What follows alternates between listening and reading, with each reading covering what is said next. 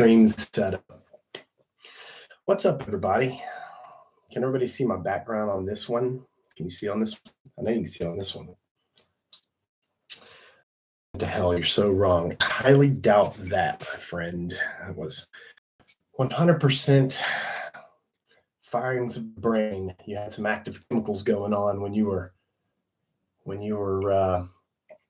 kicking the dust. You nearly died. You had a near-death experience. And I'm not being disrespectful. I'm just telling you the truth. No one has actually died. And what I mean by that is died. You haven't been like lost your head and come back. No one will ever experience that. And if they do, then I'll be keen to listen to what they experienced. But 20 hell doesn't exist. So I know that what you experienced was your imagination. It was the firings of the brain. You had something called D something, and I'm not going to say it on TikTok, firing in your brain. You had these chemical responses and the body's natural reactionary mechanism firing all at once, creating these hallucinations and these vivid pictures in your brain. And hell doesn't exist because hell is a product of human beings. Hell is 100% not real. So you didn't go to hell because hell doesn't exist. And so you shouldn't scare people and traumatize people with your fear tactics of hell. It's imaginative. It's imaginary. Hell doesn't exist. And people who say that it does, there's nothing to be lost from, Mr. Clay. How am I lost? In what way am I lost? Only hell is hell, Michigan. What's up, Liam? My friend, how's it going?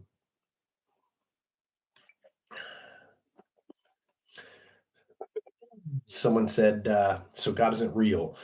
Well, if you mean by God some separate entity out there, this supernatural being that is out there outside of existence or what you call creation, then no, God doesn't exist.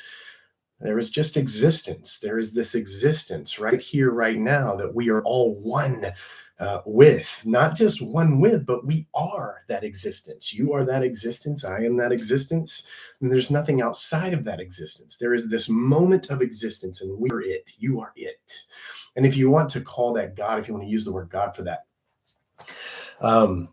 that's okay. I don't use the word God unless unless I'm talking to somebody that it's just absolutely necessary to use that word, because I think the word God has way too much baggage. There's too much associated with that word that is just not right.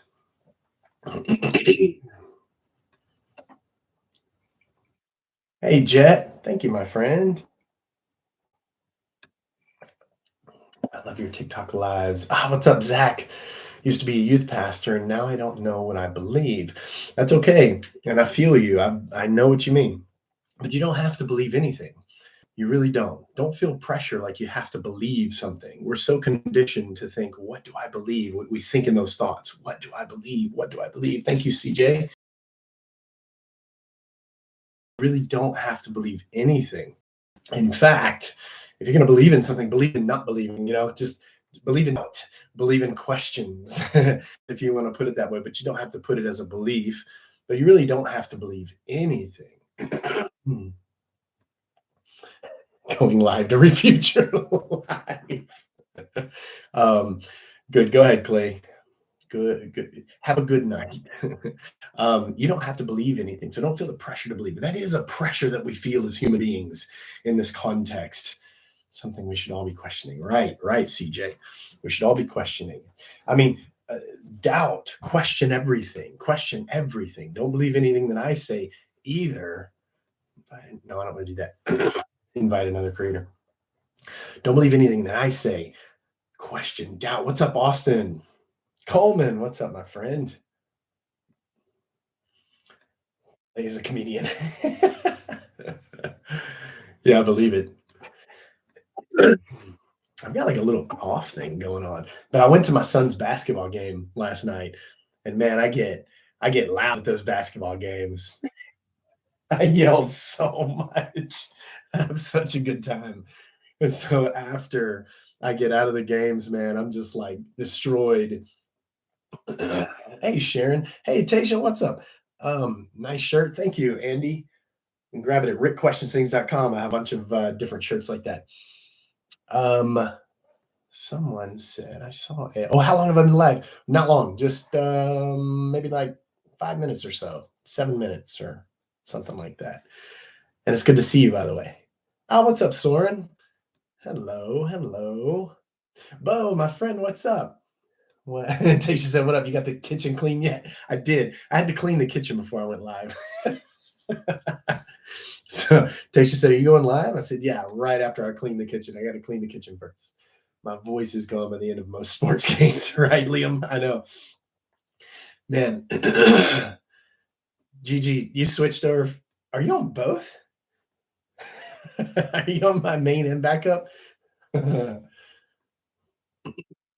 Hey, Paige, what's up? What's up? What's up? What's up, Jacob? And I do believe in hell. It was called my marriage. Oh man, I'm sorry to hear that, but that's funny the way you put that. I know you meant that in a funny way. How have your children taken your deconstruction journey? Good, good question. How have my children taken my deconstruction journey? I think it was probably, confusing for the two older ones, really the older one, more so than any of them. They're all on their own path. Um, I don't know if nobody's on my YouTube live yet. I hope the mic's working on that. It wasn't working the other night. I had to start it over, but they're all on their own path. Yeah, Sharon, so much happier. And I don't think it's, I mean, my deconstruction, so to speak, was, I mean, it was over a decade ago, so they were really young at the time. Um, I mean, they know the history, they know what I used to do, that I was a pastor, beverage of choice. Back to the old V and OJ. They know that I was a pastor, they know those stories. But it's been over a decade ago that I left Christianity and had been on my own path. And I'm proud of them all because they're all on their own paths. They all are figuring out their own way. They ask questions. I answer their questions honestly. But I'm also honest about, don't believe me. You need to, I mean, you can listen to these things and hear these things, but go on your own path, find your own way, go on your own journey, because that's when it means something to you anyway, right? And that's when hey, Puff Gordy, thank you. I I think that's I mean, if I could just encourage anybody to do anything, it would be to take that first step on your own path, because most people have never taken the first step on their own path. It's never happened. Most people are so programmed in religion, that baggage and the bondage of religion, and they're programmed in this belief and that belief. They're programmed in all these different beliefs that they've been surrounded by their whole life, whether directly or indirectly. And so we're so programmed to operate from within those beliefs and those belief systems. And it's very rare to find anyone who has actually taken even the first step on their own path to find their own way, to go their own path of self realization and truth. Somebody said I could never leave Jesus. Well, it's kind of impossible to leave someone that doesn't exist. So it's okay that you can never leave him, because you can't be with him either. It's just an impossibility. I'm at work pretending to be a security guard. I will be listening. Okay, cool. Been there. Yeah, I did, Shay. I sure did. Yeah, that's crazy. Yeah, so typical. So typical. You've been deceived by the enemy, my friend. There is no enemy to deceive me. But I love you still. Good, I love you too. There is no enemy to deceive me. The enemy doesn't exist. There is no Satan. There's no devil. There's no spiritual warfare going on. I agree 100%, my brother. Adrian, good to see you. I appreciate you.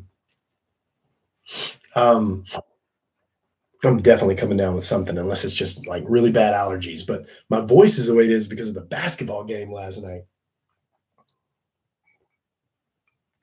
So, if you guys, if you want to read more about what I talk about, go to my website, rickquestionsthings.com, right there and right there. On YouTube, that looks funny. I'm pointing in the air with nothing.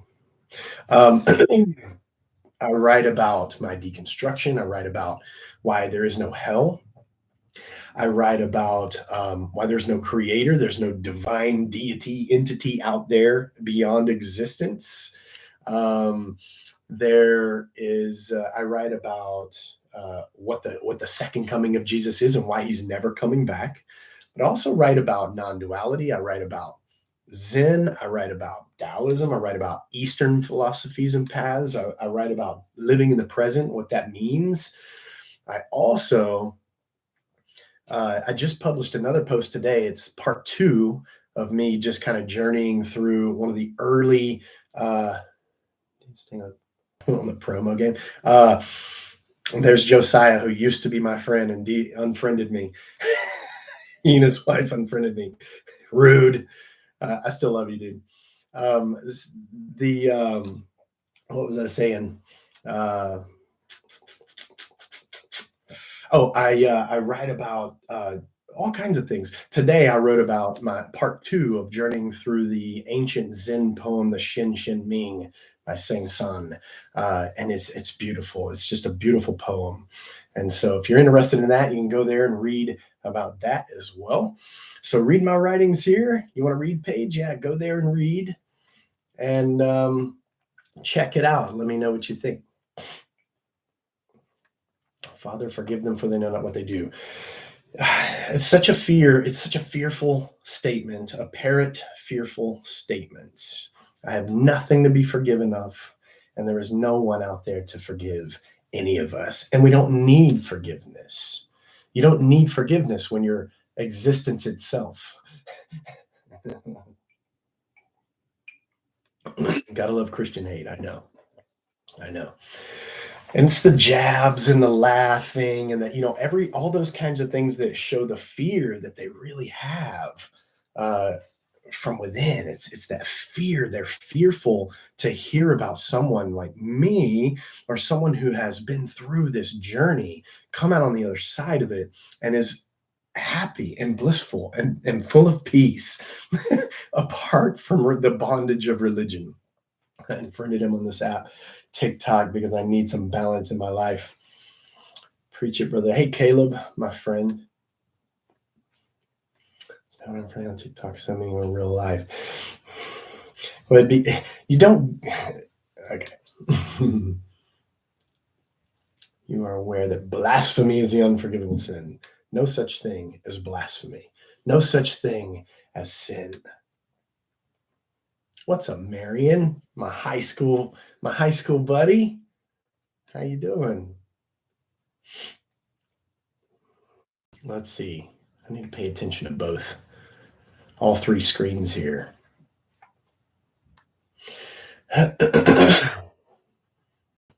Opinion on Islam. No different. Product of human beings. Missy says, this guy knows there is a God. Why do you say that? What makes you say that? That would be like me telling you, you know there's no God. Missy knows there's no God. It's pointless to say something like that. But it's hard to talk to you these days because you're obsessive with this stuff.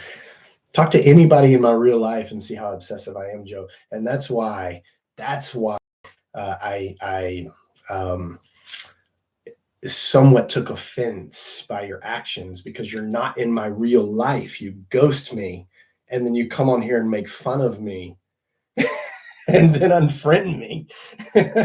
So you're not in my real life. You think I'm obsessive with this stuff, but have you read my blog? I write about all kinds of stuff. I love you. We think what you're doing is amazing. Thank you, Daisha. Thank you. And me being obsessive. That language is so absurd. How am I obsessive if this is what I enjoy talking about on Friday nights?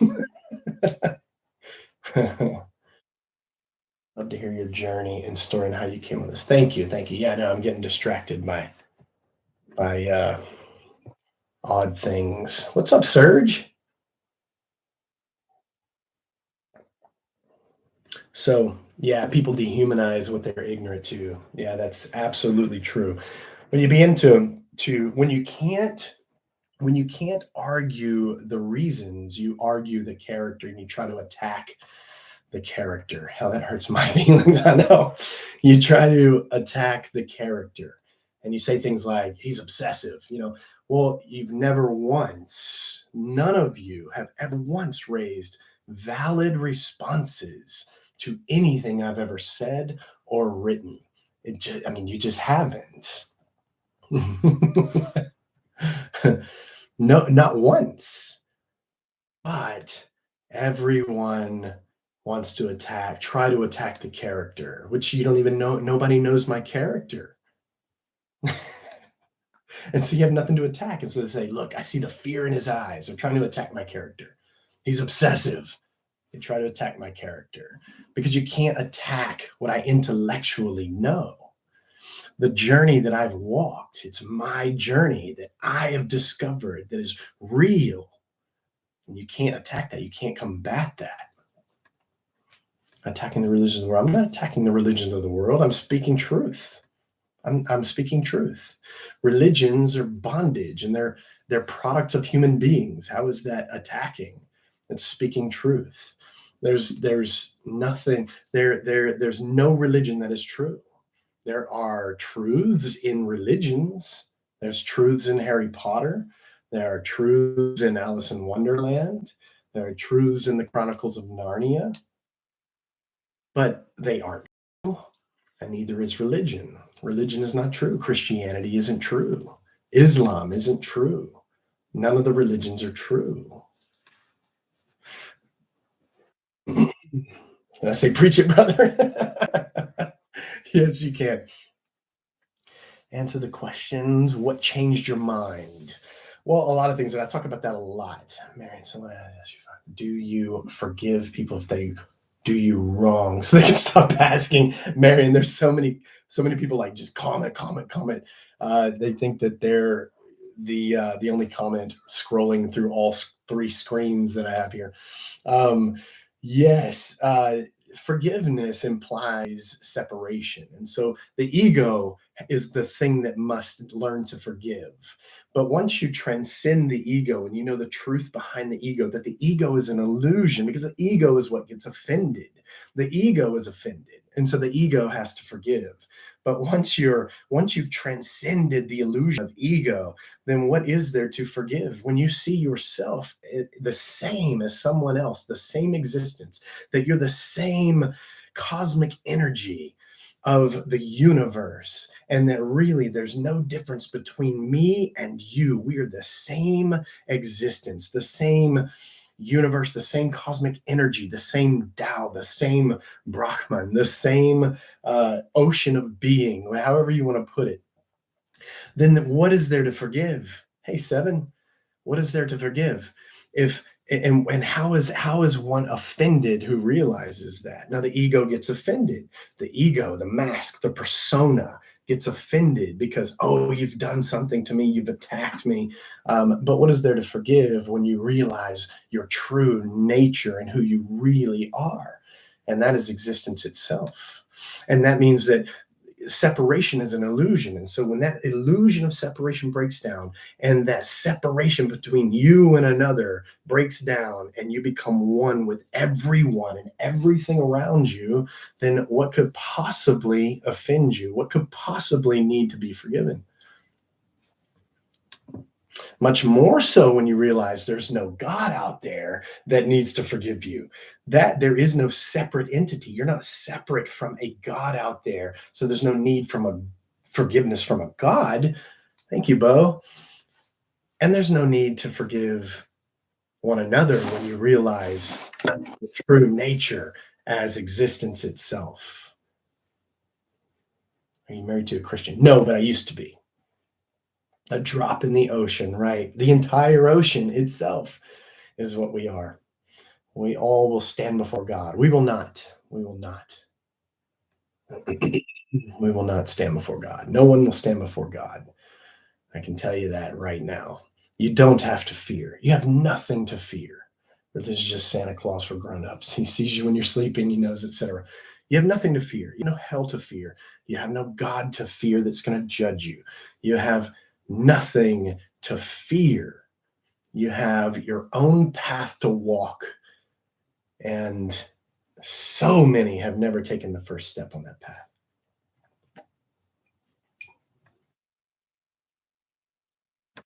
How could God offend you? How could God offend when God doesn't exist?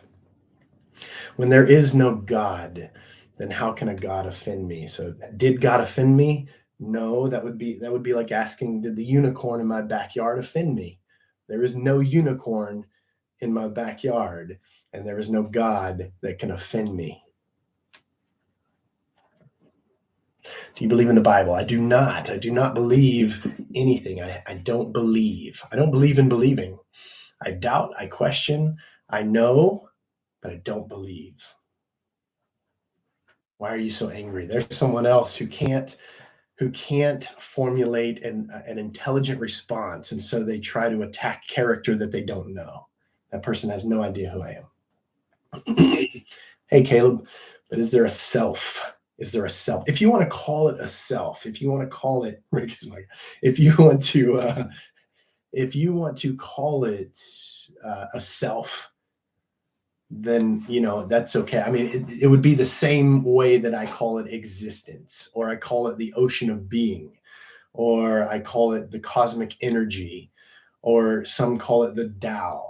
That would be, if you want to call it the self, you could call it the self, or consciousness, or there's so many different words for it. But is there an individual, separate self in each of us? Then no. Anything individual and separate, anything separate would be an illusion. There is no separate anything. Separation is the illusion. I mean, that is the illusion that causes all suffering and all misery. Myself is craving a pizza. Something's perfect. Understanding how he's passive aggressive. Yeah, just somebody call me passive aggressive, Paige. What's your take on creation? What's created that has no creator? Well, don't you believe that God has no creator? And you're just using words to say created. No, but something created.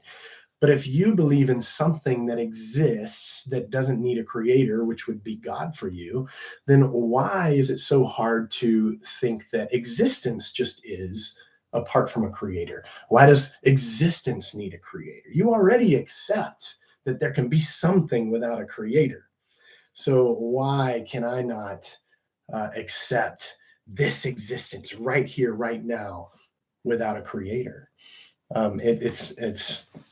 It's really easier and more true to experience. It's truer to experience, to your experience, to what you actually experience, to say, this existence is what there is. I don't have to believe it. I don't have to believe in existence, because I experience existence right here, right now, right here, right now is existence. And I don't have to believe anything.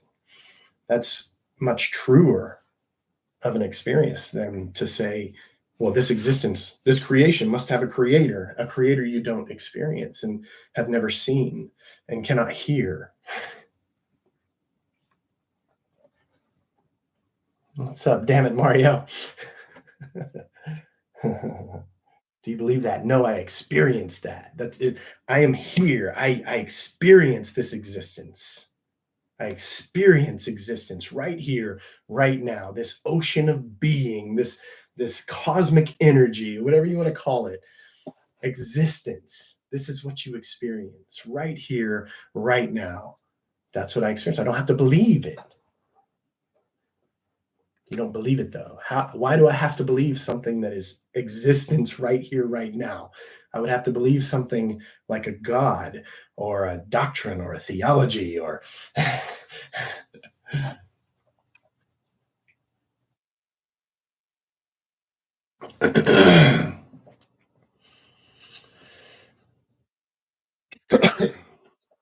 let's see. What made you want to be a pastor in the past? So you don't believe in the past? No, I do not believe in the past. The past exists. What's up, Dave? The past exists right now in this present existence, a thought in my mind right now. I can't touch, taste, smell the past. The past, when you tell it to yourself, you tell it to yourself in so many different ways. The past changes with every memory that you have. You don't accurately remember the past. So um, the past is something that doesn't exist. I don't believe in the past. The past happens right here, right now, in this present moment as thoughts in my mind. I don't believe in the future. The future does not exist. It only exists right here in this present moment as imagination, as thought in the present moment. The past doesn't exist.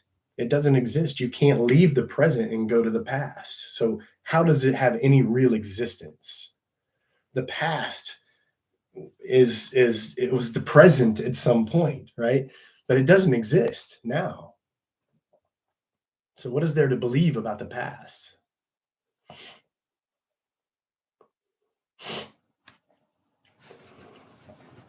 They found Noah's Ark. Come on.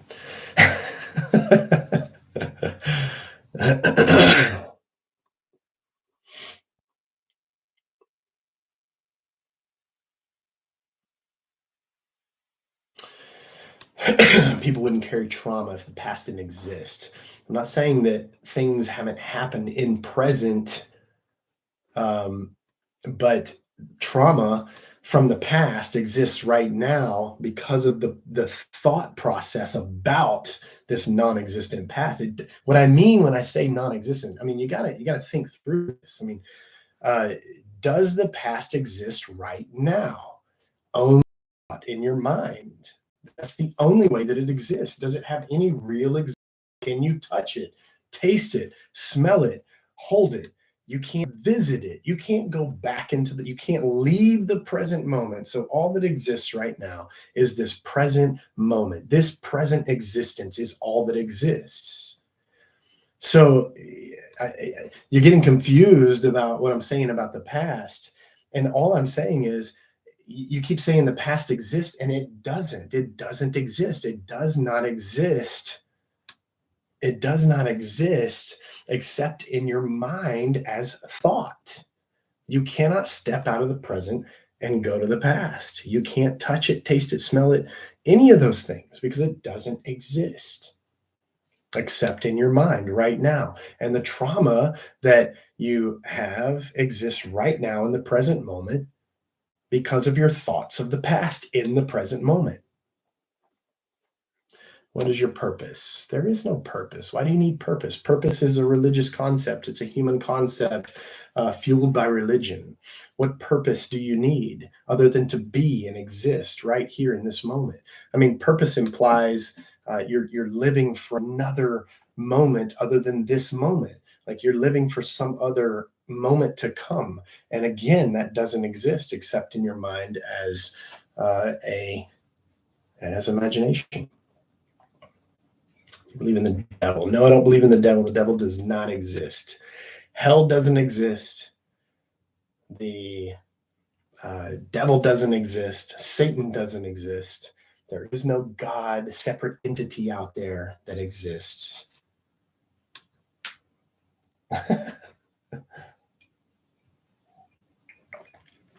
Does heaven exist? Heaven and hell. The only way that heaven and hell exist are right in the present moment as a state of mind. And you can be in this moment in heaven, or you can be in this moment in hell. When you're stuck in the bondage of religion, that is a form of hell, ironically. When you are stuck in thoughts of the past, that is hell for many. Sometimes it can make you happy or peaceful, but most people not so much. They tend to replay the moments that aren't so pleasant for them from the past in the present moment, which creates a present hell for them. So heaven and hell are present states of mind only. They have no real existence. There is no hell that you could possibly go to after death. There is no heaven that you could possibly go to after death, because that implies separation. That implies that you will that there's some separate entity out there that is going to judge you and send you one place or the other, and that doesn't exist. There is existence only, and you are that existence. You're not separate from it. And so, who is there to go to hell? Who is there to go to heaven? Where would heaven and hell even be? There is just this existence, and I say just, but it's everything. It's everything. It's this. It's.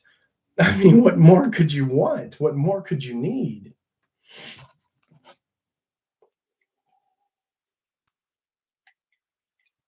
Happens when you die. People ask me that all the time, and oh, here we go. You will find out soon. Thanks for that.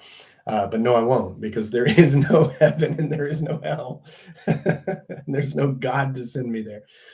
What happens when you die? Well, I've never died before, so I don't have that experience. And no one, absolutely no one, can tell you what happens after you die.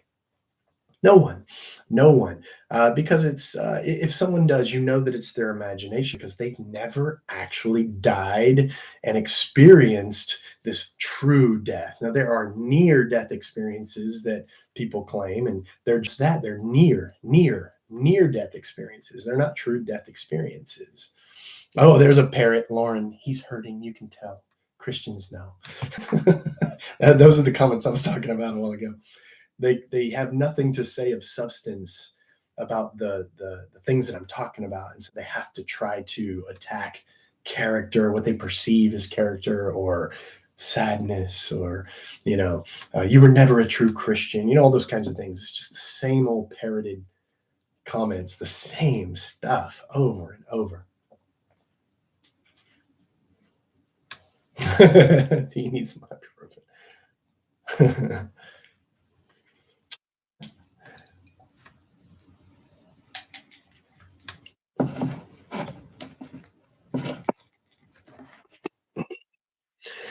This is all common sense to smart people.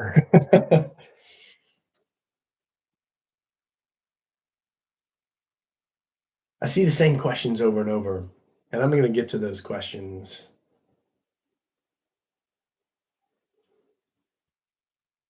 Just, I'm trying to read a little bit here for a second. Thank you for the roses, my friend. All religious rejects. Thank you. Thank you.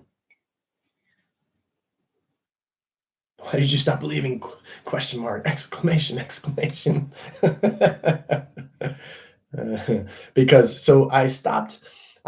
When I realized that Christianity is not true, that Jesus is never coming back, I couldn't believe it anymore. And what I realized, what I learned very deeply, was the historical context of the New Testament initially. And that's what really pushed me over the edge, is realizing that the New Testament is simply a product of human beings in their own historical context, working out their views of what just occurred in this incredibly chaotic socio-political climate, where Jerusalem was destroyed by the Romans and the temple was destroyed by the Romans in 70 AD. And that is the origin of Christianity. That's why Christianity exists. Christianity exists because Jerusalem was destroyed. Christianity was destroyed. And so you have these people who continue this religion after its destruction by the Romans. And the way that they do that is by telling the stories of the New Testament. Because there's not a shred of evidence that any of the New Testament was written prior to. So the earliest fragment that we have, I'll put it this way, the earliest fragment evidence that we have from the New Testament is dated anywhere from 150 to 250 AD. right? And so you have these stories emerging way after the supposed life, death, and resurrection of Jesus, which the death, I mean, the resurrection didn't happen, obviously. Was there a guy named Jesus that these stories might have been based on? Perhaps, but it's not the Jesus you read about in the New Testament. That Jesus doesn't exist.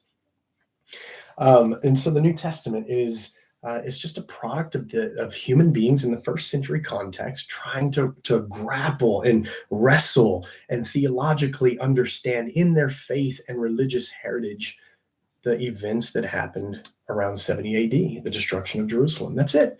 That's all that Christianity is. That's all that the Bible, the New Testament is. And then by extension, the Old Testament is simply Israel trying to, the Hebrews trying to legitimize themselves as the people of God, right? That's what the Old Testament is. It isn't factual. It isn't historical. There's some historicalness not totally fiction, but most of it is fiction and fabricated and mythology so that Israel could legitimize itself as the people of God. And the New Testament is just the believers left over after 70 AD and the destruction of Jerusalem, trying to continue their very spiritual, I mean, their very physical religion. Thank you, Bo. Their very physical religion in a very spiritual way. All you that are praying, we are casting spells. That's awesome. and Islam is the same. It's the product of human beings in their own historical context, trying to understand their own existence and experience in light of their beliefs. Mormonism is the same. 100% Xander. Mormonism is the same. Jehovah's Witnessism is the same. All of the religions are all the same. They're products of human beings just trying to understand their own context.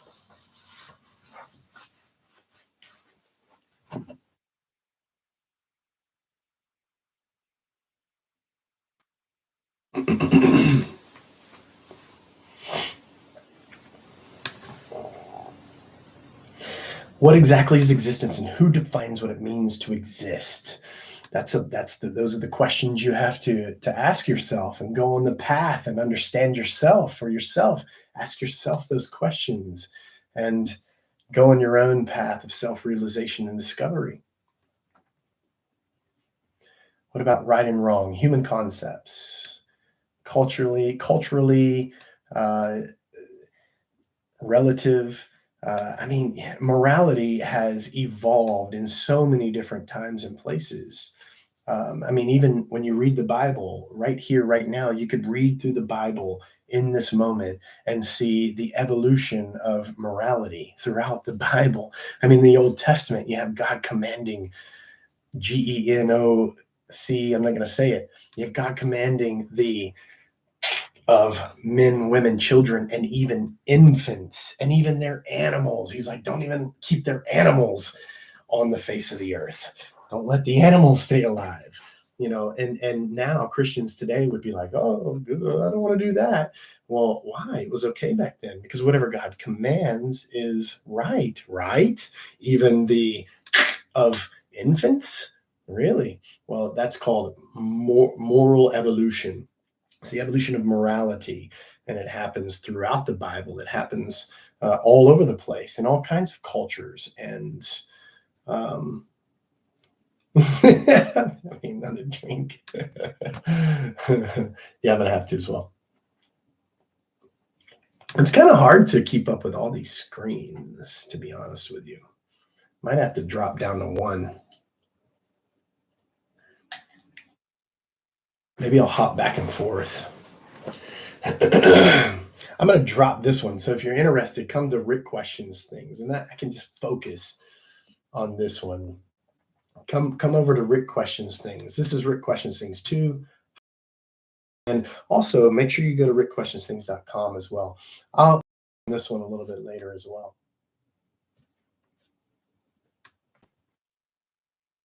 And if anybody wants to hop over on YouTube, you can do that also. Let me close that up. If it gets too chaotic here with all the comments, wish you were my ex-pastor. What's the point of life? Why do you need a point of life? You exist right here, right now, in this moment. In this moment, you exist. You are existence itself. That's the point. If you need a point, that's the point.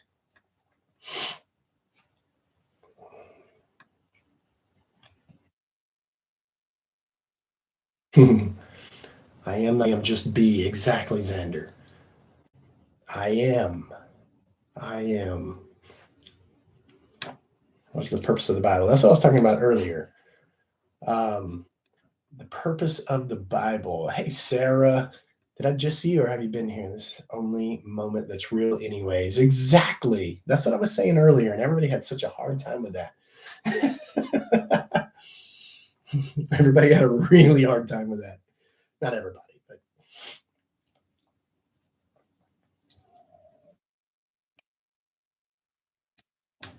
I just got here. Yeah. Is the point to experience life not enough? Right, Austin? Right. Well, we're so programmed. We're programmed by religion and and all of the thank you so much. Happy me, I appreciate it. We're programmed by our religious upbringing and environment and culture to need a purpose and a point and a meaning. When we miss the ultimate purpose, meaning, and point, if you need one, it's to be here right now and experience this existence as existence itself, right here, right now.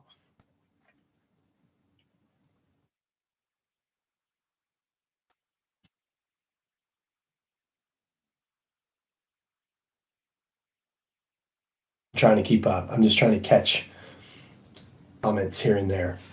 Yeah, Epic of Gilgamesh and Enuma Elish. Right. Uh, they the creation myths of the Old Testament were clearly influenced by the ancient Near Eastern mythologies and creation narratives of their surroundings. There's another parrot. Who hurt you? Did that recently? What are your beliefs now? I don't believe anything. Thanks for speaking your truth. Appreciate your thoughts. You've kind of thank you, all religious rejects. I appreciate you very much. Very, very much. I appreciate that. Hell is very hot. What a terrible comment. It doesn't exist. You are trying to scare people of something that doesn't exist. Thank you, Susie. You're trying to scare people with monsters. Hell doesn't exist. I appreciate it, Susie. Thank you.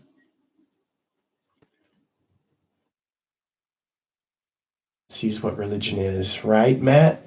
Exactly. Ex-Christian, ex-pastor, ex-boyfriend, RD. Does exist. Hell does not exist. It doesn't exist. You don't have to be afraid of that non-existent place. Hell is not a real place. Gehenna was a place outside of the walls of Jerusalem where the fire burned trash and cursed corpses, and where let me see how I can say this without getting in trouble. And where during the siege of Jerusalem in 70 AD, some of the corpses were thrown.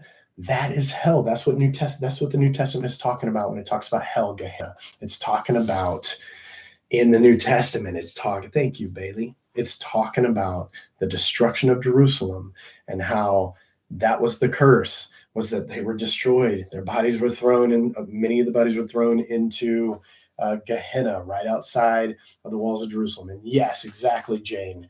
If there is a hell, hell is a state of mind in the present moment, right here, right now. And if there's a heaven, heaven is a state of mind in the present moment, right here, right now. Has nothing to do with after you die. There is no such place as heaven or hell after you die. Hell doesn't exist. This moment exists. This existence right here, right now is. And that's what you are. You are this existence. You think you're separate from it, but you are existence. And you are not lacking anything. And are, you don't have too much of anything because you are existence. You are everything. Thank you for that heart.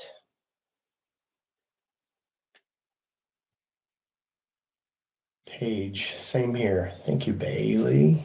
I like the glasses. Some of the comments are hilarious.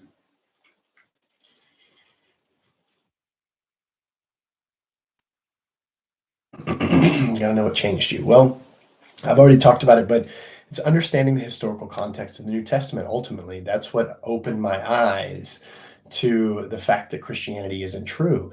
And then from there, I realized that religions are bondage. Religions aren't true.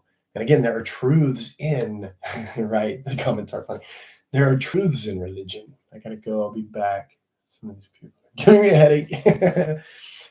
You can go to YouTube. There's no one on my YouTube stream right now. Um, the You don't want it to be true. Why would I want hell to be true? But I know it's not true. If I knew that it was true, then I would have to. I mean, I would have to live accordingly. But I know that it's not true. I know hell doesn't exist. So what changed me? That's what I was answering: is understanding the historical context of the New Testament, understanding the New Testament only exists, and therefore Christianity only exists because Jerusalem was destroyed in 70 A.D.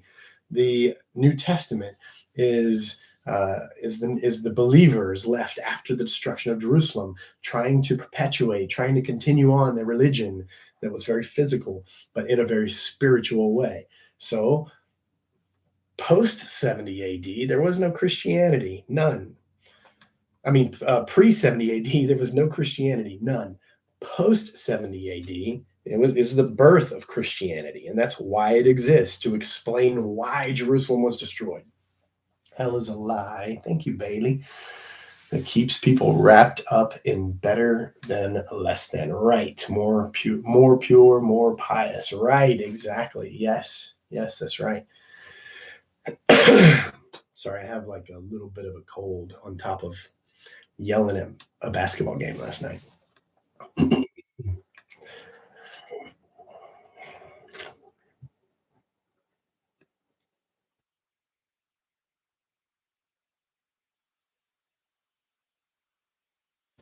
So, what do you believe? Nothing. I don't believe. I don't believe.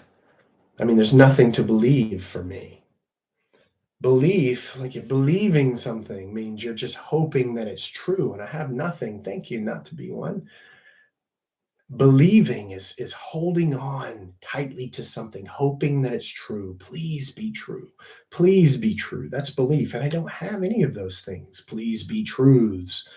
I don't have a belief. I don't believe in believing.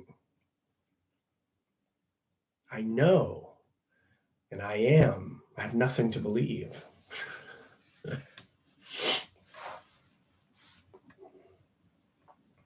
You have faith in anything. Well, see. I disagree with the word faith in that usage, because faith is the opposite of belief. Belief is hanging on tightly to something that you hope is true.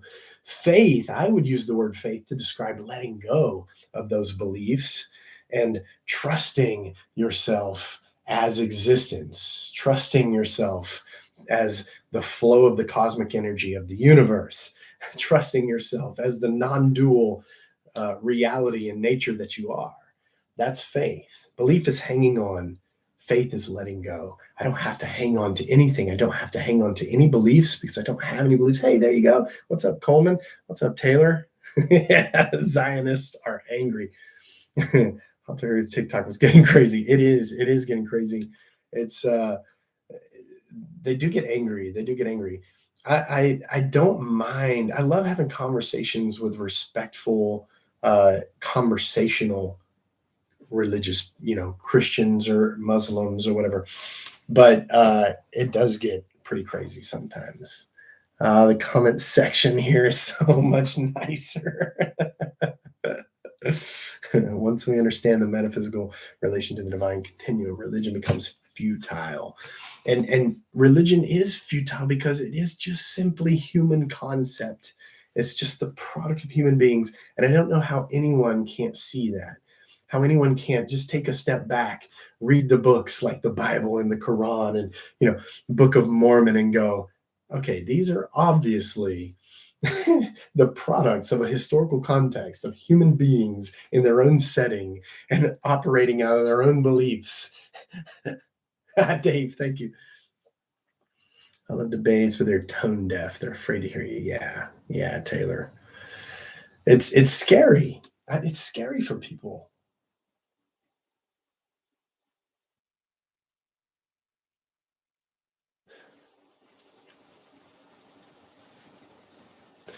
I was repeating something. Man, Dave, I've got like a little cold or something. I'm over here now. Not to be one. Good. It is a lot. It is a lot more peaceful over here. I need to set up another Zoom meeting too, by the way. Oh, what's up, Dave?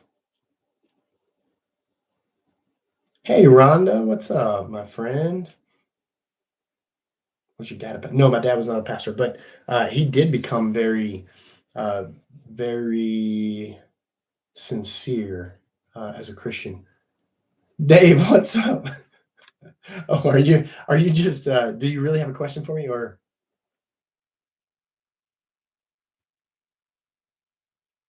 I didn't see you requested. There we go. Hey, thank you so much for Zoom, yes. Allowing me in here. Is this your time that me you too. Don't do?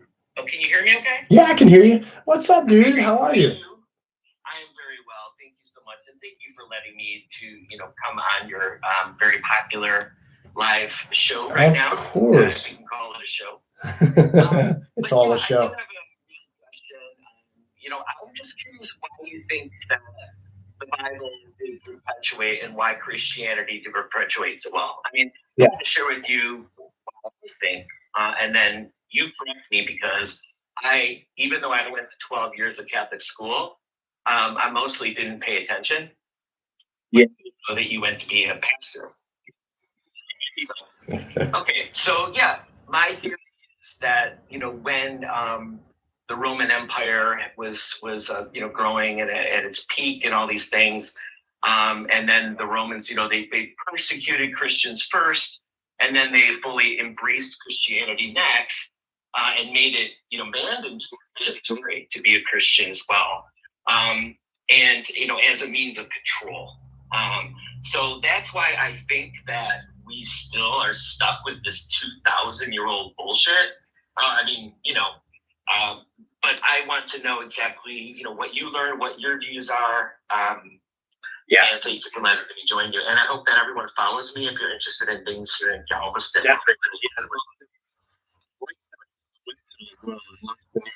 Recommendations and friends and supporters.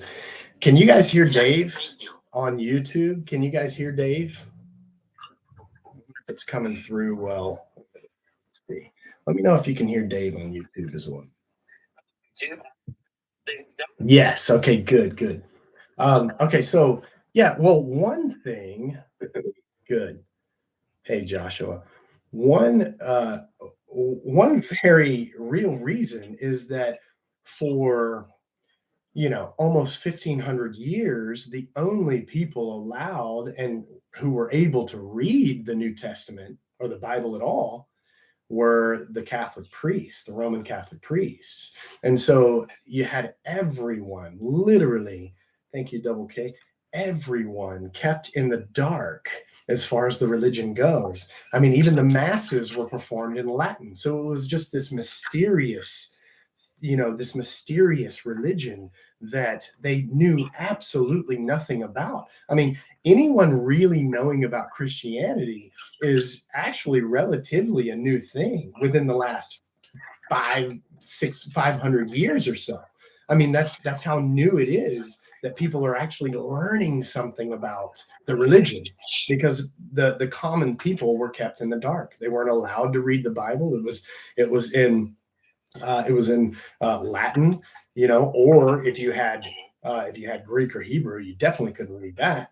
It was in Latin, so the people were kept in the dark, and they had no idea of any historical context either. There were no critical studies. There were no historical studies. I mean, it was really nothing that anybody could really dive into and learn about. So that I think is huge. I mean, it started out with a dominance control mechanism by Rome, and then the that continued in by way of being untouchable. This is simply a mysterious religion that you must abide by, and you had no choice really. You had to be Christian, by the way.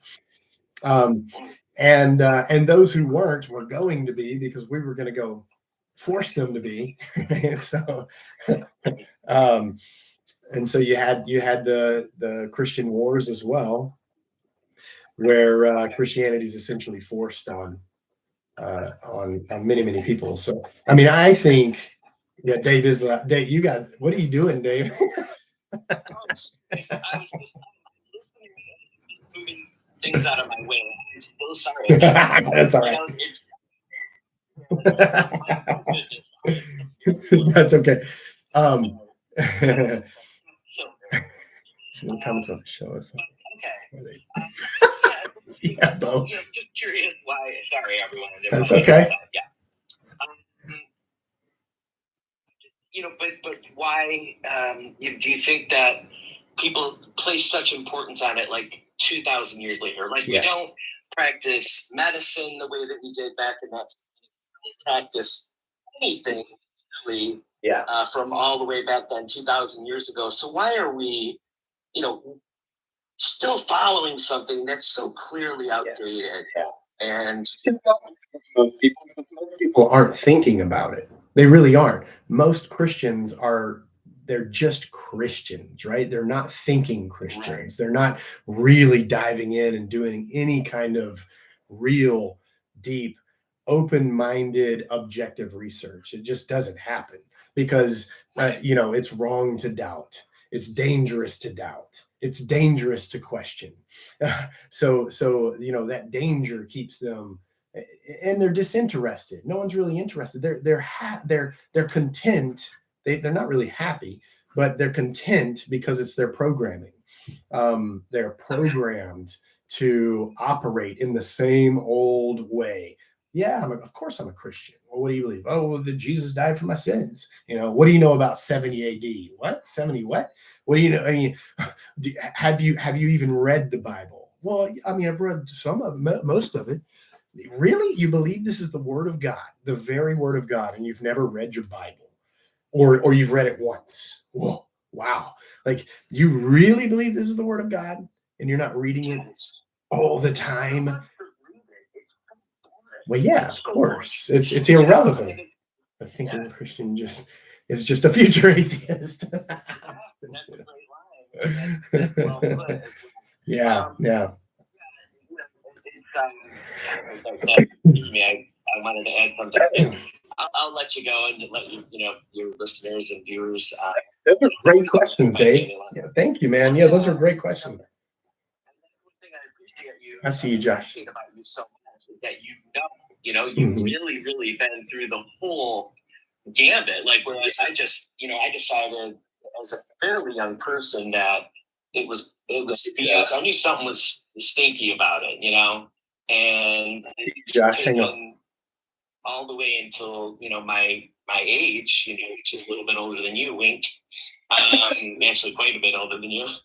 But it took all these years for me to finally to say, oh yeah, there's nothing there. There's no there. And it's unfortunate that people don't really believe in the supernatural. Like, we don't look out and see miracles or see these things happening ever. Let's put it in a time frame. You know, but people are willing to suspend that and call, look at all these supernatural things like angels and, virgin births and, all the stuff that you deal with all the time, that you understand all the time. So I'm going to let you go and get back to it. But thank you so much for letting me join you. You're the greatest. I want to tell everybody that in real life, Rick is one of the greatest guys you'll ever meet. All you Christians in here that are telling us that we're going to go to hell, um, you know, this man really does walk the walk.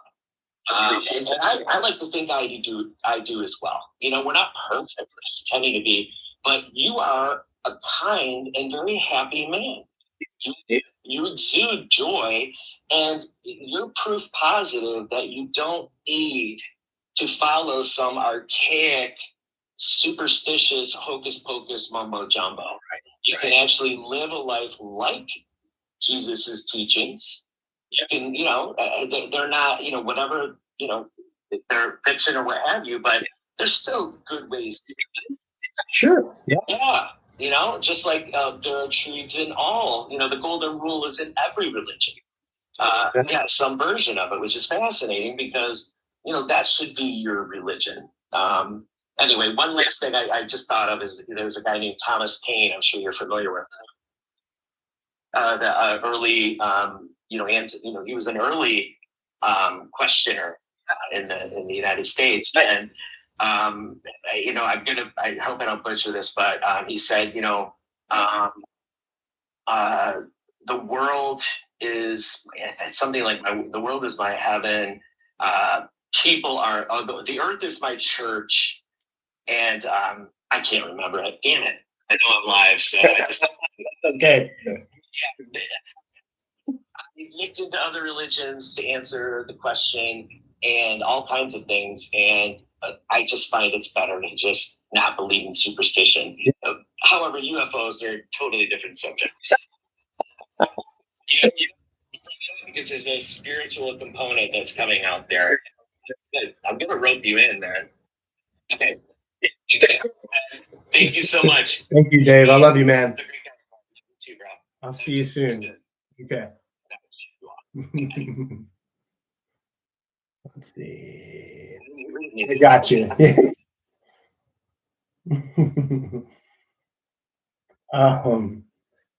There was a question I said I was going to respond to here.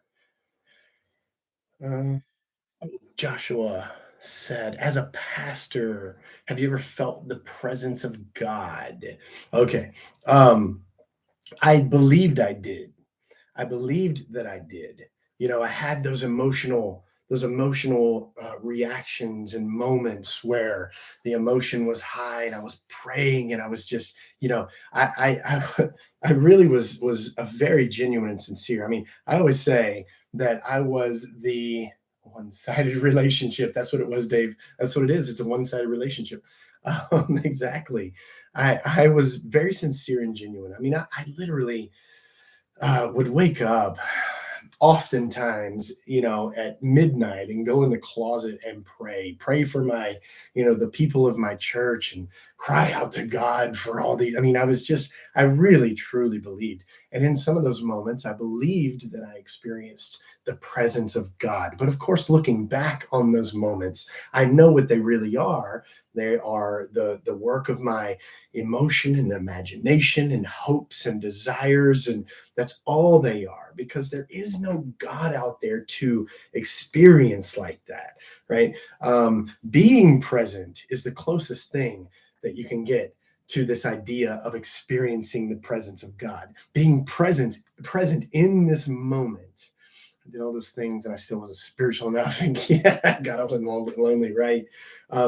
Being present in this moment, being aware, living in this state of awareness of who you really are, which is existence itself, the ocean of being. That is the closest that you can get to this idea of the presence of God, or experiencing the presence of God. And I don't mean that in a supernatural sense at all. in any way, because there's no such thing as a supernatural sense. There is no spiritual and unspiritual. There is existence. Who you are is found in your emotions and how you feel about things. Emotional awareness is a skill. It is. And also, Christoph, how do I say that? Thank you for the subscription, my friend. I really appreciate that. Let's see. Should I start letting guests on now? Refresh my drink and on now? Are we at that point? Thank you, Taylor. Caused me to stop believing, Bo said. Yeah, in traditional Christianity, man, I've got a cold. I definitely have a cold coming on. Having an experience of divinity does not necessarily mean it confirms the beliefs in Christianity. I know this is way off topic, but could we get a tattoo tour? Oh man, that would be a long story. Brown drink for the OJ again. I have Christian tattoos. I have Buddhist symbol tattoos. I have just weird designs. I have some Sanskrit here. There's some waves and a sun. I have a sun over here, a yin yang with a space scene over here. I have Hebrew on my finger. I have pi on the side of this arm, and I have, people say it looks like the Michelin Man, but it's like stacking stones, Zen stacking stones on this arm. Something hilarious right here was my very first tattoo when I turned 18. So glad I never got a cross tattoo, Austin says. Stacking stones. So like there is a meditation practice, or it's a Zen meditation practice of stacking stones or rocks. And there are people that do it on the beach over here. There's a rocky area and they're stacking stones everywhere.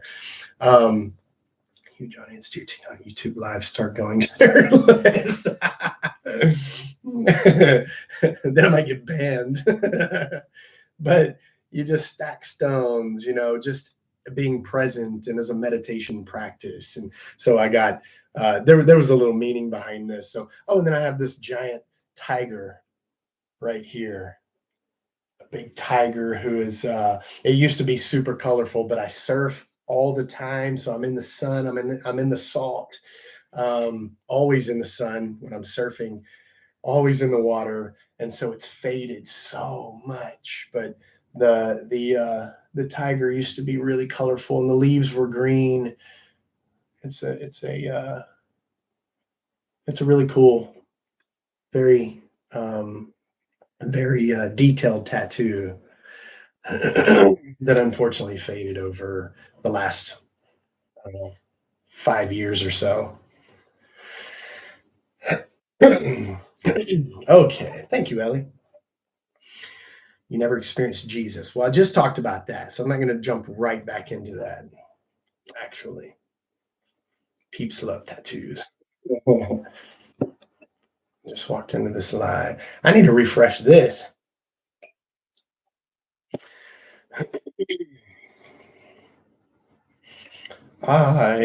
Let's see. I guess, should I start taking guests here now? What do you guys think? I'll leave it up to you. My opinion, meditation is key to realization, right? And realization, it's V and OJ is what I'm drinking. Yes. Okay. I'm gonna take some guests here. Yes, when and in that realization, you live a meditation life, right? So it becomes the state of existence and being becomes meditation. So meditation doesn't necessarily mean a practice. Come up there, sir. I'll school you. What's up, Jay Will? What's up, my friend? Meditation is is a way of life. It's a way of being. It's a way of existence. That's what meditation is. And so once you come to that state of realization, you come to that state of realizing what your true identity is, right? As existence itself, then you are living and moving and breathing in this meditative state constantly, continuously, and you're aware of everything. You're aware of your thoughts. You're aware of thinking. You don't, you watch all these things take place. You're aware of all these things take place. You're aware of your words and your actions without effort. It's an effortless state of being, is what it is. The meditative state is an effortless state of being. It's a flowing state of being where you are literally the flow of the cosmic energy of all things, and it's a flowing process of awareness. You find who you are by listening to the language of your emotions. And also, I'm glad you said it, because also, oh, I saw another comment that I've never been asked, and I want to respond to that, Xander. You also, I just forgot, because I've never been asked this. Is it bad to eat animals? Xander asks. I have never been asked that. Thank you, Christopher. It is Christopher. I don't know why I couldn't see the R. Thank you, my friend. Uh, you're always on here now. I'm so glad to see you every time. Um, is it wrong to eat animals? I've never been asked that question.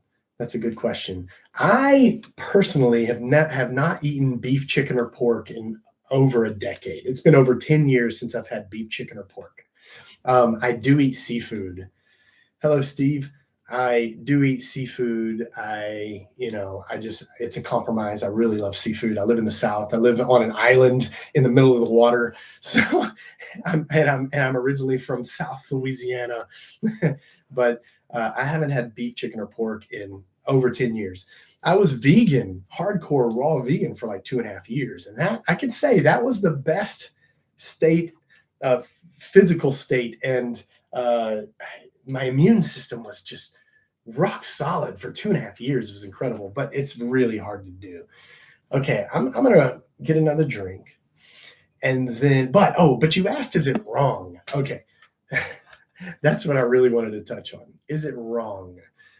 No, I wouldn't say it's wrong, um, because right and wrong are human concepts. So, from the egoic perspective, from the human perspective, from my perspective as a human being, I don't like the idea of eating animals. I don't like the idea of causing death. I don't like the idea, especially of the animal agriculture business and the animal manufacturing that goes on in the environment that they are manufactured in, because as they're manufactured.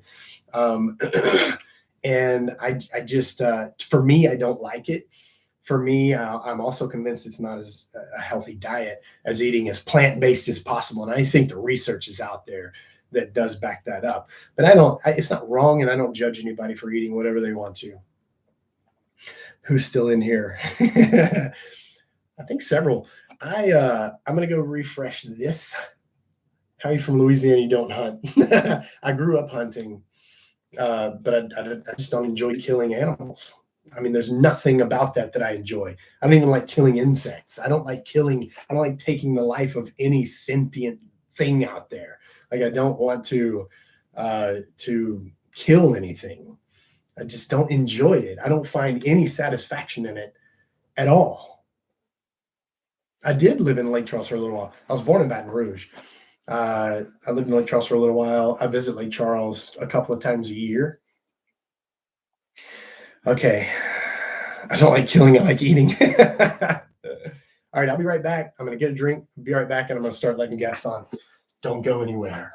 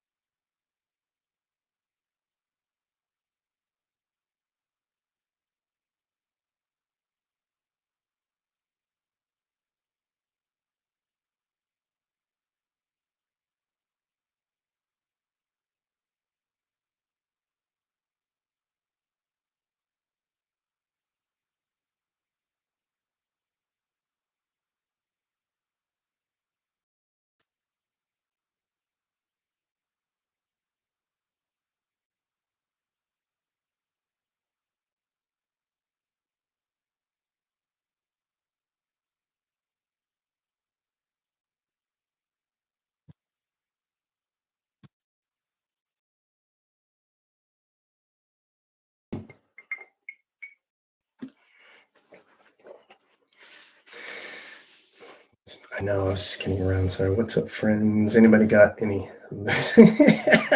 While he's gone. What are we drinking?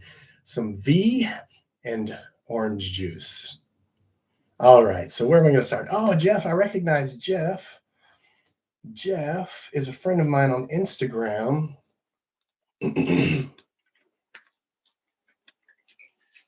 Jeff.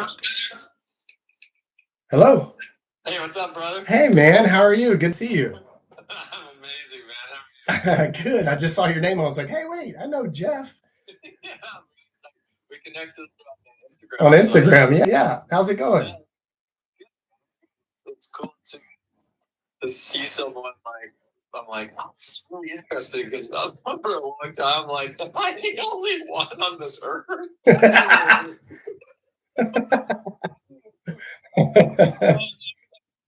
see, like, what's going on? Well, what's happening with you? So, Mhm. well, I believe Jesus is the truth. I don't Yeah. believe that he came to bring Christianity, religion, or the church or any other bullcrap. Yeah. I believe that he came to bring the truth, and the truth sets us free. The book, the truth. Okay. And so, why I believe that is because he said, "Know the truth, and the truth will set you free." And from my perspective, my journey, the moment I try to understand truth, I mess it up.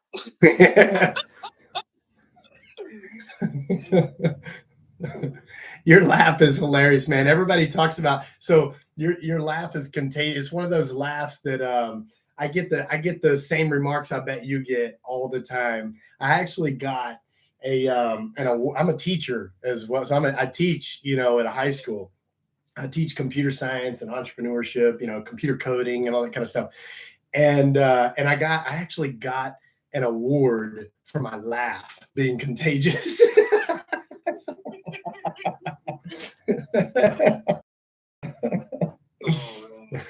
Yeah, it's Well, you know what I like about you, Jeff, is that I feel like a genuine sincerity from you. You know what I mean? Like, and I am always interested in having, because I know you and I aren't going to agree on a lot of stuff.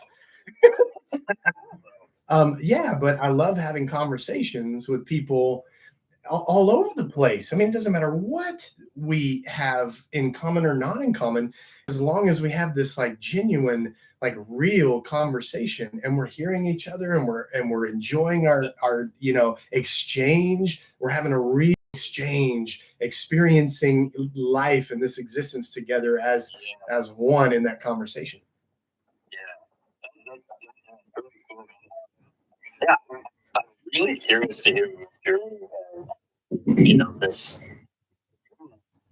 So let's just share mine too, because it's been a really interesting thing. Like I've been one recently, like a while back, got kicked out of a church because I started to actually like say the truth. I'm like, y'all look free, but you're not free. They kicked you out. Yeah. That's awesome. I was like, wait a second. God's like, why do you keep going back to something I already freed you from? So do you go to church now or no? So this is really interesting. I go to this church in my hometown, and it's the same thing. Like I'm listening to the preacher, and he's talking about the knowledge, and it's like, dude, like you already know the truth. Like, why are you trying to understand it again and again? At some point, you have to see that that's actually causing your suffering. They I think they feel like there's something lacking. They haven't come to a place of fulfillment, of contentment.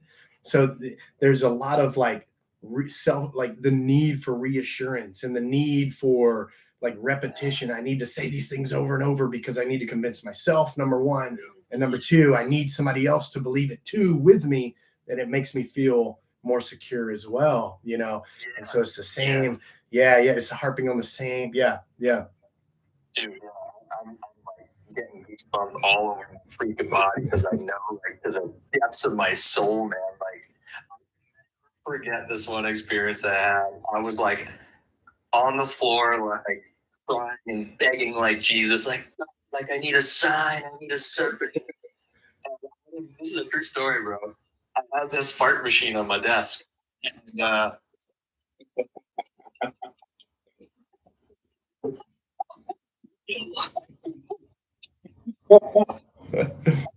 my desk, and it's off. I shit you not. I was like, I swear, this fart machine just goes. It's no way. I'm laughing. And I'm just like, and it was so clear. It was like, bro, like you're walking in the light now. I freed you from the suffering so that you can walk in the light. So, and you know what's funny, Jeff, is that I wrote today a post on. I'm kind of like every once in a while I'll sit and read the Shin Shin Ming, which is an ancient Zen poem, like one of the first Zen poems, and I'm writing about it. So I put part 2 out today, and in that post, I talked about a story where someone asked a Zen master. I think it was Wei Shin or somebody. No, it wasn't Wei Shin. Who was it? Yunmin, I think. Who is the Buddha? What is the Buddha? And his answer was a dried piece of shit. That's what that reminds me of. It's so funny because you're like, the fart machine went off. What is the Buddha? A dried piece of shit. And like, no, you know, and right after that, my conclusion that is nothing is sacred. Everything is sacred. Beyond those, you got to transcend those concepts and learn that everything is fair game as existence. Nothing is outside of that realm. And so that's kind of what I get from that. That's good. Well, it's the same kind of thing. It's like I'm saying, if you could understand this verse, but you trying to understand it, I'll believe anything you say.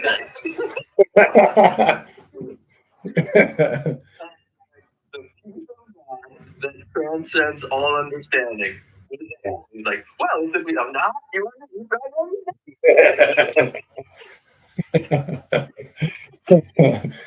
have you read you know anything about Christian mysticism, or have you ever dabbled in that kind of idea? Okay. Nice. That's good. Experience in 2011. Okay. I saw Jesus in front of my face. That changed my life. And yeah, and I was supposed to be in a wheelchair when I was 25. And after that experience, God showed me why I got sick is because I kept trying to figure out why I was ill. So that just like it's like worrying about worrying, and it just snowballs. It's like exactly. Like worrying about worry is still worrying. It just compounds. It's been a crazy ride for me. Yeah, because I just think it always comes back to being as innocent as a child. I have no, yeah, that's good. I like it. I like that.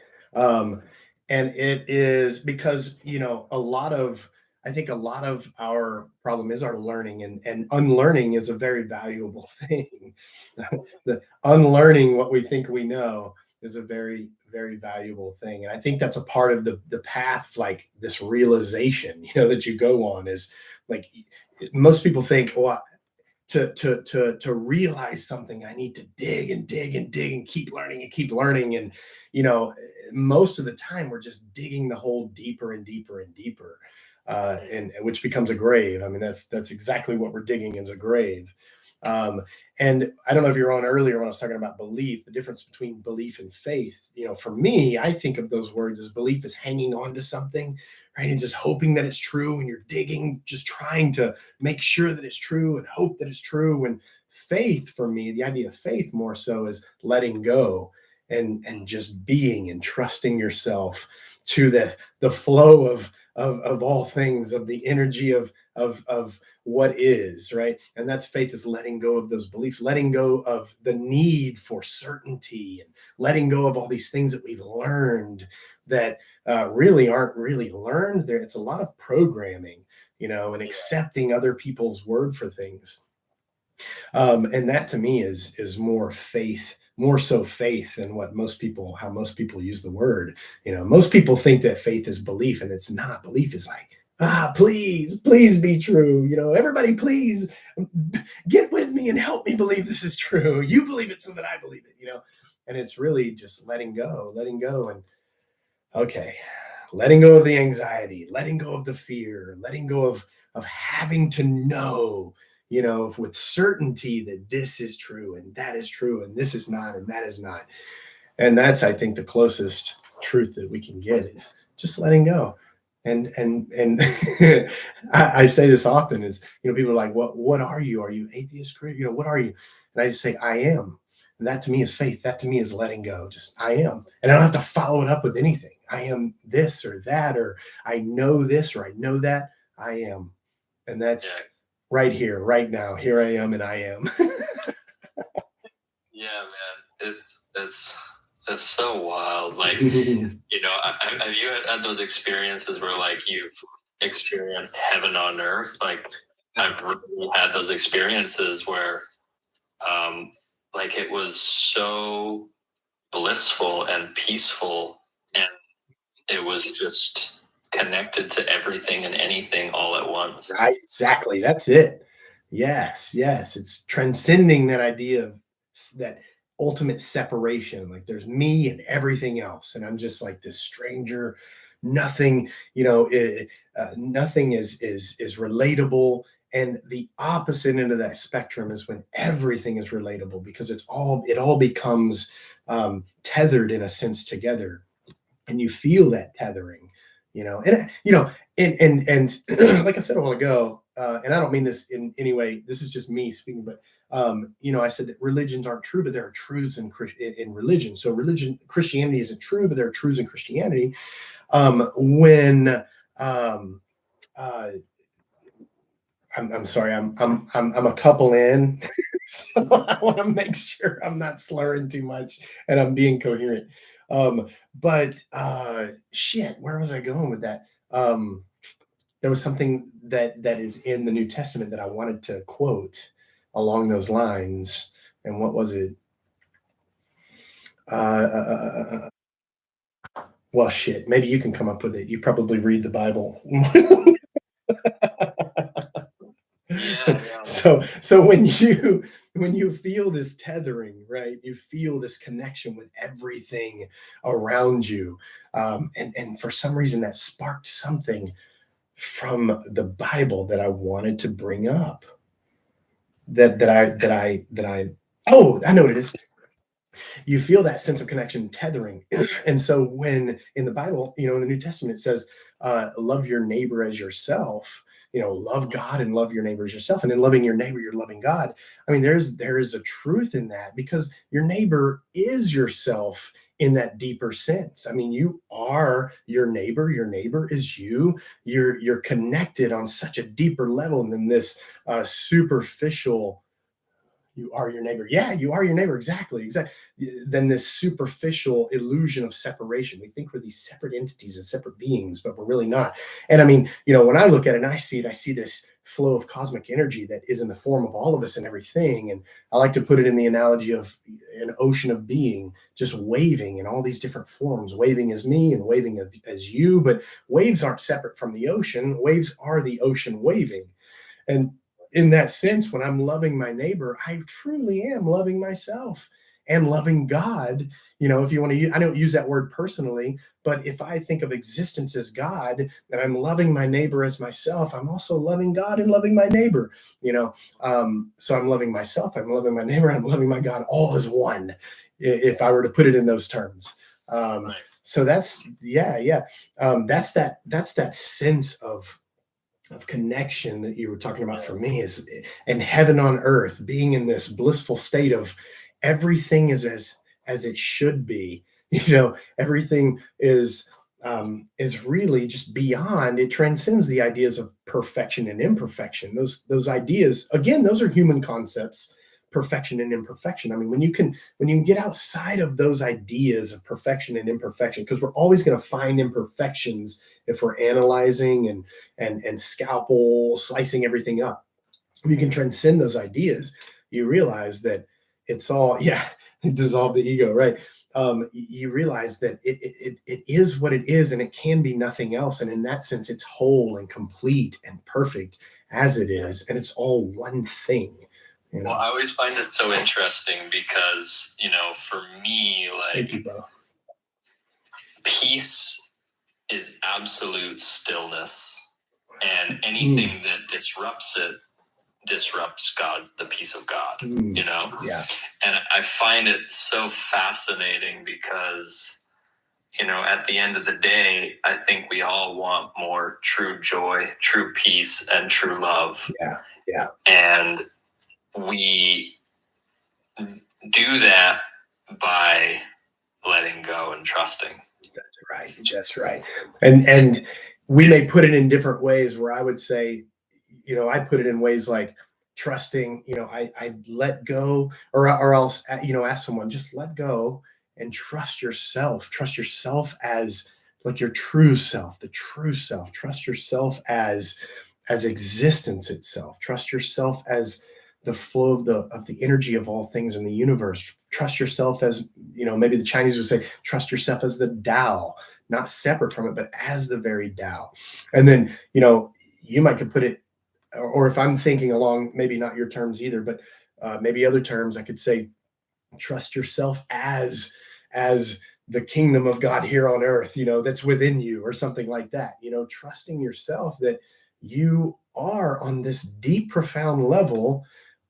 This right here, I am, this whole existence is you, and you can trust yourself as it, just as you trust your lungs to breathe and your heart to beat, right? All right, let me read this real quick. Oh my God, yes, I believe religion asks you to question yourself and yeah, right. You trust your heart to beat, you trust your lungs to breathe, you can trust everything that way. You trust the sun to provide warmth and light.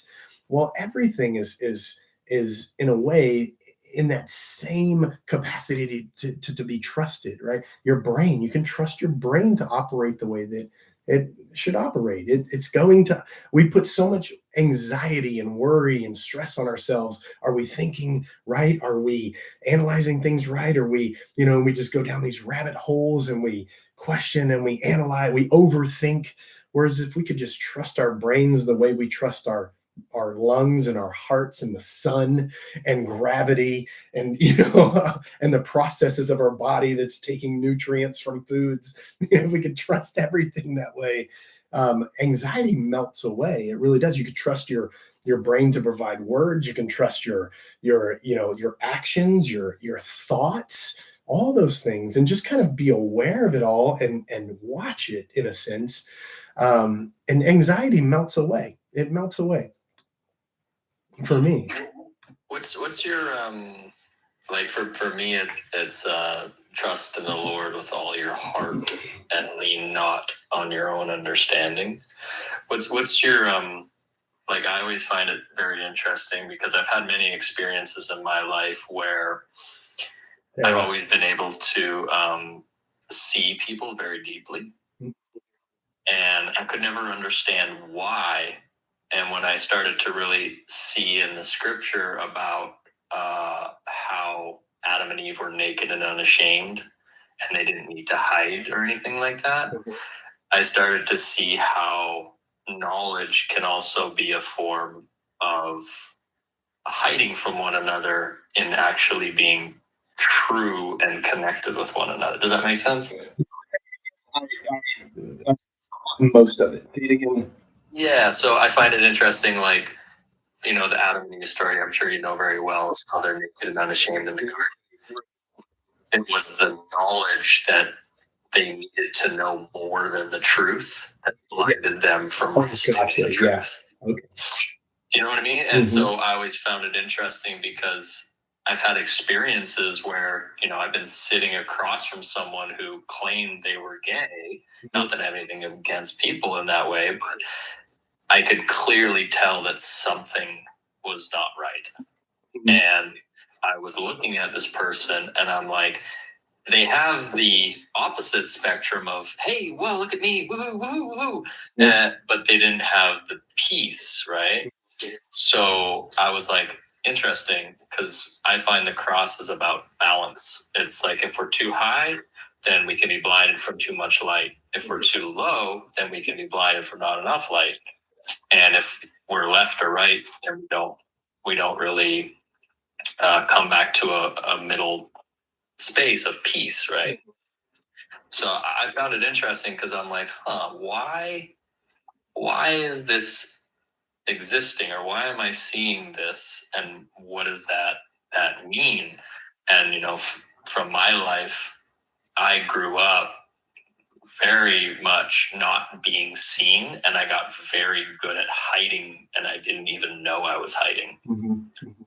And so, God's peace really allowed me to see what could not be seen. Yeah. Okay. I don't really know how to explain it, but it's like Jesus, he knew all sides of himself, and he was at peace with all sides of himself. So he had no reason to disrupt his peace, but he did so in order to bring truth, right? So I'm curious if you've had any experiences like that where,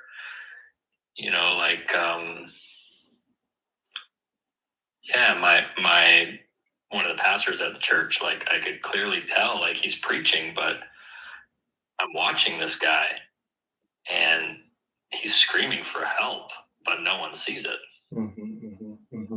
Does that make sense? Yeah, sure. Yeah. Absolutely. Read this real quick.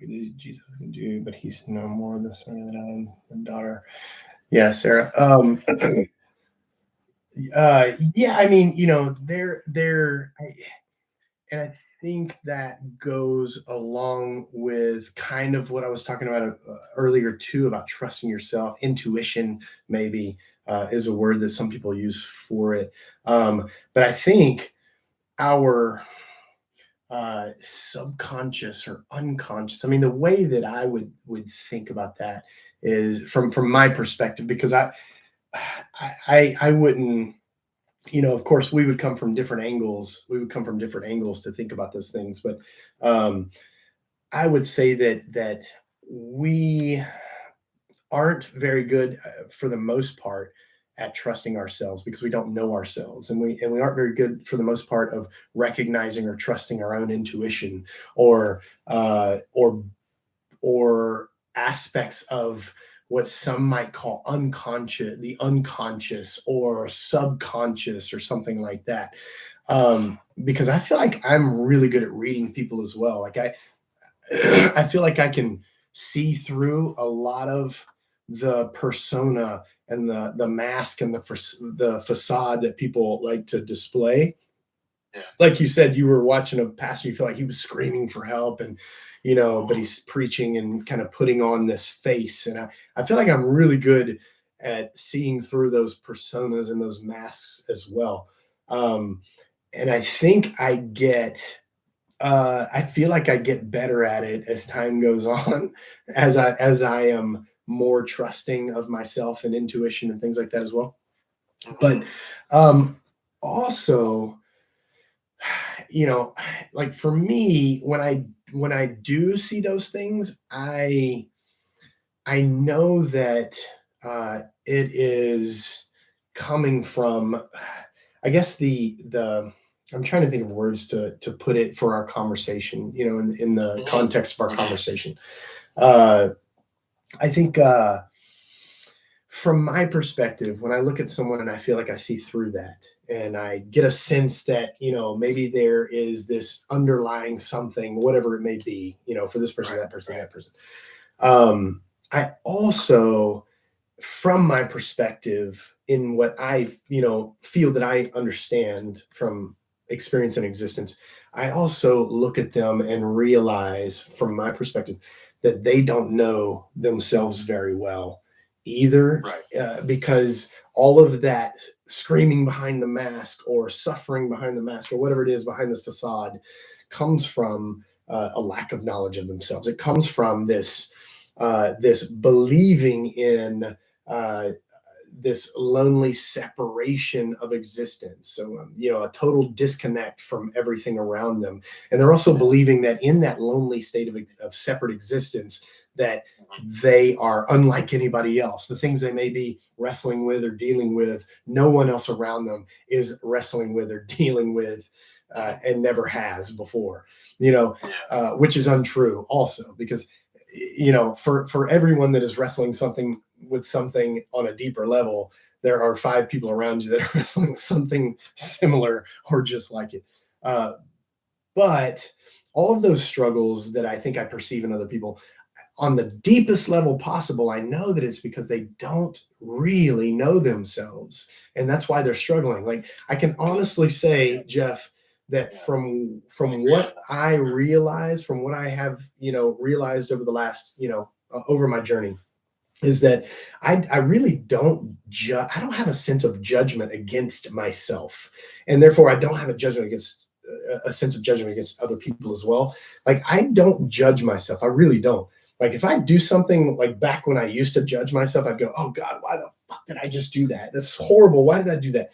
Now it's like, if I do something that maybe I would have judged in the past, well, I'll say this in a minute. If I do something that maybe I would have judged in the past, I just simply don't. I see it as a happening, as this unfolding process, that there's nothing I could have done different in the moment, and I trust that it is what it is, without judgment and without distinction between should or shouldn't.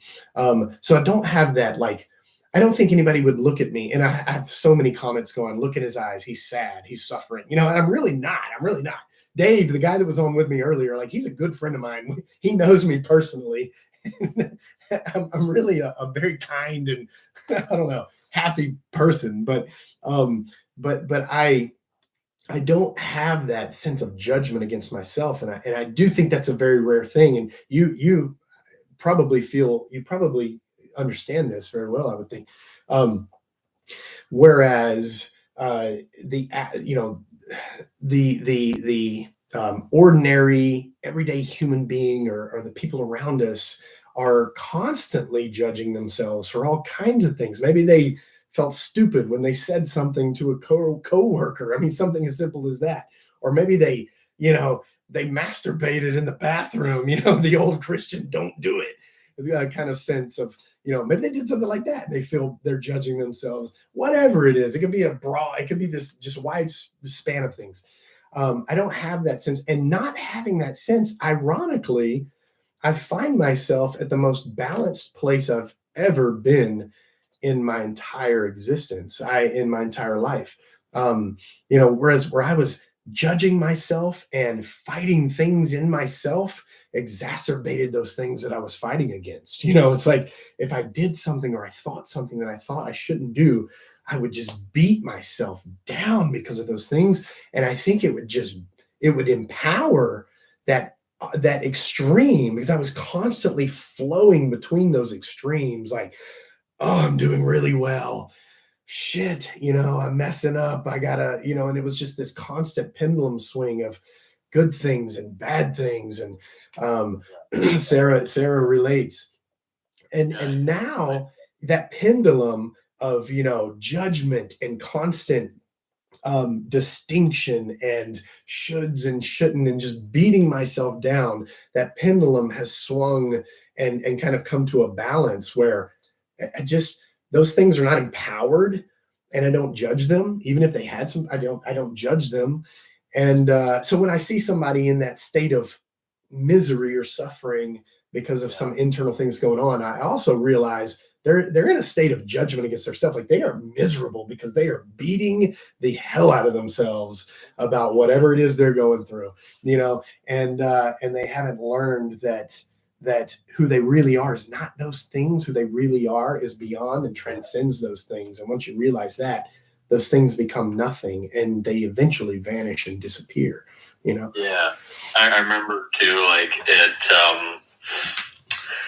Yeah, I've seen so many like Christians on this walk. Like they're like, fill yourself with the word. Come on, get in the word. Get in the word. I'm just like, I'm just gonna go with nature. Actually. Yeah. Right, man. Yeah. That's Right, wild. I mean, as I sit here, like there are things I'll never fully understand, and that's okay. Absolutely. Yeah. Right. Absolutely.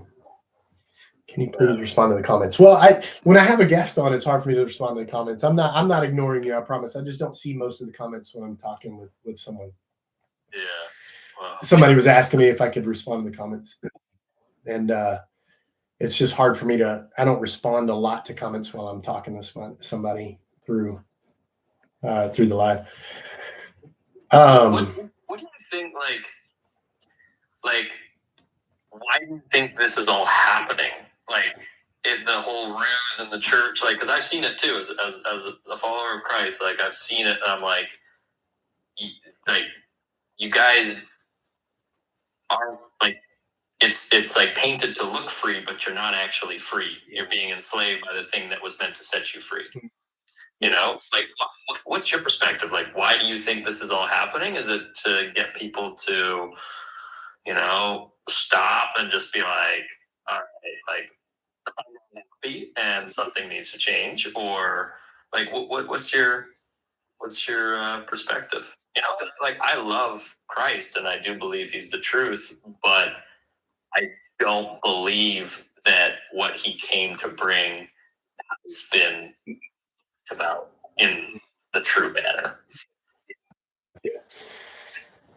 Yeah, from my perspective, I don't think I would look at it as a why or anything like that. I think for me, because we come from different places, of course, with those types of ideas, I wouldn't look at it as a why. Like for me, it would be because they are in that bondage of program, right? Being programmed. I don't think, there people like you are very rare. I don't think the majority of whatever religion it is, the believers in whatever religion, right? In this case, Christianity, I don't, in the churches, I don't think the majority of them have ever really put much thought into why they're even there. I think they're there to get something out of it, to get a little message here or there, or to feel like they're safe or okay. And it kind of just dampens their sense of guilt and whatever it is that's been programmed. But I think they're just operating out of their programmed default that they have been their entire lives, and they've never been out of bondage. Like they've always been in bondage. There's never been a moment of freedom that they've ever experienced. And I think like if you take the book away from someone, they don't even know who they are. Right. That's such a good point. And it's like, what do you mean? Like, such a good point. The light of truth. You're walking in it. I like that. Yeah, that's so good. And I've journeyed through a lot of Eastern philosophies, Taoism, Zen Buddhism, Advaita Vedanta, and all those kinds of things. And the non-dual paths I really find a lot of interest in. There's a guy, Ramana Maharshi. I don't know if you're familiar with Ramana Maharshi, but his whole tactic was to ask the question, "Who am I?" Because most people have no idea how to answer that question. And especially when you take something like their church or their religion or their book away, and then you ask them, I mean, totally take it away, just totally take it away. And they'll have no idea who they are. That's my whole message. Like if I could just put it in one thing, it's understanding who you are. And these drinks are kicking in, man. I tell you, it's understanding who you are. That's it. Like that's what it really comes down to. And we would think of that differently, but I think we would have at the heart of it, we would have a very similar like if we could get beyond language, you and I, we would have a very yeah. We would have a very I feel like we would have a common perspective, just and that's why I think that's why I asked you too earlier if you had ever kind of dabbled with spoken language or bodies communicating or why you've ever. Oh, there's Bustin. What's up, my friend? Super late. That's okay. Why I asked you if you'd ever come across or dabbled in Christian mysticism, because while I wouldn't I don't like to, I'm not in any sense of in a vein with Christian anything really, but I can really appreciate Christian mysticism because I hear a lot of commonalities in the things you say in Christian mysticism, and that just means that we as human beings, we find very common relatable paths as we truly go on this journey, when we're truly on this journey, not just programmed on our default mechanism where we're just in this infinite loop that has no break in it. It's just this same repeated infinite loop pattern. When you have people from all different kinds of places that actually step out on this path of their own, even influenced by various languages and cultures. Thank you, Thomas. You come, that's to you, Jeff. You thank him. You come to this, I think you see these similar common. What? I got a badge? I've never got You did. There you go. Thank you, Thomas. Thank you, Thomas. You find these commonalities, I think, in people who are actually taking that journey, actually going on this journey and thinking through these things and walking through these things and going deep within, which I think is key, and not just trying to get answers out there from somebody else or something else. You're really just taking a step back and taking your own path and going, wait, okay. And I could be conditioned by whatever culture or whatever religion I'm in, and still find this commonality, this common language and common ideas. And, that if you can step beyond and transcend the language of it all, you really feel, okay, we have this thing in common. And for me, it would be that, of course, it makes sense. We're not separate. We're one existence together. Man, today, God's been plucking me from the whole church and religion, because I'm walking by and these two guys got their Bible, and the one guy comes up and he's like, do you know that having long hair is a sin? And I was just like, wow. No way. No way.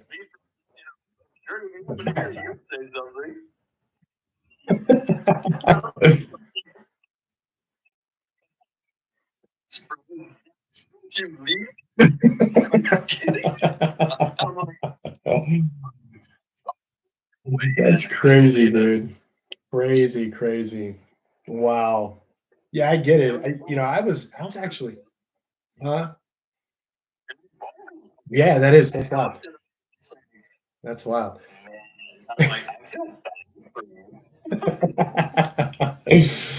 Oh man. Right, man. That's I was raised very hardcore Church of Christ. And so it was that mentality. It was like, high Yeah. high cut, high and tight, I mean, it was super, super, super very and strict, no instruments in church, no kitchen in church, no fellowship hall in church. It was like you walk in, you sing some songs, you hear the message, and you leave because everything else is sinful. I mean, it was just constant hell, hell, hell, hell, hell. Yeah. And so I'm sure that's kind of the environment those two guys came from, something like that. It was crazy, man. It was nuts. Yeah. And like, man, like these days I find so much peace like out in nature, and I'm just like, this is the peace that I've been Yeah, searching I for. love that, man. This is the peace of mind that I long for. Yeah, yeah. Not listening to some dude spread a word that he thinks he knows from the why do I want to keep listening? Like, I know that Jesus is the truth. Okay, now I'm gonna go enjoy my life with Christ. It's so weird, bro. And even like as I talk about this, I'm not gonna lie, like there's a part of me that's like, wait, am I deceiving myself? This is something I think is important. That's because, funny. Like, Yeah, I get it. Like I've been so rooted in Christ for Right. my existence, Exactly. my journey, that to not be like, sacrificing myself for the gospel anymore. I'm like, what the heck? Like, it's like, who are you? Who are you? I'm like,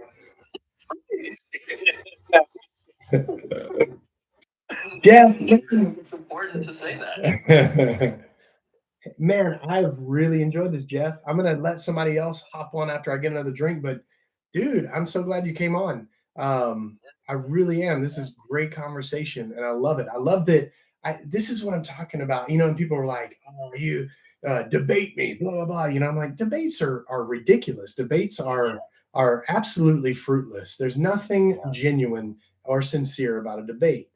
But a conversation with someone that you may not necessarily come from the same perspective. Wait, let me read this real quick. Yeah, right. Where you're coming from different perspectives, perhaps, and you're speaking different language, you can still converse and have a conversation that's respectful, but not just respectful, but I mean like sincere, genuine, and fruitful and meaningful, and like we did, you can see, you can transcend even the language and the concepts, and even find so much commonality and common ground, when you get beyond the isms and things like that, and even the words. So this one little thing, I think it's so I remember reading this verse, and it said, "Truly I tell you, until you change and become converted as little children, you shall not enter the kingdom of God." So that day I went to ask a child, I said, "Hey, what's the answer to life?" And this little girl walks up with me, and she just goes, "Birds and grass." And I'm like, "Oh, okay, birds and grass." Perfect answer. What a perfect answer. I love that. And then I came back the next day, and I asked her again, and I said, "Hey, what's the answer to life?" And she said, "Dogs." Like, I'm like, Sarah, right? Like, whatever it is, right here, right now. Exactly. That's what people ask me, of course. People ask me all the time, of course, what's the purpose? What's the meaning? I'm like, this, here it is, right here. This existence. Look at my hands. They're clapping. Like that's the meaning. That's the purpose. Right. Exactly. We have a choice to choose the light or the dark. That was always our choice. Well, Jeff, dude, thank you, man. I appreciate you very much. Yeah. It feels good to connect with someone, because I'm not gonna lie, like on this earth, I've been like, am I like alone? It's like, please tell me that's see. So it's really cool to. Absolutely, my friend. I appreciate you very much. I'm gonna let some other people on. We'll see what happens. I may get attacked. We'll see. But you'll see how Yeah, see, everybody agrees. Great conversation. That was good. Yeah, man, perfect. I'm glad you came on, Jeff. I'm glad we connected as well. Yeah. I need to get a fart machine. It's just, that's awesome.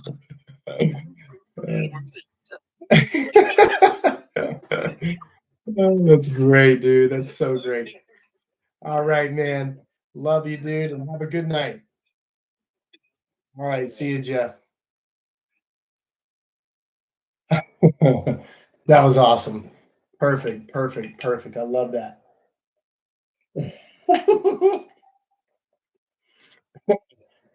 Yeah, I need to get a. What do you have against Nikola Tesla? I seem to picked it on your shirts. Skyhawk.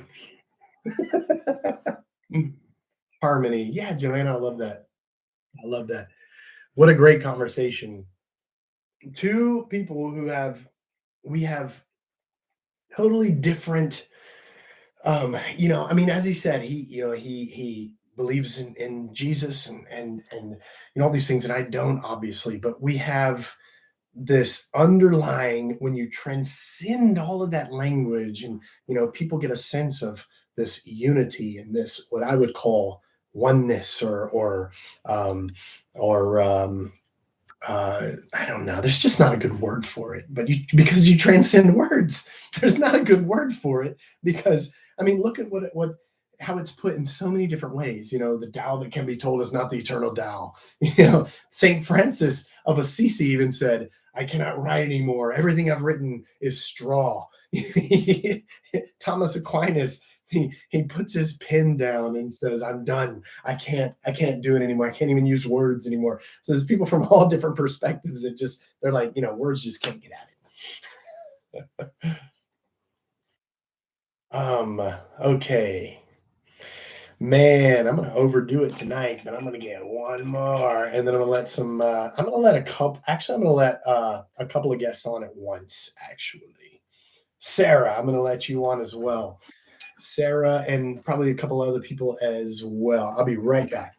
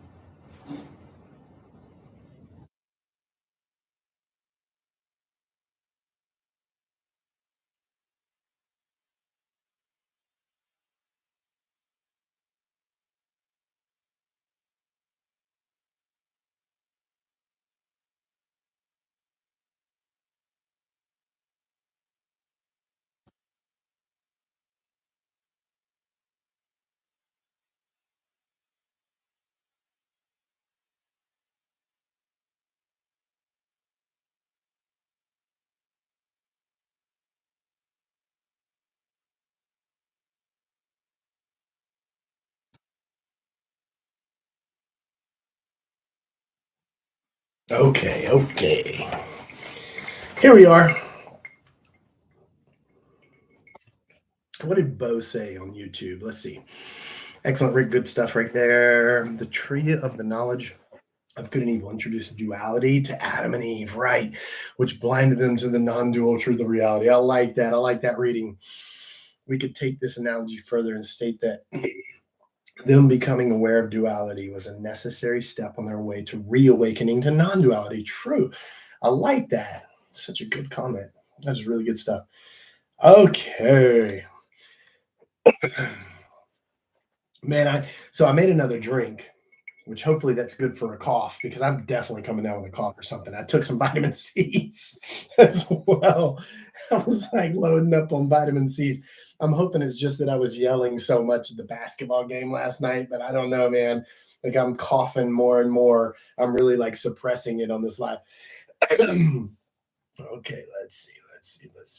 Sarah, we'll let Sarah on, and I'm going to talk with Sarah for a minute before I let somebody else on too. What's up, Sarah? Not much. How are you? I'm doing well. How are you? Good. I was so excited last night so the first time I ever saw you was last night. Oh, And really? I was so excited. My daughter woke up and I'm like, oh my goodness, wait until I tell you what happened. She has to listen to me all the time. So I'm happy. I found someone else to listen. Was it? Oh, wait. So what's today? So it must have been Wednesday night. Oh yeah, I'm sorry. Yeah. Yeah, Wednesday. I was like, did I losing it, man? Nice. I'm so glad. Like, I'm so glad we connected. I'm so glad it is calm over there.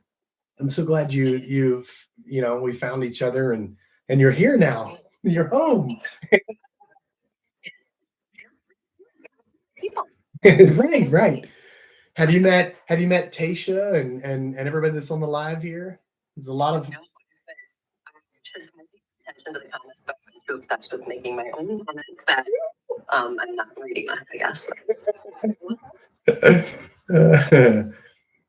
funny that too, like I didn't comment that I wasn't a pastor, but it's funny the way you can come from so many different places and end up the same place.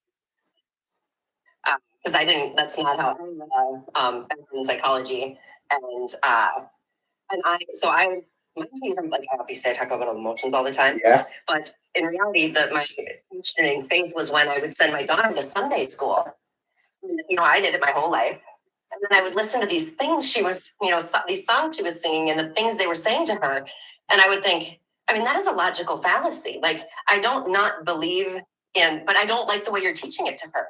You're teaching her to accept that she doesn't know. If you're teaching my daughter that she doesn't know for herself, that's a problem for me. You can teach her.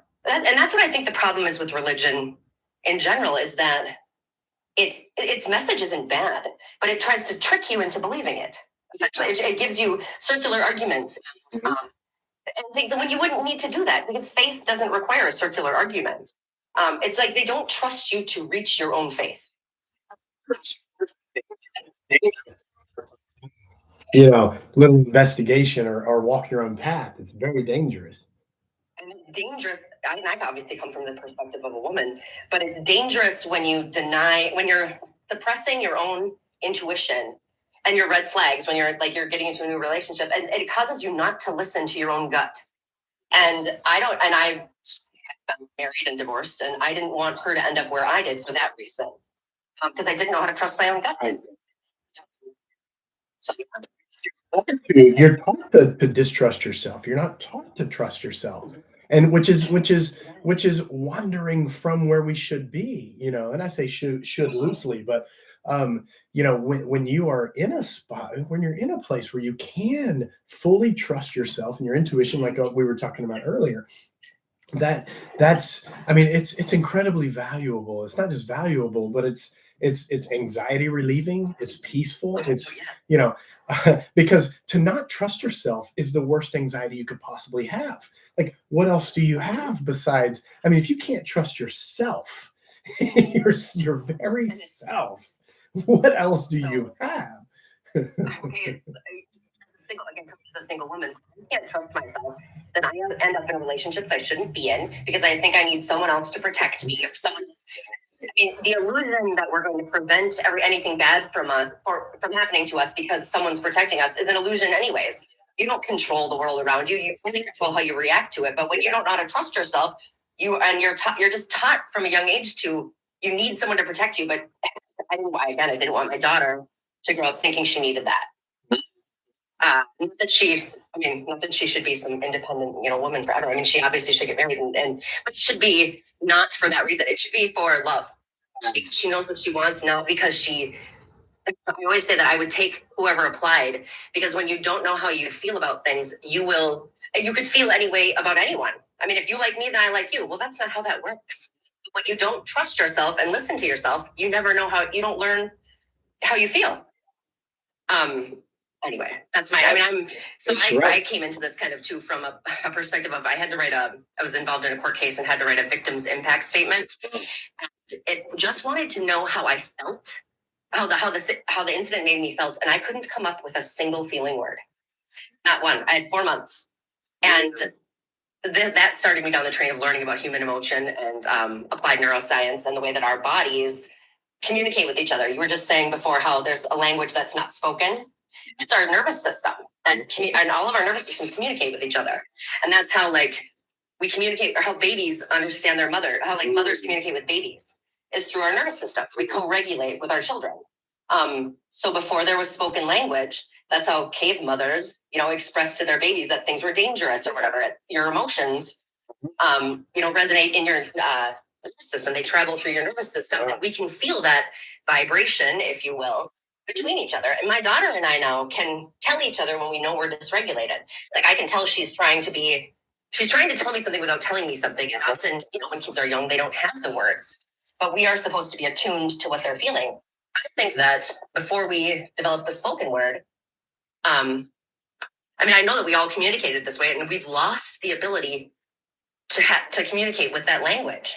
And it's hugely detrimental because, like you said, perspective. We all look at the world through a lens of our own perspective. So when we speak with words, it's like we're comparing apples and oranges anyways. You spoke, but we knew how to listen to other people's nervous systems, you'd never get it wrong.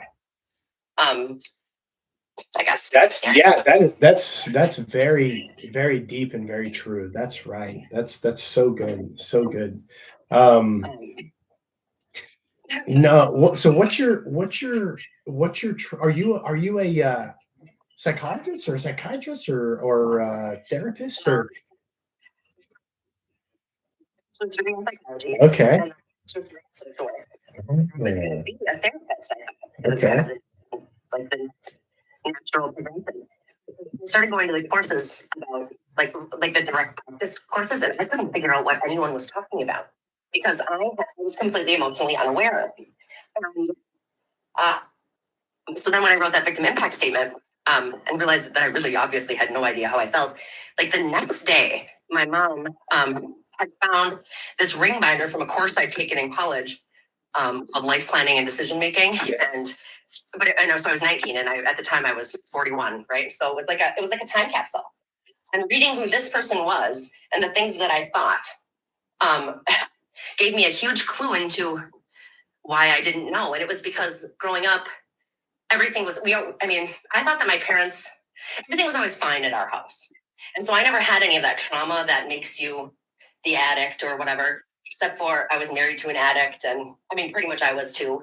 And it was always shameful. Like, what's wrong with me? Like it must have been a moral failing of mine because I didn't have anything bad happen to me. Everything was fine.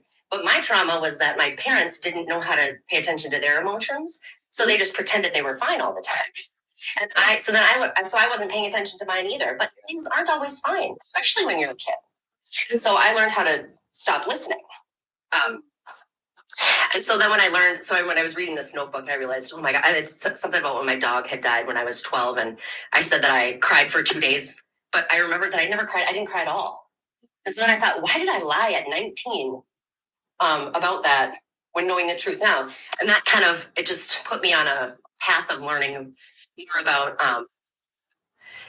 just the mechanics of emotion even, and like figuring out why I couldn't connect the two. And it was because I was thinking my feelings. So I thought at 19, I thought someone who was 12 would have cried for 2 days. So that's what I said, because I thought that's how you determined how you felt. I thought you decided how you felt. I didn't know how to listen. And I also, this was the other thing too, is that one time my daughter asked me, so we were talking about the year 2000, I think it was 2023, New Year's Day. And so she says, well, what about the people before 2,000 years ago? I'm like, yeah, I know. For hundreds of thousands of years, there were humans on this earth. I said to you last night too about how was God just twiddling his thumbs, waiting for us to develop language before he sent us the book of. Yeah. So I was thinking, and then I thought people have relationships with God long before we can even speak. Well, guess how? Through our nervous systems. Same way we communicate with each other. That's my theory. And I think our emotions are sometimes messages from that greater connected, I think their message, I'll just say for lack of a better word, they're messages from God. It's how he talks to us about how we should be or what, it's just how he talks to us. He doesn't necessarily tell us we should or shouldn't do anything, but it's how we find our direction. And if you think about it, your emotions point you toward things that are good for you usually, and away from things that are bad. Your emotions do. Your dopamine and your brain chemistry will sometimes lie to you. But I mean, sometimes the things that feel good aren't always good for you, and the things that feel bad sometimes are good for you. But those aren't emotions. Those are but yeah, you have to learn the difference because yeah, anyways, that's a lot of things I said there. I talk a lot. No, it's good. I'm enjoying it. I love it. Yeah, no, it's incredibly interesting. So, And then and Bo says on YouTube, Bo says Sarah's fantastic. Everybody's enjoying it. So too, so yeah, I'm past the point of slowing down now. I'm a few in. I was just gonna say something else too. Your subject. Oh, right theory on the feet. That's what I was gonna say. So when you think about like us being tethered to something bigger, I always think of it as like if you look at the world from your right foot's perspective, it's its own entity, right? It has its own. It puts on its own sock, and think of itself as connected to the left foot. You can see that left foot there. Right. But that's not it. Except for when you look up farther, here comes the body, right? Here comes there's a separation. Well, now imagine, to where the foot can't see the separation, it doesn't understand that it's connected. Now imagine there's a giant body and 8 billion feet. We are all sometimes I like to call them sort of like tentacles almost. That is more like energy. I think that's where we come from, and that's where we go when we our soul. Our bodies are our earth car. That's what I tell my 10-year-old. That's our earth car. So when our body dies, our soul, goes back to that entity. It's kind of resorbed or whatever that's kind of a gross term, but you go back to being part of that entity, and maybe you enter another foot some other time, or maybe you go somewhere else. I have no idea, but I know that we do not stop being connected to our loved ones that pass. I'm 100% certain of that. I don't think they talk to us. I don't think they're angels floating around us. That entity, that energy. If we are the same process of energy, then how can we ever be disconnected in any way at all with anyone? Exactly. Yeah. We aren't. I thought about that too because I was thinking. So when my daughter lost her grandpa when she was 7, her dad and I are together, but we haven't known him for 30 years. We're really good friends still, and I'm still great friends with his parents. And my daughter was best friends with her grandpa. Sure. She was 7 when he died, and I knew. It was a profound loss for her. I knew that he loved her so much that there is no way that just flipped off like a switch. That love doesn't end. She still to this day feels connected to him through this energy that we talk about. Because I've always told her, I'm very open with her about this. And that's what I think meditation is for too. Meditation is to close, to shut down your conscious mind and look for that place inside of you where that connection is. And you're supposed to be listening. You're supposed to be listening, not talking. You don't need to ask Sky Daddy like he's Santa stuff you want. You're supposed to be listening to the messages through your subconscious. I guess. That's my theory. She's always remained connected to him. For the past 3 years. One of the first things she said after he passed away was, Grandpa just said, "I'm sorry you didn't get to say goodbye." And for a 7-year-old, that's not a concept they understand. I knew at that moment that there's no way he's not gone. He still loves her, and I've maintained that. And my dad passed away last February, and I know that. We talk about them all the time, and we remain connected to them through that entity, through that energy. That's why there's no heaven or hell. The punishment of hell. You have to be bad to go to hell, and if you think you're bad, then you can be controlled. And that is the same way an abusive husband or wife or abusive partner controls you too. They keep you down. They tell you there's something wrong with you, that you should be ashamed of yourself. And shame is how they control you. And unfortunately, that's what that is too. Well said. Yeah, well said. Sarah's cooking, Brian says. All this stuff I've been thinking about for all these years. I love it. Yeah. No, I love it. I love it. And and I hear so much underlying that uh and again, we may use different words to say some of these things, but underlying we have these same this same vein of understanding, you know. Yeah. Yeah, yeah. So it's not it's when we use language, we can use language in so many different ways, and it's not about the language. It's well, I mean, it's just like you're saying. It's so much deeper than language. Um, it transcends that, like goes so much deeper than language. We can connect in so many different ways on deeper levels with where words cannot touch. Yeah. So, So like I'm saying, so like the nervous system kind of like I can tell when her body, like when her nervous system is overreactive, and so we actually just had a car stolen from I had my car stolen from my driveway like 2 months ago, and she was outside when it happened, and it's been like, I mean, she's like too scared. Sometimes she's too scared to be outside now, and like we've been. So when you talk about anxiety, like, whew, I mean, I really went through it. I thought Christmas I wasn't able to like handle any of the group functions, but for the first time ever, I was okay saying, I'm not okay. It's okay not to be okay. I'm not okay today. I love you all, but I can't do this today. And me publicly honoring myself like that, just saying, hey, I love you guys, but I can't do it. You would be amazed at how the anxiety is gone. Like I trusted myself, and it's okay not to be okay. It's not always like life is hard for everyone. It will be hard again, but I can handle it because our emotions were not intended to hurt us. We were made with them for a reason. Evolution would have nixed them hundreds of thousands of years ago if they were going to hurt us. We didn't need them, and that's because that's how we're supposed to be communicating. I have a theory on the language of our emotions that I was just working on today. And I use this story like, so imagine you're in a restaurant and you're having a conversation, and the people at the table next to you are also having a conversation, and you can hear them, you can hear their voices. And maybe if a word is in there that you would like, something that would resonate with you, it might pop out. You'd hear it. Like if they said Springer Spaniel, I'd be like, what? I love Springer Spaniels, But otherwise, I'm not really paying attention to what they're saying in this conversation. But now imagine the people next to you are speaking Japanese. No matter how loud they were speaking, they could be screaming up. They could be standing on their stairs, on their chairs, screaming about you, and you have no idea what they're saying. Right. That's what emotions are like.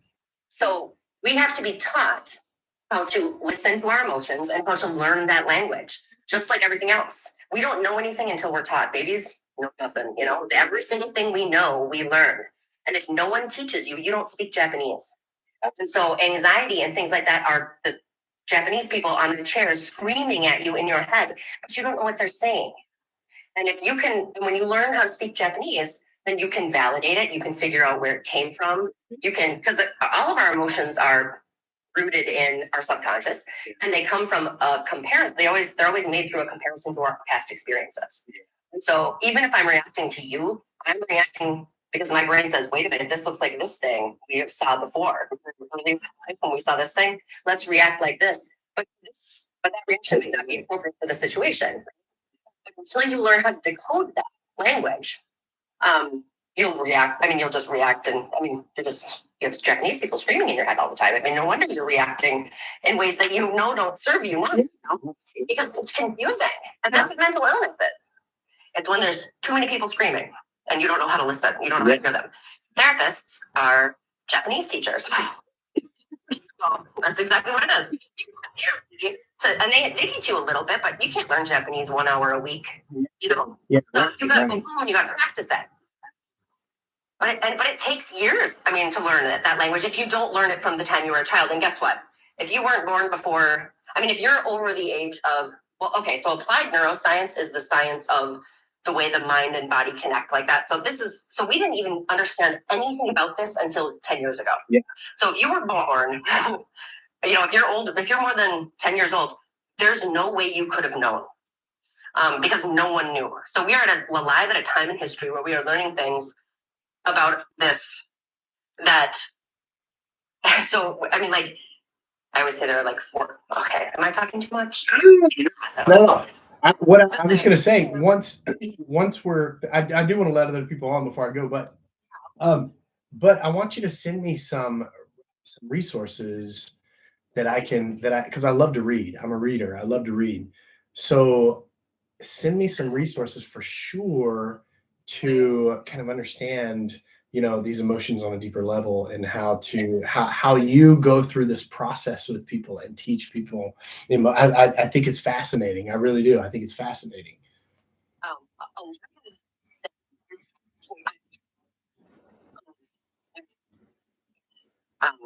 Together myself, but everything that I say is rooted in a source, rooted in a journal article that is unbiased. Because I've done too many papers in APA format to not cite my sources, so I don't talk about things. I mean, when I your own stuff, you know what I mean? If it's rooted in a fact, send me your own stuff then.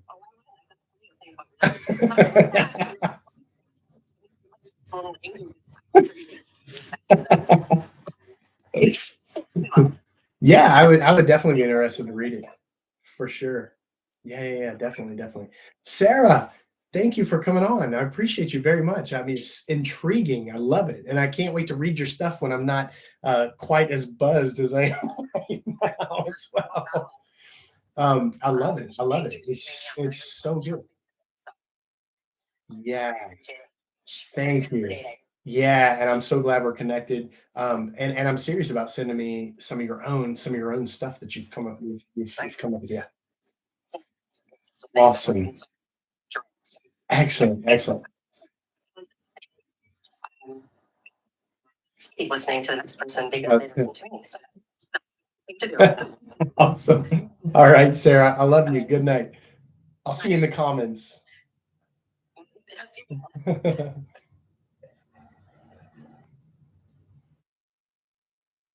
Amazing. That was great. So great. Oh, interesting. I can't wait to read some of Sarah's own words when she puts this into words that I can read. I bet, especially unbuzzed. I am really quite buzzed. I should not have gotten that last drink, but it's all right. Yeah, Sarah's fantastic. Sarah's gonna have to come back on for sure.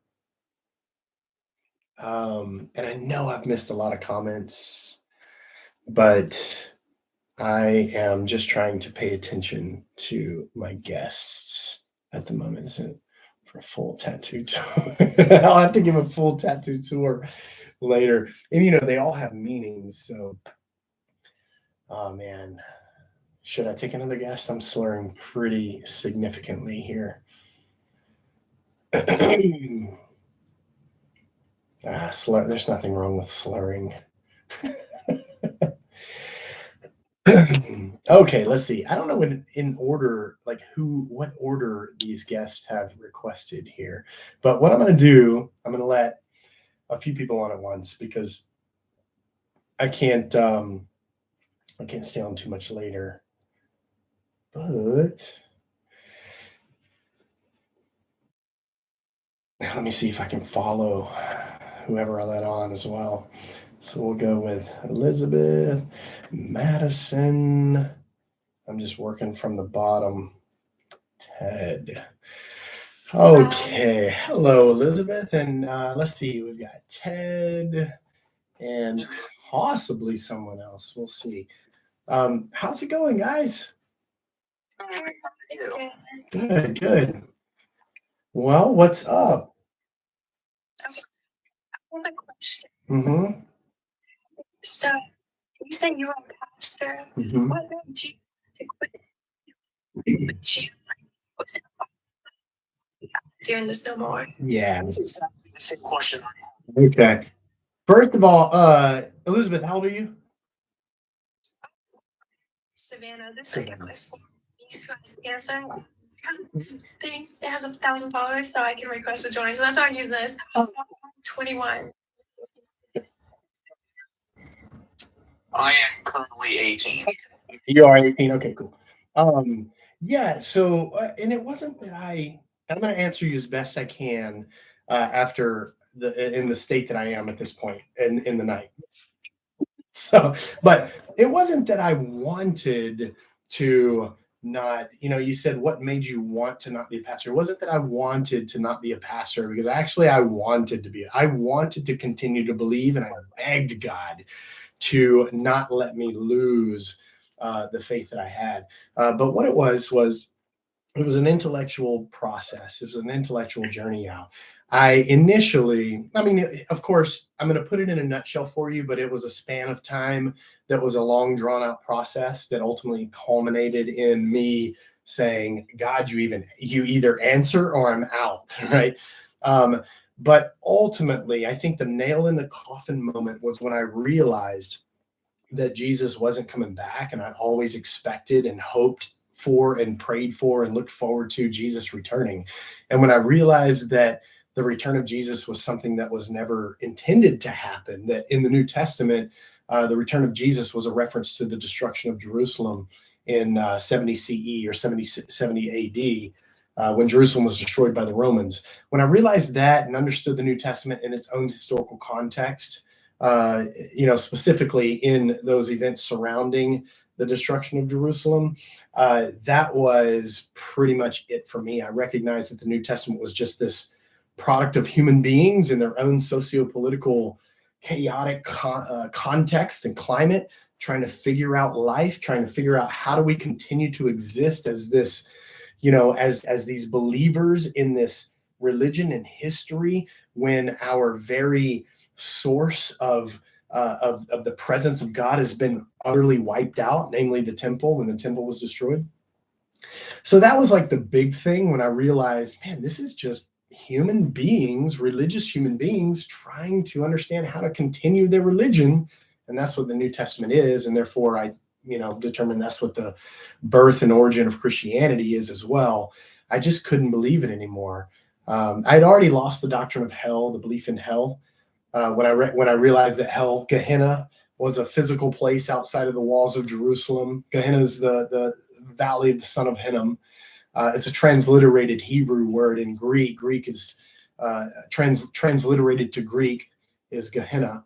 So that was a literal place outside of the walls of Jerusalem where the fire was burning all the time. Josephus writes about it. There are historical accounts on it, where cursed corpses were thrown. They were thrown in Gehenna as well.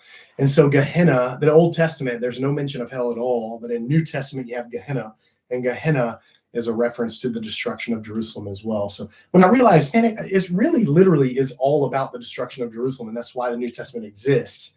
That's when I realized, man, this is nothing for me. It isn't relevant to us. It's totally irrelevant to anyone outside of that historical context. I begged and pleaded with God, please don't let me lose my faith. The things that I intellectually understand here. How impossible it is for me to believe right now. Please, you got to do something. And, obviously for me, it was silence that was the answer. And that was enough for me to say, I can't do it anymore. And I couldn't continue to preach things I no longer believed. So I, basically was forced by my own integrity to get out of ministry and then to leave Christianity altogether. But don't you have like for me, I was an atheist throughout my teenager years, and as a child, I grew up and going to a private Christian school. Even though my parents were atheists, they didn't believe, but they wanted me to have something. They thought it was important for me to have some type of religion. And as I became an adult, I've had moments in my life where it's like, that was God, 100%, these miracles, these things that would happen to me. And even no, more just really strong signs, like the ones you were kind of asking for, where it's strong signs that you wouldn't even believe unless you, nobody would believe you type deal. Have you ever had that happen to you where it was something happened and you're that was God type deal?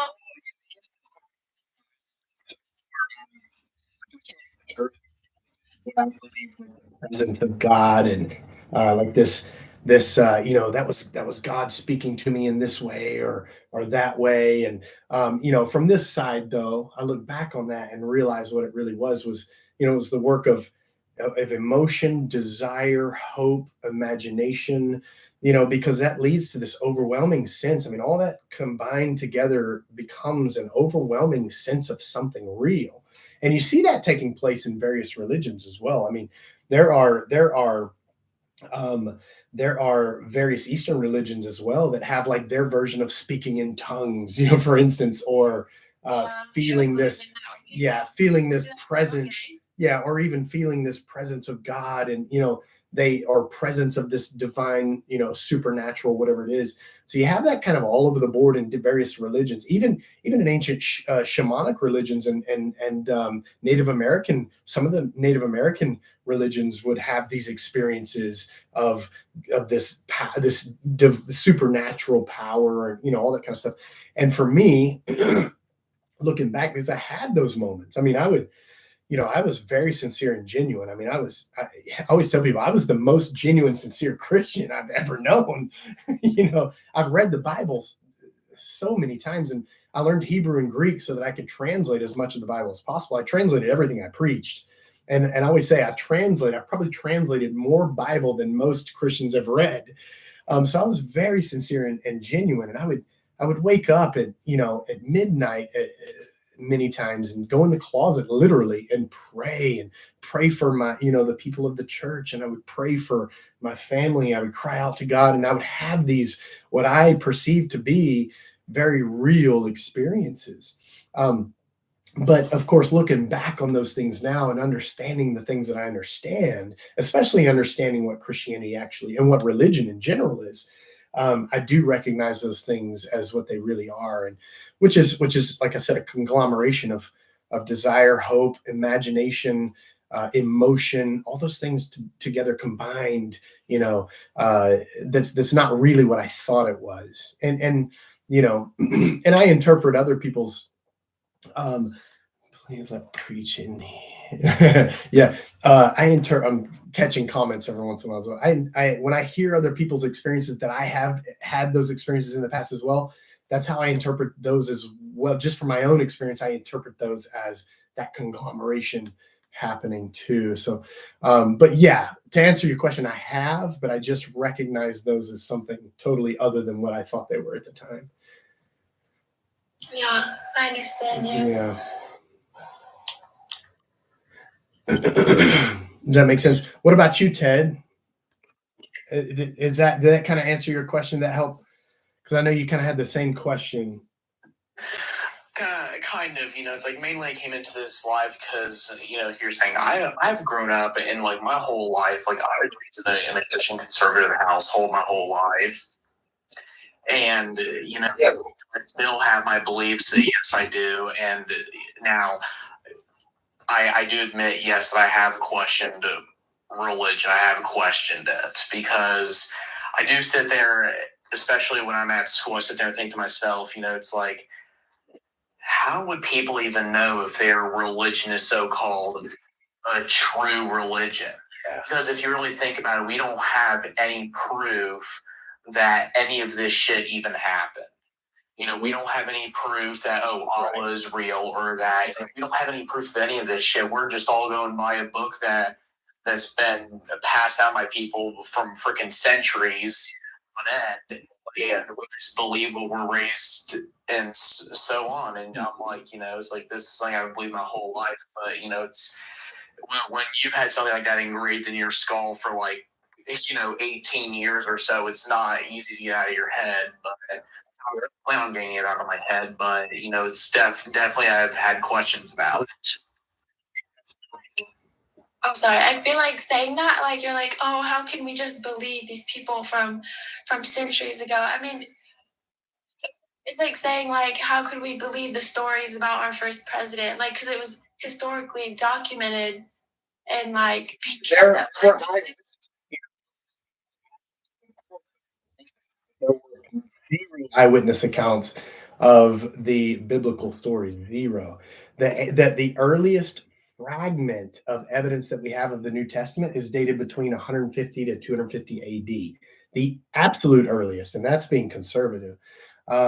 We have zero eyewitness accounts of any of it. It's all written decades, at least decades after they occurred by non-eyewitnesses. The people who say no, they're written by eyewitnesses, that's 100% a faith statement. Like you just believe they're eyewitnesses. But archaeological evidence, contextual evidence, none of it points to actual eyewitness evidence or eyewitness accounts. It's eyewitness of people seeing Jesus and experience Jesus. No. It's like one thing that There was like, that's what I'm trying to tell you, is that those writings were written well after the fact of the life and death of if there was a guy Jesus, well after the life and death of him. did you know that you'd have to look it up because I don't know the specifics, but the Bible was written by 17 different people, I think 3 different continents, over I think 100 years, and somehow even though it was in different languages, people that never even met each other, it all added up to be the same book and it all connected together.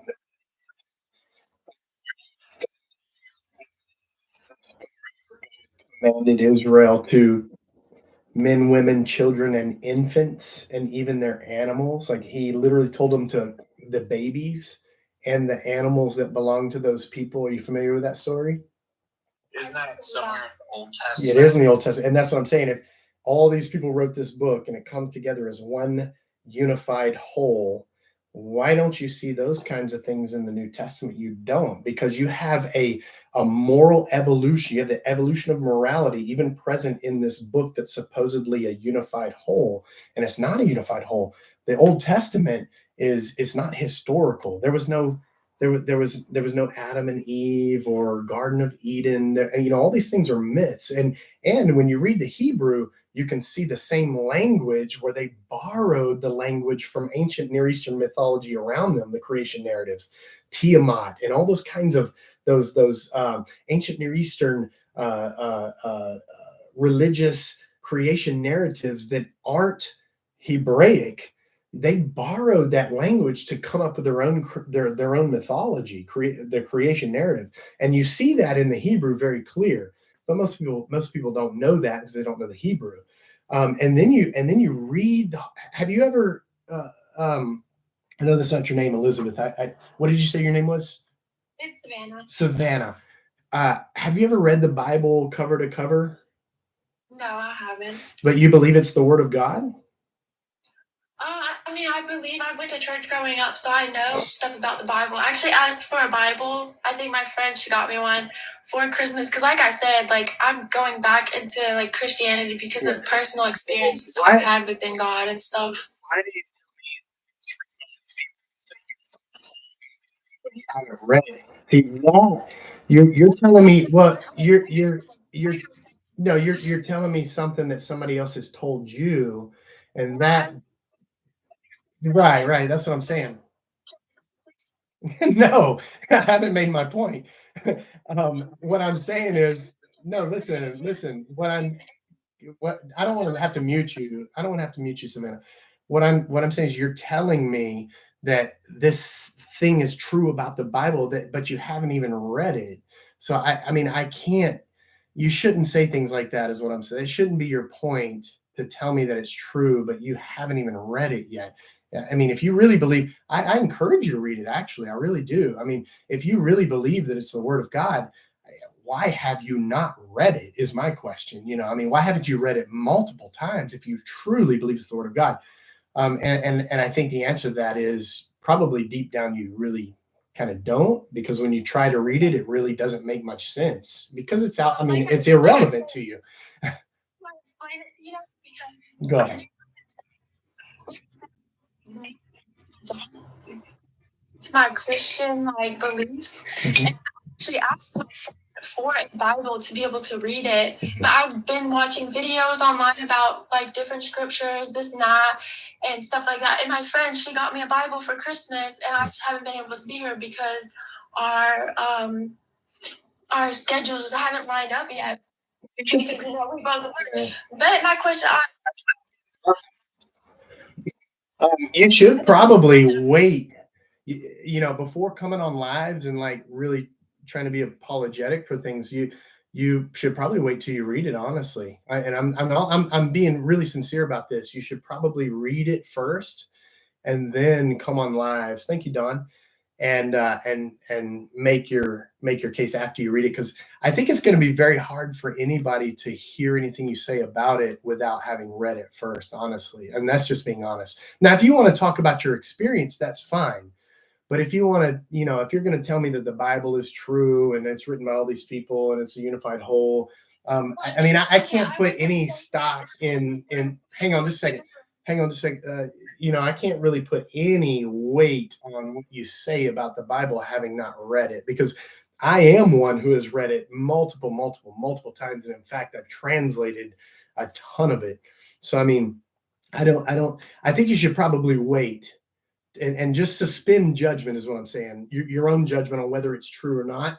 Just suspend that judgment. It won't hurt anything. It's not going to hurt you to go, let me just cool my jets for a minute. Let me wait and let me read it and try to understand it, and then go on lives. And, if I still feel the way I feel, go ahead and, really talk about these things. Like I was just trying to say, I wasn't talking about things that are in the Bible. I was talking about the fact that the Bible was written by all these different people and over all this different time, and how it's like so crazy that it all leads up to be one book, and how parts were written by the same person in different languages. Like, you don't need to read the Bible to know that. Like, I wasn't talking about things in the Bible. But I have one last question for you, because I'm about to get off. But you are a pastor, so you preach the word of God. We're trying to lead people to God, because I would assume because you wanted them to go to heaven and save them. What is the point of you preaching on here saying, wake up, God is not real? Like what are you trying to get at? Like, you trying to make people just, I don't understand, because for a lot of people, even if you don't believe in God, I see what God does for others. And I just don't see a purpose of leading people away from God for what reason, when I see how positive religion can be for people. I see the positive and negative. Okay, so I'll be kind there. I'm not preaching. So here's my thing. The reason I talk about this is because it's been my life for so many years. I was a pastor for so many years. I have a master's of arts in religion. I learned Hebrew. I learned Greek. I prayed and preached and studied. Why not talk about it once I have come to the conclusion that it isn't true? The other reason is religion is bondage. And when you say you see the good things that God does for people, let me answer. When you say you see the good things that God has done, what are those good things that God has done? Because there is no God to do good things. I see good things that humans do, and I think we should give credit where credit's due, and not some non-existent deity in the sky that, who knows where this deity exists. From thousands, we're taking the word of people thousands of years ago and ascribing all the good that people do today to that God, and for some it's they're giving the glory to Allah. For others, they're giving the glory to Satan, or, others, they're giving the glory to, there's thousands of gods that, the hundreds of different versions of the Christian God. There's so many different gods that people give the glory to. And the other reason that I talk about these things is, number one, it's not all I talk about, but on here, a lot of it is, but on my website, it's not. But the other reason I talk about it a lot, because there are a lot of people who are going through the same journey that I was going through, and that take what I say as they relate to it, and they feel a sense of community and connectedness with it. And that's why I don't debate people. I don't take on debates, because I'm not here to debate. I'm here to have a conversation with genuine, sincere people who. No, it wasn't a debate at all. It's nothing I haven't heard. Just continue to talk. Oh my gosh, you. We're gonna do that. Hey, Ted. I think she was a little overwhelmed and frustrated. So very awkward. Very awkward. What's that? I think something to say is that, especially with as a human being, it's like the Bible has definitely been used as a weapon against people like me, if you get what I'm saying. For sure. Yeah, You know, absolutely. with that, if you get what I'm trying to say. Yeah, absolutely. It's like, because I'll tell people, I'm like, oh, I am GAY and I'm a Christian and stuff. They're like, oh, well, Christians don't sit there and pick and choose what to follow. It's like, bitch, last time I checked, and then they point out Leviticus, and it's like, you sit there and eat certain meats, and you wear mixed fabrics. That's what I thought. So don't come at me with that nonsense. Yeah. A lot of these people are just a bunch of hypocrites, and they want to sit there and say, well, we don't pick and choose. Well, that's what you are picking and choosing, because you're sitting there telling me, well, it's wrong because this version of this part says it. What about those other Levitical laws? Yeah, I don't see you wearing one specific color. I don't, I don't see you looking like a hillbilly. Right.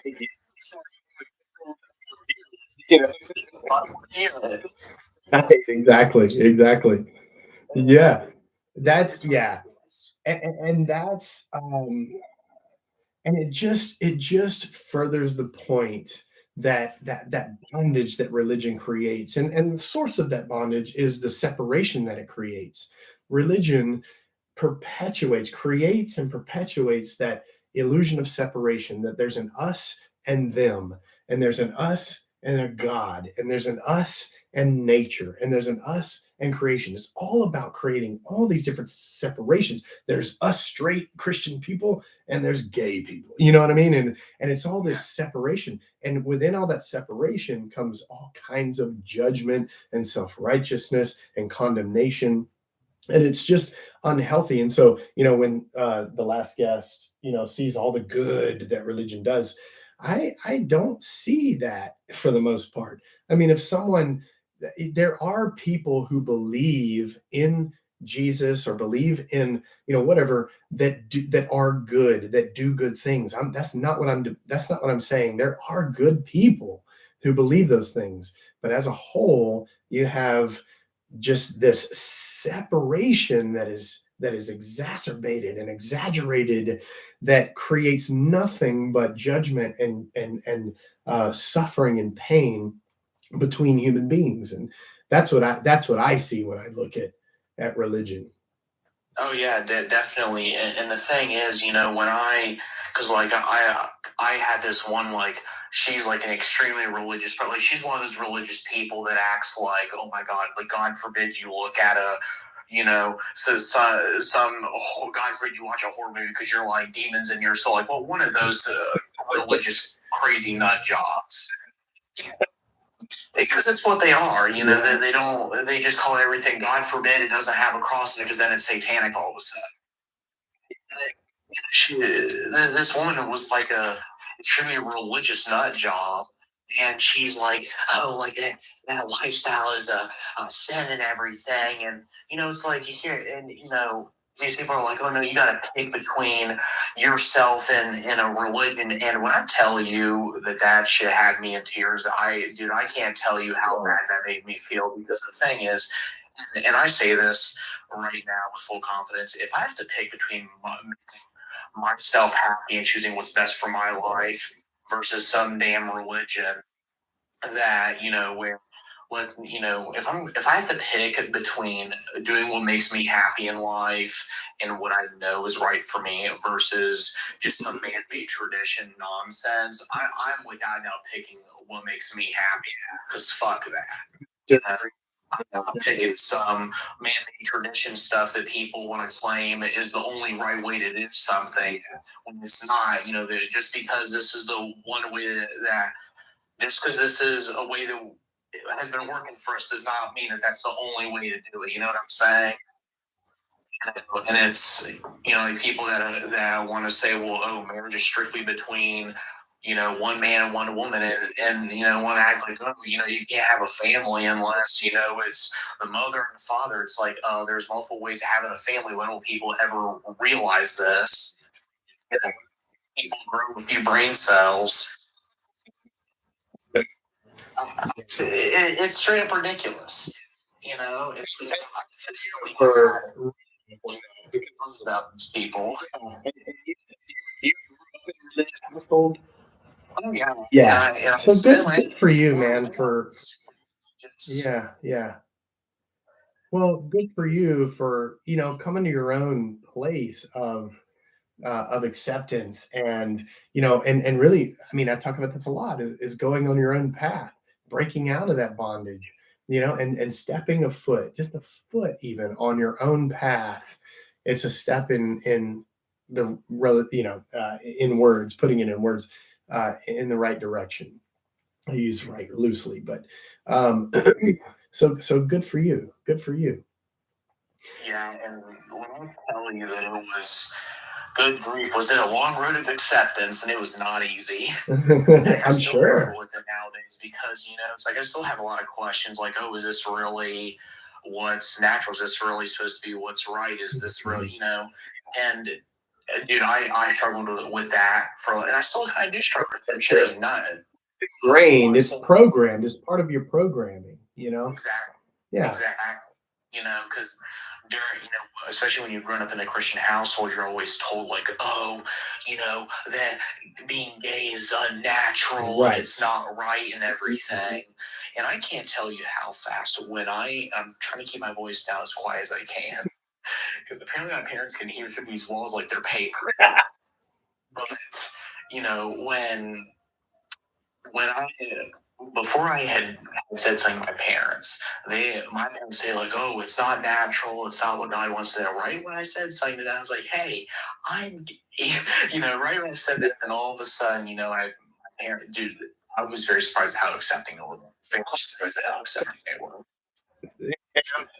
That, because as a parent, how could you, it gets real for them when it's their Yeah, absolutely. their own child, They say, like, oh, to kind of like accept it in a way, or at least try to accept it. And I'll give them credit for that, at least that they try to will try to understand it. Because like the thing is that it's definitely something that will take you off guard. I mean, my parents kind of knew for a bit, but they were like, is he really like this? We're not quite sure. Eventually confirmed it. It's like my parents, they were very accepting, surprisingly. So That's very, very good. It's like, hopefully, it's like the future is hopefully bright, and it's like that's kind of where I struggle with, like, religion and sexuality and stuff like that, because it's like you hear, oh, this is not right, this is not the way God did. But you know what I do find funny, though? Every time someone tries to say why being gay is not right, the only way they can so-called come up with an actual excuse as to why it's not is only when they bring in their own religious beliefs. yeah, exactly. They never give an exact reason without using religion as to why it's wrong. They can say, well, you can't procreate. Well, some women unfortunately can't procreate. So, some women are infertile, some men are infertile, like, well, what about those people? Is their relationship like, it's like, where does this end? It's just a cycle of people that all they want to do is just force their religion on other people. And I always tell people this, I don't care if you agree with it. You don't have to agree with the lifestyle. I don't give a rat's ass if you agree with my lifestyle. Yeah. But to sit there and try to use your religion to justify treating, taking rights, actually wanting to take rights away and wanting to do all this and say, look, oh, it's wrong. You're committing heinous stuff. It's like, well, you shut the fuck up. I've absolutely had enough of religious conspiracies. Yeah. It's just got ridiculous to the point. Like, okay, well, y'all, like, I literally want to go on TikTok live sometime and say, explain to me why it is wrong without using any form of religion. And I guarantee you, none of them could come up with a logical response to that. Guarantee you, none of them. Like, I would even be willing to put money down on that. There's no other logical explanation. Yeah. You know, you can't explain why it's wrong other than trying to bring religion into it. You know, and it's like, and even then, still being kind of a Christian and stuff myself, I've looked at the Bible and stuff, and honestly, I don't even see anything in there that even claims that it is sinful, because all the scriptures in there are not about, you know, like a loving, you know, couple. It's all about like either some sort of, you know, like unconsensual, Like that, right? Exactly. Well, you know, temple constitution or some stuff. you're exactly right. Exactly. Well, Ted, hey, I appreciate you being on. I'm gonna swap you out with a couple other people. But great having you on. Very good conversation. I appreciate you so much. Thanks for talking with me. Awesome. All right, Ted. Thank you.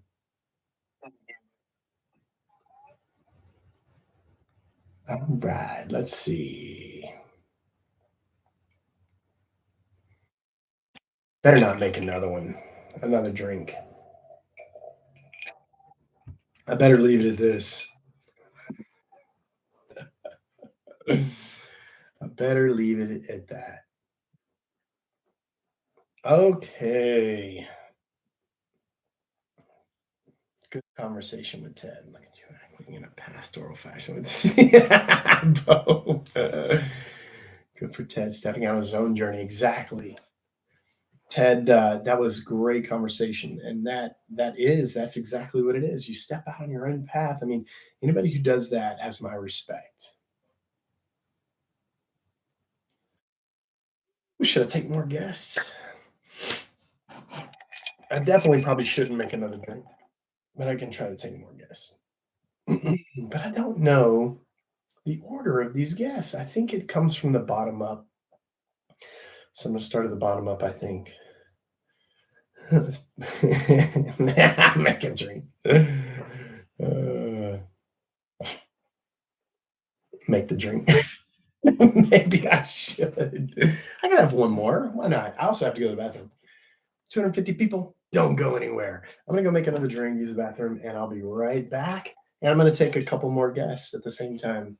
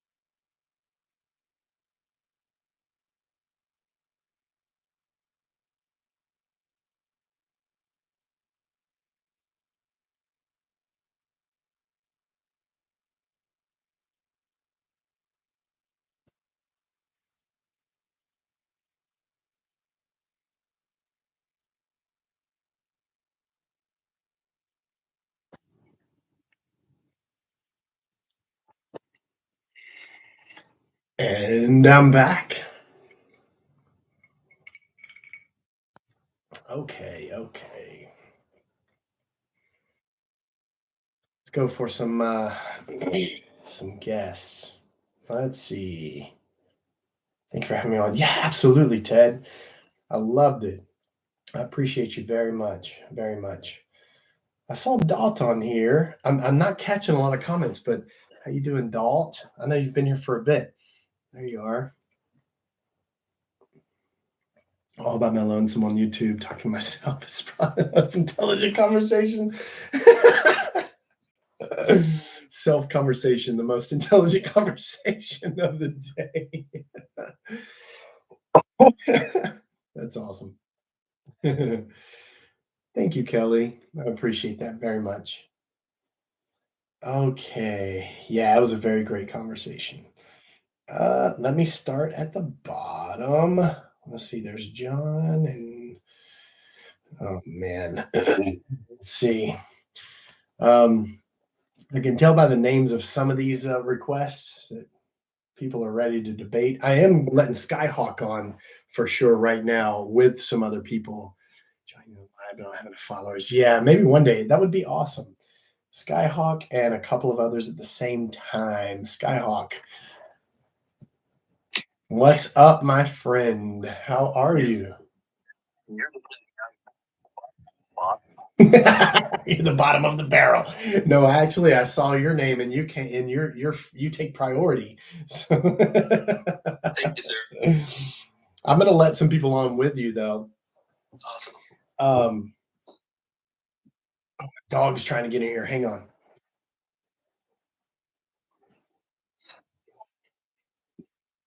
Hold on. Be right back, guys.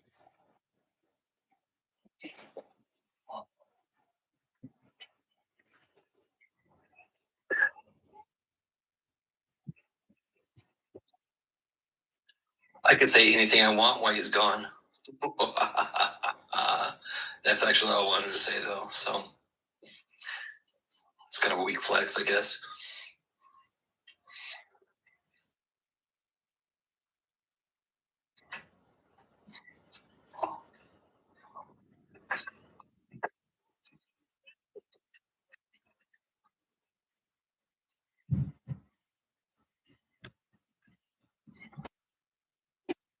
Man. So my dog's trying to get in here, and then I open the door, and my 2.5-year-old is sleepwalking down the hall. Okay. Skyhawk, what's up, my friend?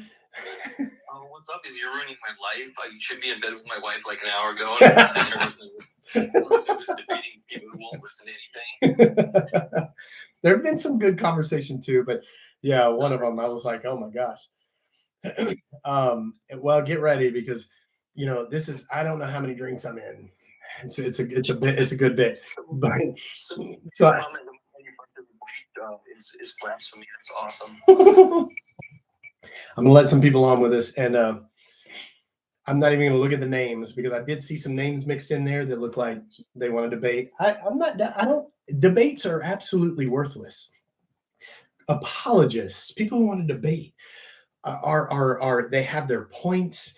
They're closed-minded. They have no interest in conversation. So if you're waiting on acceptance into the live and you're an apologist, you just want to debate, you might as well duck out. But we'll see. I'm gonna let people on. Hey, in all honesty, man, if someone could convince me. Oh, Xander. Okay. I would go back to Okay, let's see. We'll start here. Preach. Hello. It's probably throwing you. Awesome. Hey, and Preach, if you don't mind, I'm gonna let somebody else on as well. That way I have a few guests at the same time. And I'm not, because I know I have a whole list of people here. And we're just gonna go. I'm gonna start at the bottom and work my way up. But Preach, how are you? Good. I'm glad you're here. What's going on?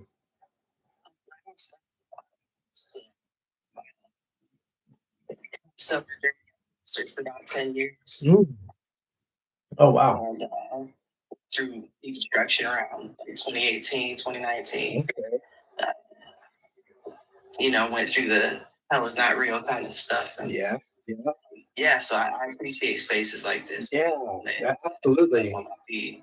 That was the first big doctrinal domino for me to fall, was the doctrine of hell. That was the first like big, doctrine that I let go and said, I just can't believe in this anymore. And I became a Christian Universalist after that.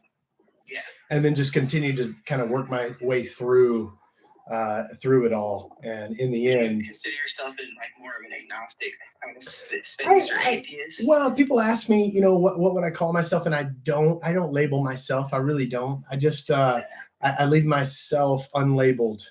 I don't believe in any external separate deity or God or anything like that by any means. A lot of people would say, oh, he's an atheist. A lot of people say, oh, he's an agnostic. I don't think anybody would call me a theist. But I think I would probably confuse a lot of people because I use different language with different people that I talk to. And I don't box myself into anything, but labels to me kind of, my whole message is that we are all this existence and inseparable. And so labels for me kind of perpetuate that separation between people. And I know that for a lot of people it's necessary, and I get that. For me, I just choose not to even call myself anything. And I don't believe anything. There's nothing that I believe, Yeah, I can respect that. Well, Yeah. I hate to interrupt, but real quick, I'm getting a lot of comments about how I was never a real Christian. I must have just been following religion, never had a relationship. And I just want to real quick, I do need to go to bed, but I want to say real quick, do you think that Jesus really walked away from the 99 to find and tell the one that was never a real sheep? Just ignoring that part of the scripture? That's pretty dismissive and rude. Yeah, it's rude. It is rude. Yeah. I love that analogy. Hey, Cartel, what's up, my friend? Welcome. Good. How are you?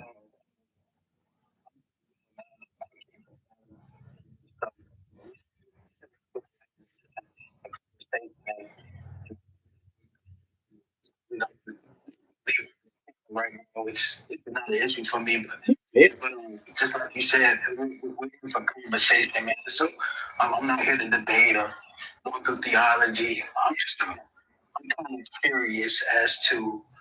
And I know you just said, like, literally just said that you don't believe in anything. Process of how you went from being, all of these accolades to just like letting it go. Yeah. Well, you've been really listening, but man, it's been a minute since I talked about it. But for me, it was really, it really came down to like the big point for me was understanding the historical context of the New Testament, and that like ultimately translated into everything else. But when I understood the New Testament to be in its own historical context as a product of human beings trying to understand their situation and their socio-political chaotic climate at the time, that for me it kind of put it in its place. Like this has nothing to do with me. It's irrelevant for me today. It's not even true. So for instance, the big one for me was, I had always expected and prayed for and looked forward to the return of Jesus. I always wanted Jesus to come back. It was everything to me. Like Jesus is coming back one day. When I realized that Jesus, in fact, in the New Testament was never actually intended to come back, that all the references to the coming of Jesus were actually references to the destruction of Jerusalem in 70 AD. And they're written, and those writings were written after the fact, kind of looking back on those events as though they hadn't happened. When I realized that Jesus' return was just interpreted in the New Testament as the destruction of Jerusalem, that was God's judgment on unbelieving Israel. That was that covenantal judgment. I realized that, and I was like, whoa, wait a minute. This is a historically contexted document here. Like these people are trying to figure out, why did God allow Jerusalem to be destroyed? Why did God allow the temple to be destroyed? The very place where he dwelled, right? And it was gone. How do we exist as a religious people in our faith and theology? And that's where the New Testament came from. And therefore, that's the birth and origin of Christianity as well. It's just an explanation of how do we continue this very physical religion in a very spiritual way without a temple. And that's why we have the New Testament.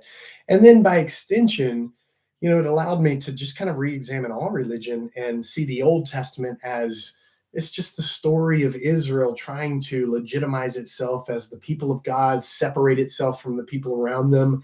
The Quran exists because Christianity exists. The Book of Mormon is, I mean, I just started analyzing all of it in this light of, wait a minute, these are human beings trying to understand or interpret or give an explanation of, or in some cases, like I think with Mormonism, manipulate people, but trying to understand the context in which they find themselves and the events in which they live through.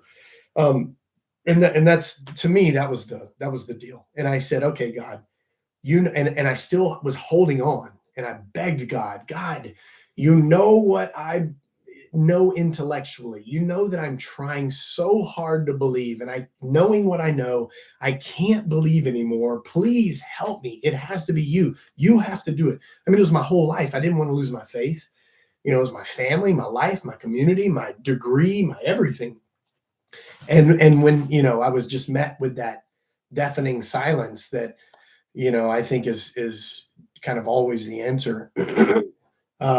That was it for me. I just said, I'm done. I'm done. And that's been over a decade ago that I worked through all this. I mean, it was over a decade ago that I deconstructed, is what we call it now.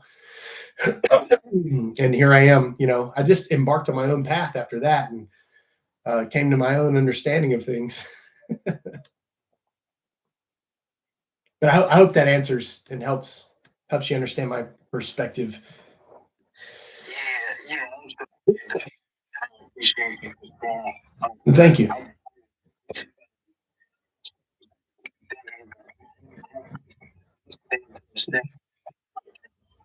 Everything requires faith, right? Like even for God to exist requires a type of faith or belief that He doesn't exist.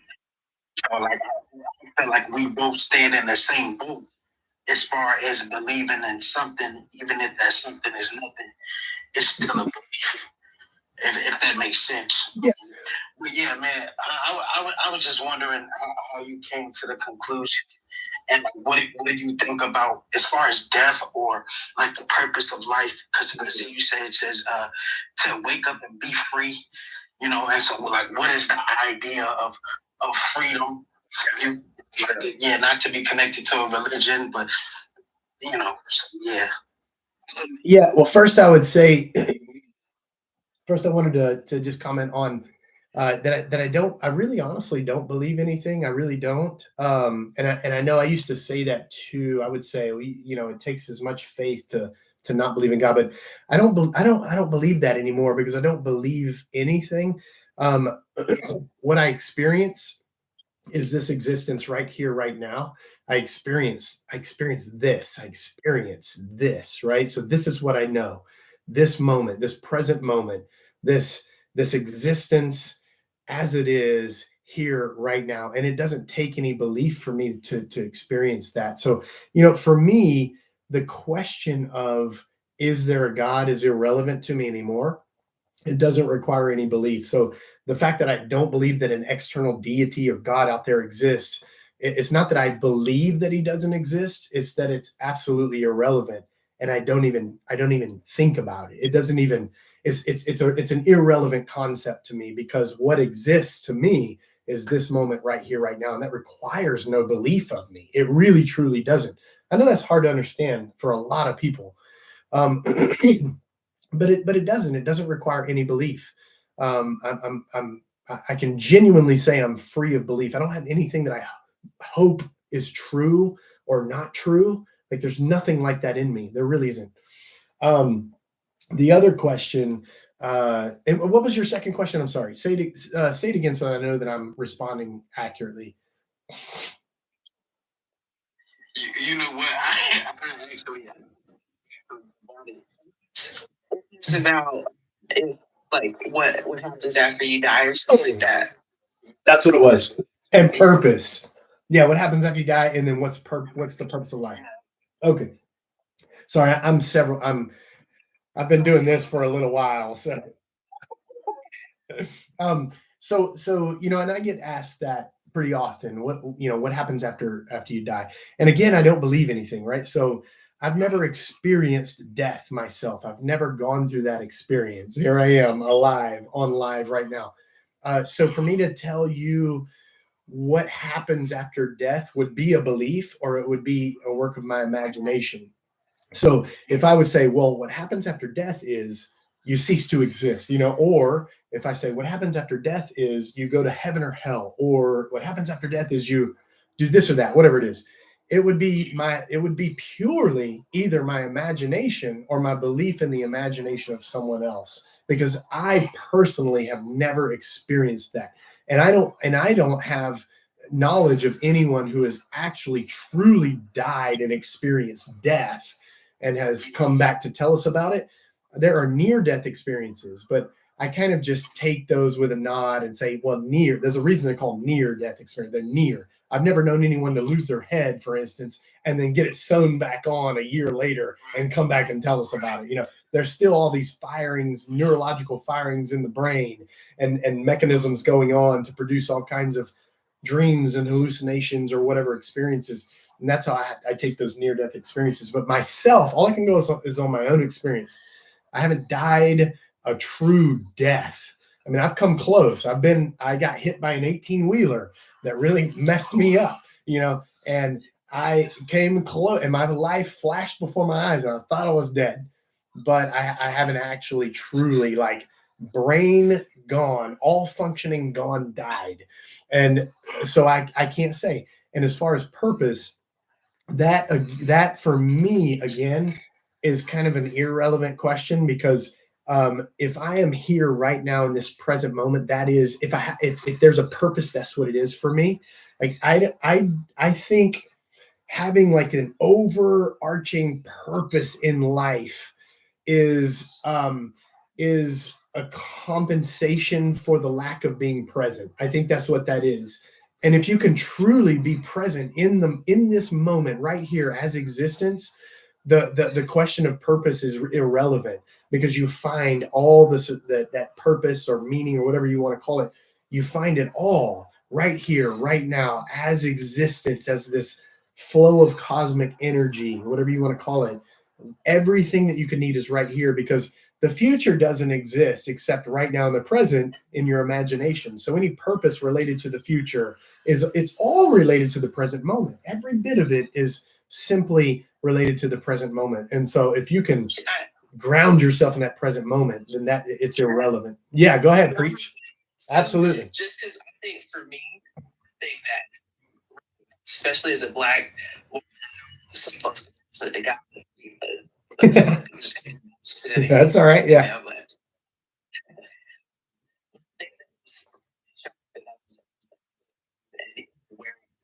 In my deconstruction journey is that the concept of purpose is rooted in colonialism and white supremacy, and that it is a direct result of the concepts of things like manifest destiny and things like that. So the concepts of purpose as we know it today in churches and as it's preached in many churches is directly related to colonialism. And I always tell folks, like, another kind of deconstructing group, like a group of other folks who have deconstructed and all that. And we kind of talk, like, one thing that I've really kind of thrown around is the concept after we die, like our energy, there's the law of conservation of energy that talks about energy can't be closed or destroyed in a closed system, and this universe would be considered a closed system, right? And so our energy doesn't necessarily go away. Can't speak to us going to heaven, but energy doesn't cease to exist. I wouldn't disagree with that either. That energy is not created or destroyed, and that's what we are. But and we're not a separate little thing of energy. We are the energy. We are the flow of energy of it. Also, in that sense, and that's what I think when you look at all kinds of different traditions and cultures and stuff. You have this idea of death being an illusion. And I think that's what they're getting at, is that death is an illusion in the sense that we are this flowing process, this flowing cosmic energy, this Tao, this, whatever, there's so many words for it. And it's something that will never be created or destroyed. It just is. And so in that sense, death is truly an illusion. That I don't want to say it's not that big of a deal. What do you mean?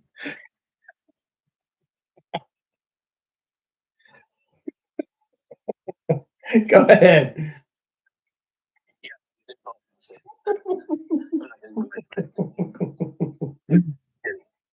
You're hilarious, man. Oh my God. Drops mic, somebody says. Cartel, K Cartel, does that So with all our medical equipment we have now, like, oh, you've been resurrected. Oh, what a big deal. shocked, resurrected? Oh man, that's crazy. That's hilarious. K Cartel, does that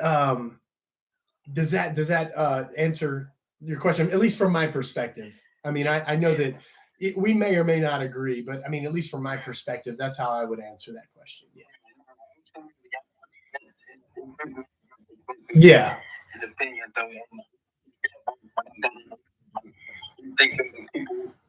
Think differently from me. Yeah. Right. We can have a conversation about it. Yeah. I love that.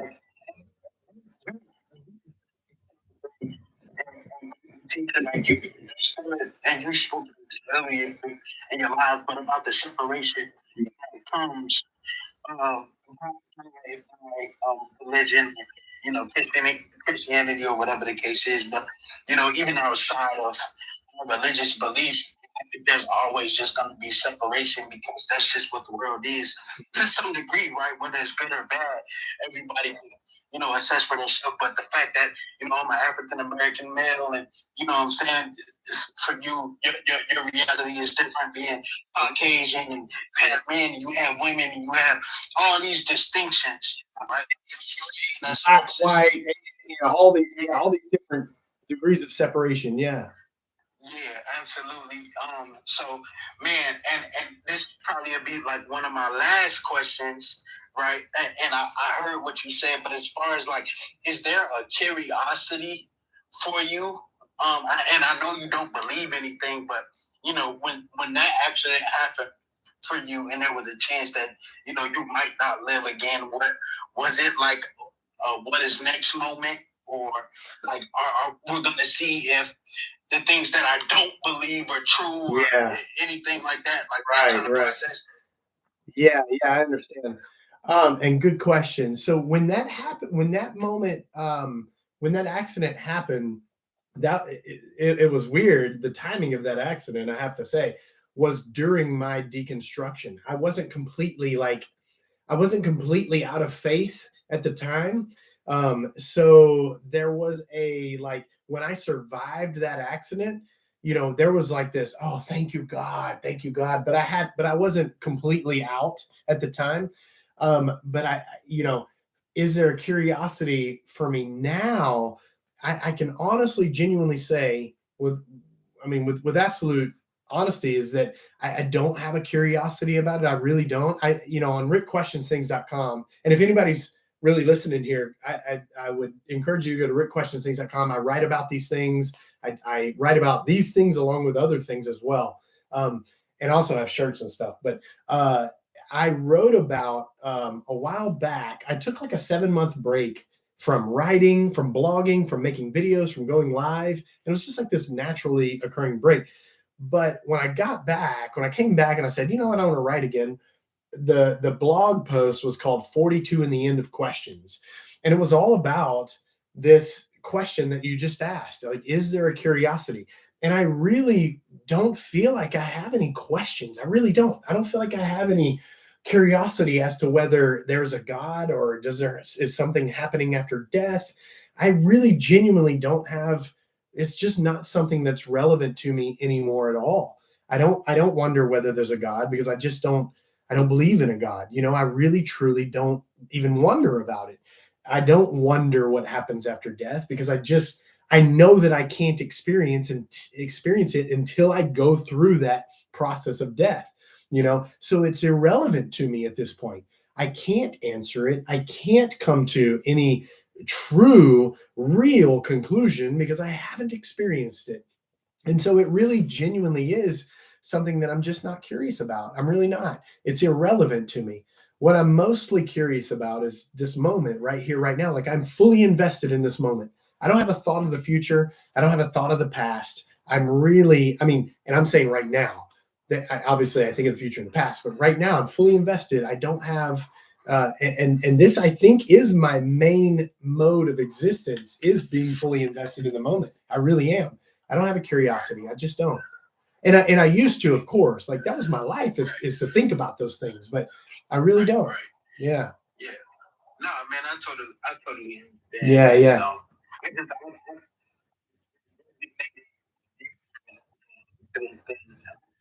in the sense of, that moment where, like, this my existence changes, right, or could change. Yeah. So for me, as a believer, and I'm gonna be quick because I don't want to bore anybody, but it's like I got questions about a million things.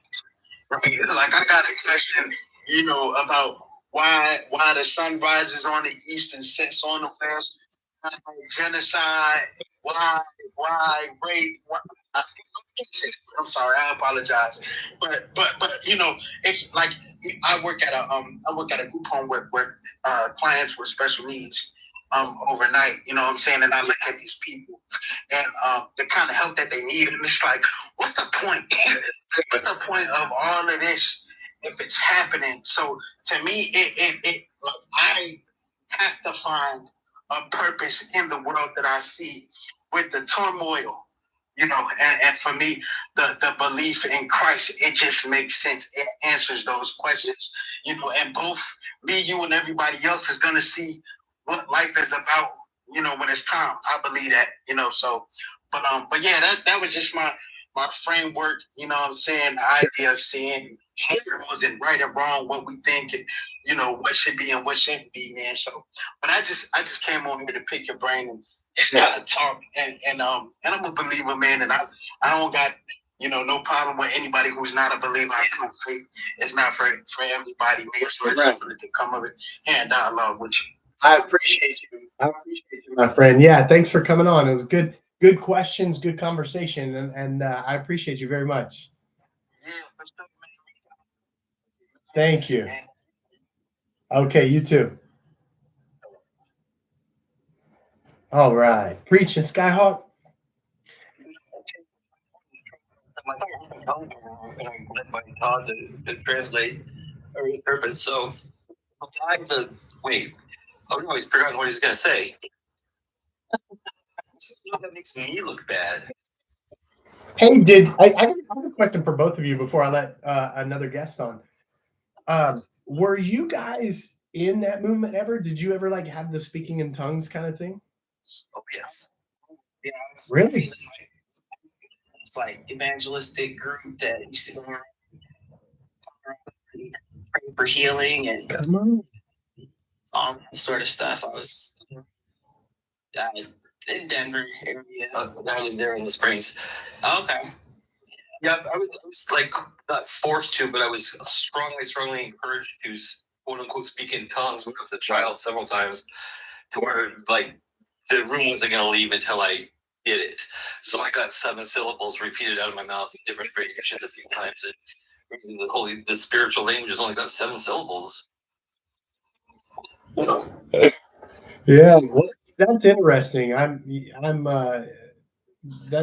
do find that interesting because there are so many people who are caught up in that movement, and people ask me about those things, like, what do you think about it? And it, for me, and I'd love to hear your perspective. For me, because I wanted to speak in tongues, I never could, like, it had to be something that was just absolutely miraculous for me to do it. You know what I mean? And so I look back on those moments, and then I kind of look at other people as being, well, let me tell you, let me put it this way. First, have you ever seen Skyhawk and Preach? Have you ever seen the documentary Marjo? No. Okay. Oh, you got to watch it. Marjo. It's from like the 70s or something. And it was this Pentecostal preacher who was doing these tent revivals. I mean, it's a documentary. Doing tent revivals, he's laying people out, having people speak in tongues, and he's actually an atheist.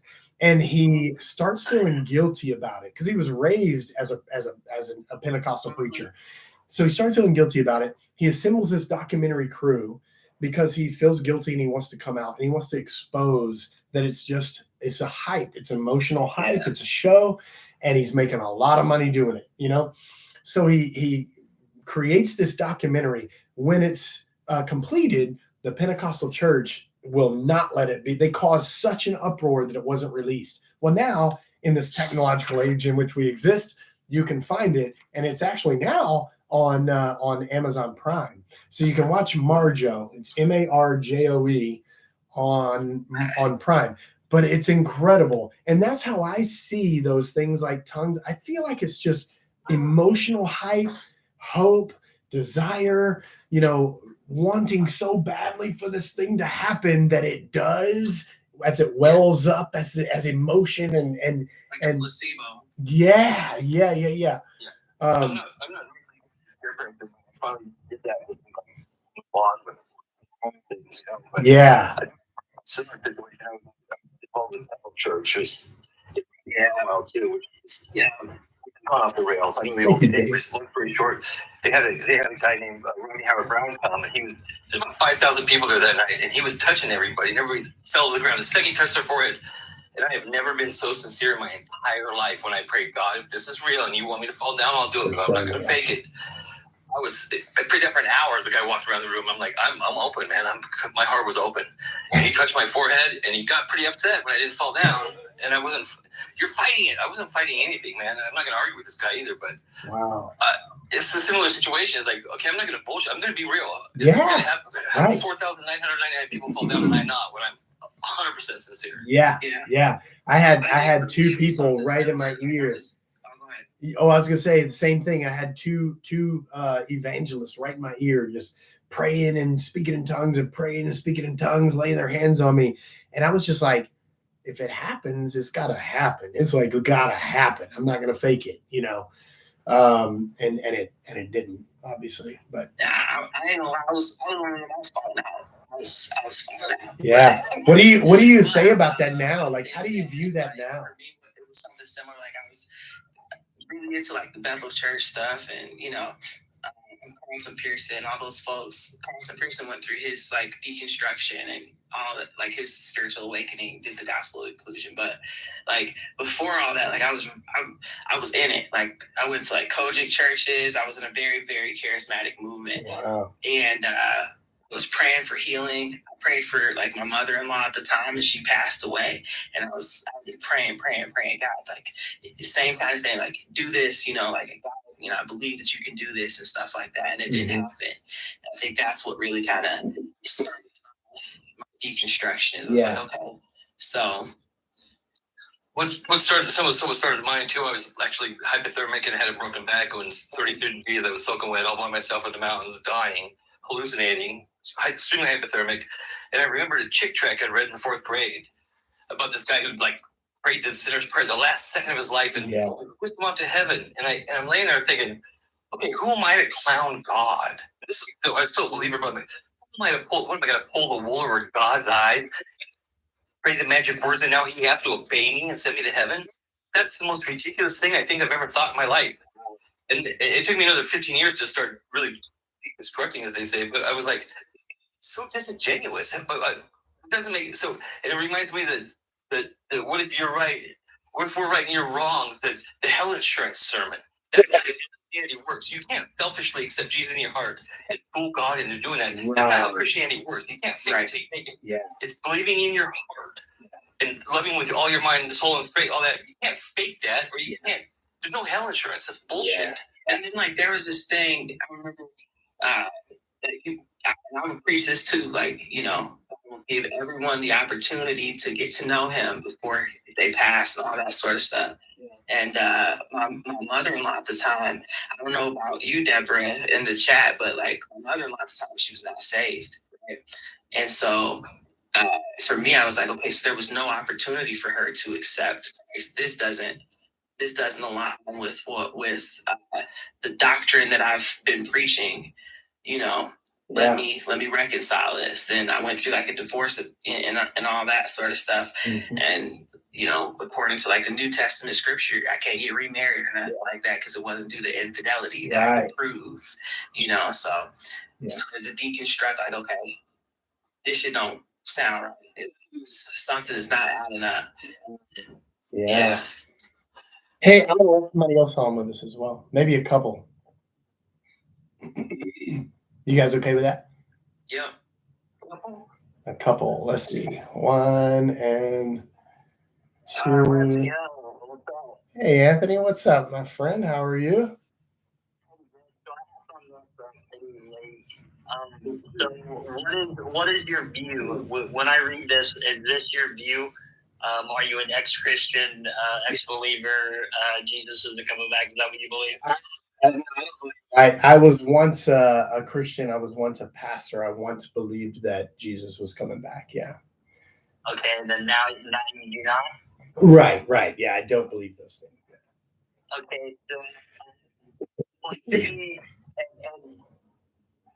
Okay, so a little bit of how I view and how I view is not condescending at all. This is strictly, I love to hear from other people. I love to hear their opinions. This is where I feel that I thrive. I do believe I attend church, and I want to hear from when you were a believer to what you feel now. What happened? Long story, my friend. I've told multiple times tonight, but I'll try. Yes. Yeah, I'll try. But also, I want to say hello to I Am Wakened. What's up, my friend? How are you? Nice to meet you as well.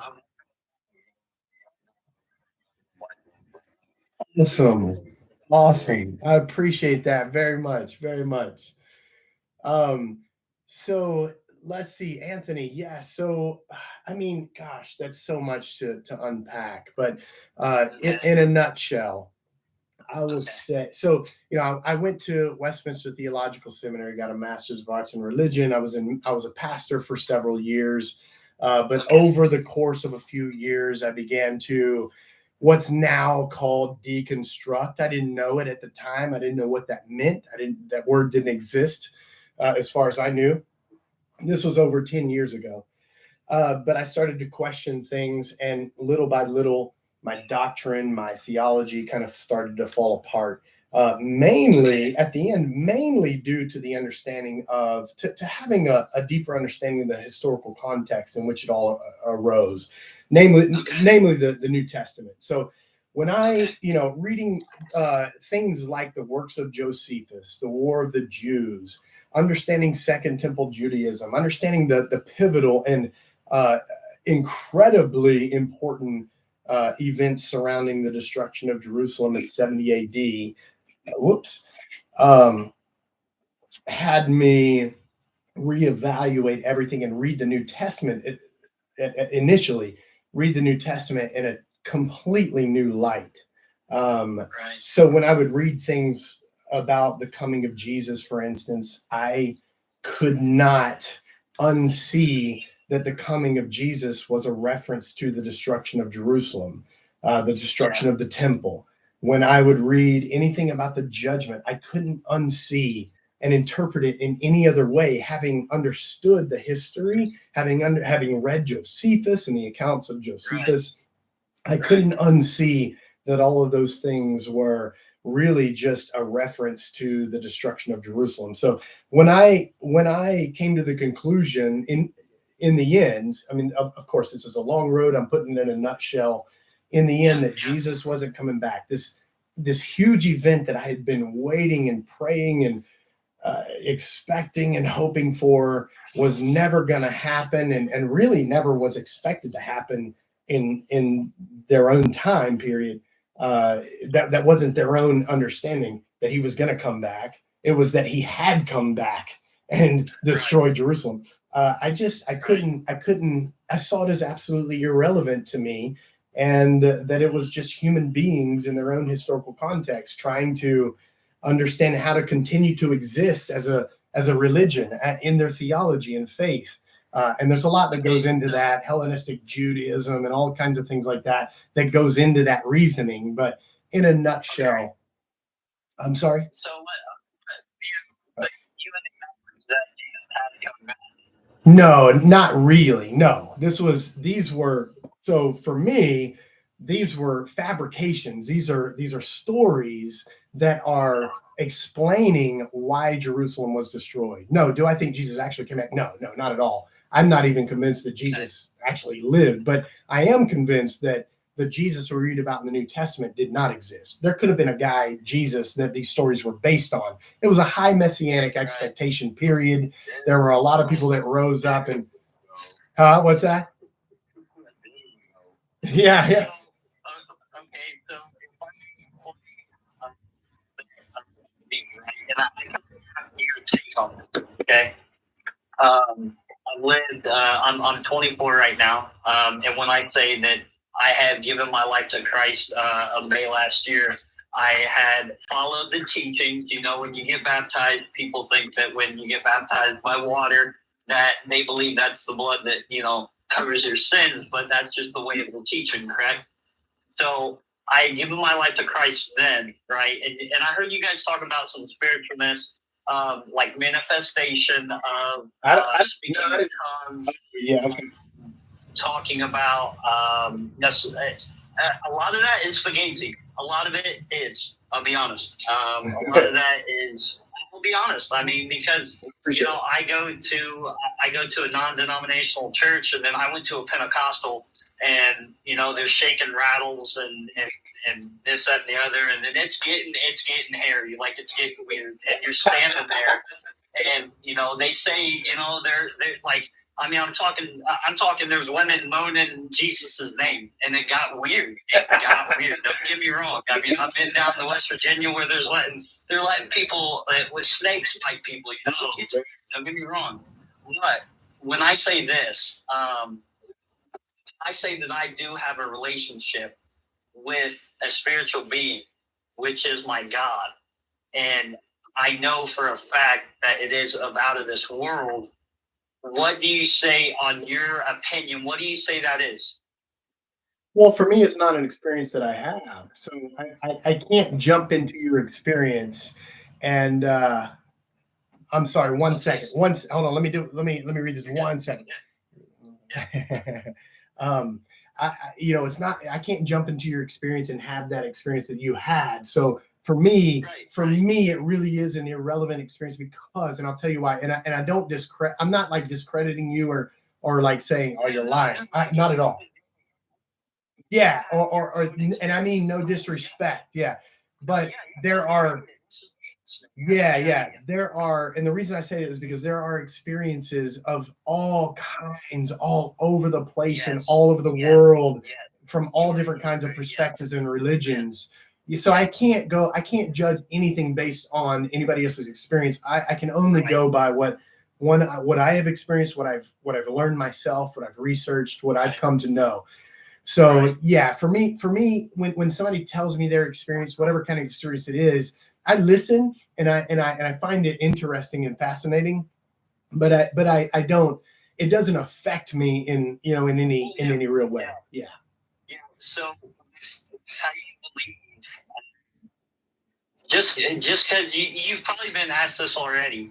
What happens when we die? Right. Yeah. I don't believe anything about it. I really don't. I don't have any beliefs. And I don't know if you were on earlier when I answered that question. I've never experienced death. Sorry, no, that's okay. I've never experienced death, so it's not something that I've experienced. So for me, yeah. So like if you were to, you want me to, if you wanted me to tell you what happened when we die, what happens when we die, I would have to I would have to tell you something from my imagination, right? Exactly. Or I would have to tell you something that is a belief that I believe from someone else's imagination or belief, Right. or whatever they say. And so I get asked it all the time, and I always say, I've never died. I can't answer that question. And in fact, I don't even have any curiosity towards it. I really don't. It's just irrelevant to me because I know that I can't experience it until it happens. It's not something, and I can't believe anybody else's, belief on it or imagination on it.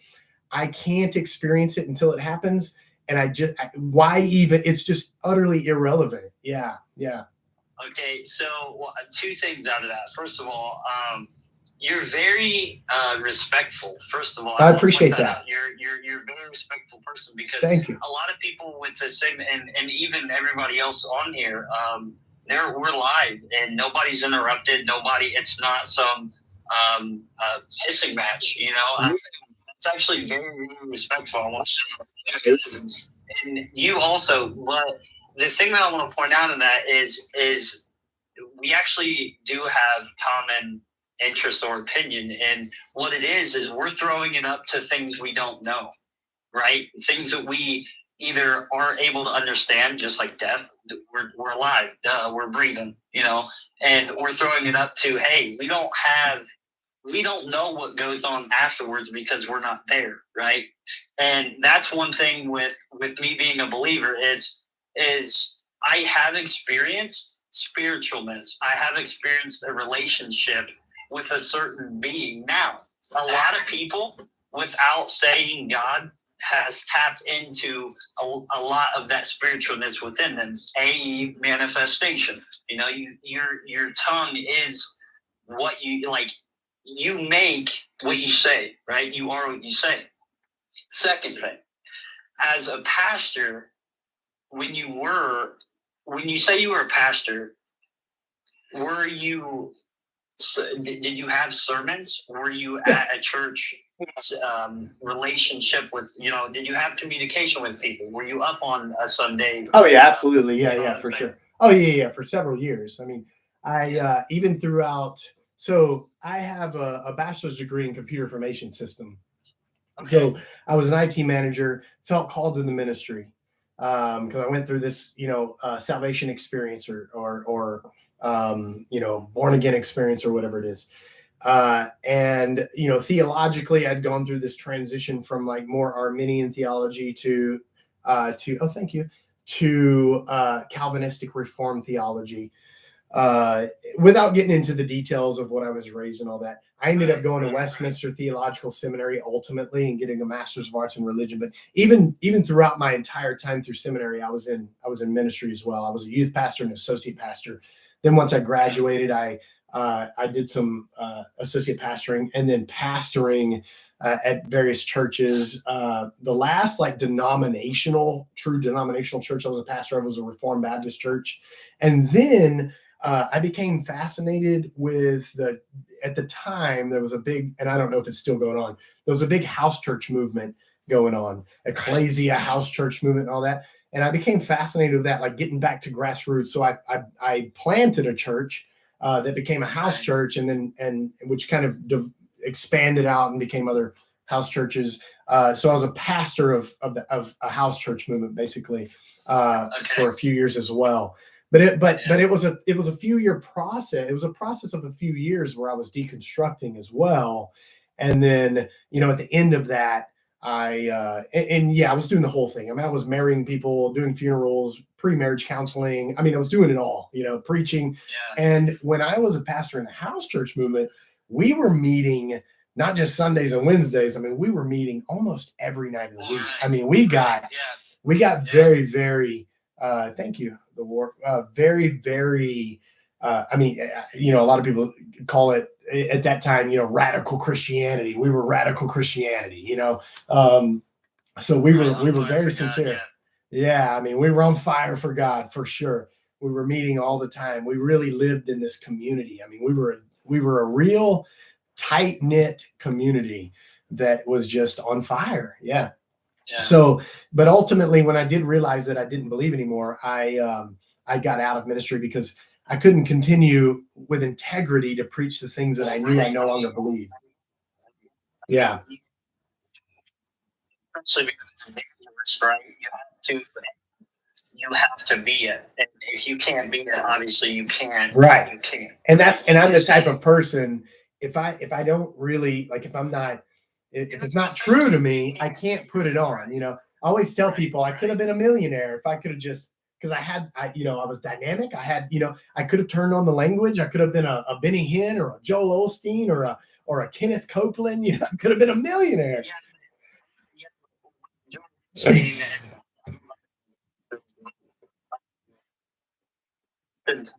find Joel Osteen, he's a false teacher. He's a all of those guys are really atheist, honestly.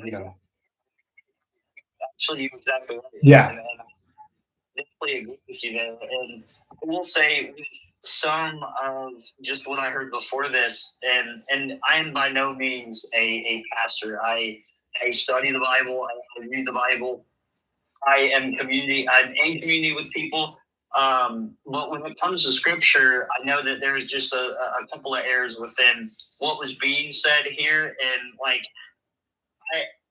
if I were to actually tell people my opinion is I have a relationship with a being that is out of my understanding, right? And leave the religious stuff. Like when people ask me if I'm into religion, I'm not a religious person. There are religious people like in my hometown. My hometown is probably the biggest religious type people, the doctrine following, shunning people that actually oftentimes those people actually hurt the people that go to church. If I can explain that correctly. Yeah. Those people actually are the ones you hear about that people have a bad time with. Like they legit, like, hey, this person did this to me in church, or this person judged me weird, or just that. And it's a very, very hard thing to deal with within community because we're human beings, right? Yeah. And I don't mean to take away from anybody's opinion at all. And I would love to hear everybody's opinion. I just would say that the thing that I really like to go off of with faith, right? When we talk about religion, that's a whole nother thing to faith. And I want to ask you, can you have a faith in something not being a believer? Me personally, I think people can. Me personally, earlier I was asked about faith, and I know that Skyhawk has something he wants to say. I saw a comment here. Let me say this, and then Skyhawk, you can follow up. For me, and this is not in the context of religion or theology, but when I think of belief, I think of hanging on to something that I hope is true. Like, I don't know that it's true. I hope it's true. I hope it's true. Please be true. For me, when I think of faith is like a letting go of belief, letting go and trusting yourself as in this moment, right here, right now, as existence, as this present existence right here, right now. So if I have a sense of faith, that's the way I would use that word faith. I don't use the word faith. I really don't. But it would be that trust that I don't need to believe anything. And I think that's what most people believe or mean by faith is belief. And I don't feel the need to. Skyhawk, what were you gonna say? Well, I keep hearing and seeing personal relationship, and I find that too. Yeah.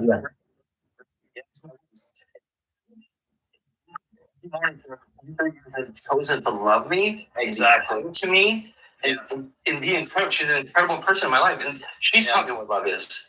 And she taught me what love is, not Jesus. Or I can't name one thing I ever learned about Jesus in 40 years that I learned from Jesus. Some preacher's mouth. I can't name a single thing. It's all this stuff. And the other thing I want to say, I appreciate your compliment earlier, as far as us being polite, but you don't know me. Don't judge me. Yeah, he's joking. Skyhawk's full of jokes. Hey, also, somebody said I Awaken has been so patient. I agree. I Awaken. Yes. Go ahead, my friend.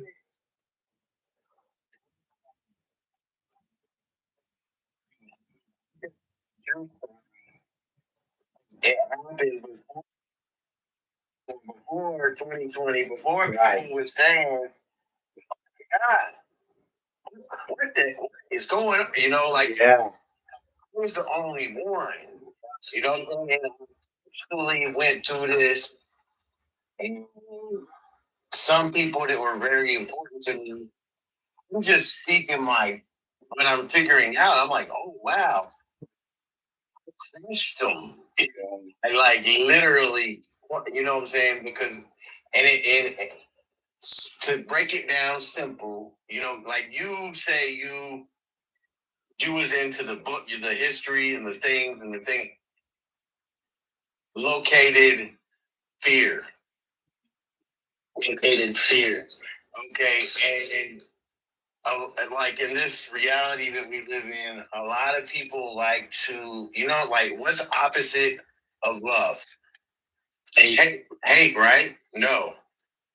You can't hate nothing if you ain't scared. Actually, yeah, you're exactly right. Okay, yeah. So how can you have love and fear working? Like it didn't make no sense to me, and that's kind of what triggered the, you know, and that was way before 2020. That was my spiritual awakening or my religious awakening, and then 2020, like I hit another note, you know, some other stuff.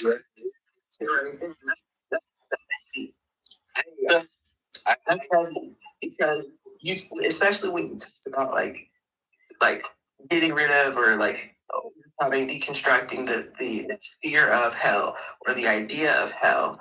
All right, when you unpack that, like loving God, how do you reconcile a loving God that because you maybe you're living on a fucking island in the middle of the what is the sea energy? you know what I'm saying? You need the opportunity to get to know this guy, but because you never accepted him, you're going to be sent to hell for all of eternity to be tormented. How is that? How do you reconcile that with love? There's 63 people in the chat right now thinking, please don't say fuck. Excuse my. Just kidding. Sorry, man. Please say fuck. It's a very narcissistic energy. It's like you got free will. Yeah, okay, you can do whatever you want, but if you don't do what I say, you're fucked. It don't make sense. Make it make sense. That don't make sense. So let me try to take a crack at this. If you guys will just listen. Okay? And this isn't to change your opinion. This is just to give you my side view. Okay? First, to go off with the fear thing, right? Do you know what the word reverence means? Respect. We used to say it's a reverence, it's like holy fear and all that sort of stuff. Yeah, I get you. Yeah, it's a respectable fear. Okay. What I have for my God is a respectable fear. Not because I have a fear of going to hell, but I have a fear because he is a being that is beyond my understanding. He created the earth. He created what I know, right? Everything around me. And to go off to the whole wife thing, you know, my wife's been here for 20 years. She taught me what love is, of course. Like that's that physical being. And a lot of people have a hard time with going, I don't see Jesus. He's not in front of me. How am I supposed to do this, right? Like what is this, you know? And they have a hard time of believing what they can't see. And it is, like, I'll be honest. There's times that I think I'm loony bins. I'll be honest. But what I go, and this is being honest, but the thing that I go off of is love, right? We mentioned love and hate. And you're exactly right. I actually really enjoyed that you said that because hate isn't the opposite of love. Hate is actually a reactive tactic that you have to do to somebody not showing you love. And what I want to say is when you guys may or may not have been shown love in your life, or you know, you may or may not, right? You have your wife, you do, or somebody might have held a gun to your head and robbed you. You know, that's like, there's people in this world that you experience love through. And when you just spread that love through any act of kindness, that is looked upon as a good deed, correct? So like, you guys are explaining hell, or let's bring up old Nanny that tells the white lie and Adolf Hitler. You think they're going to the same place? Really, God? Like, really? You're going to put, you know, the same people in that same place and burn forever and ever? You know, that's preached. Burning forever and ever and ever in a lake of fire, and your name's going to be like, it is. There is a doctrine that's written, and it's that. But what it is a opportunity to let go. Like you said, you're going to let go of something. You're going to let go of a certain type of a life, so you can end up somewhere. And can I say there's a heaven or hell? Like, for that truth? No, because I haven't lived it. I do believe that there is, right? But I haven't lived it. Just like we're going off of sorry, I don't know your name, but what you were saying is I haven't lived it, right? So I'm not going to say exactly for sure. But what I will say is I can love people on this earth. And that's his greatest commandment. That's his greatest thing to tell me to do. If I mess up, if I sin, if I make a mistake, if I don't follow that, what you guys would say, maybe the doctrine, right? And I use my own free will that he did give me.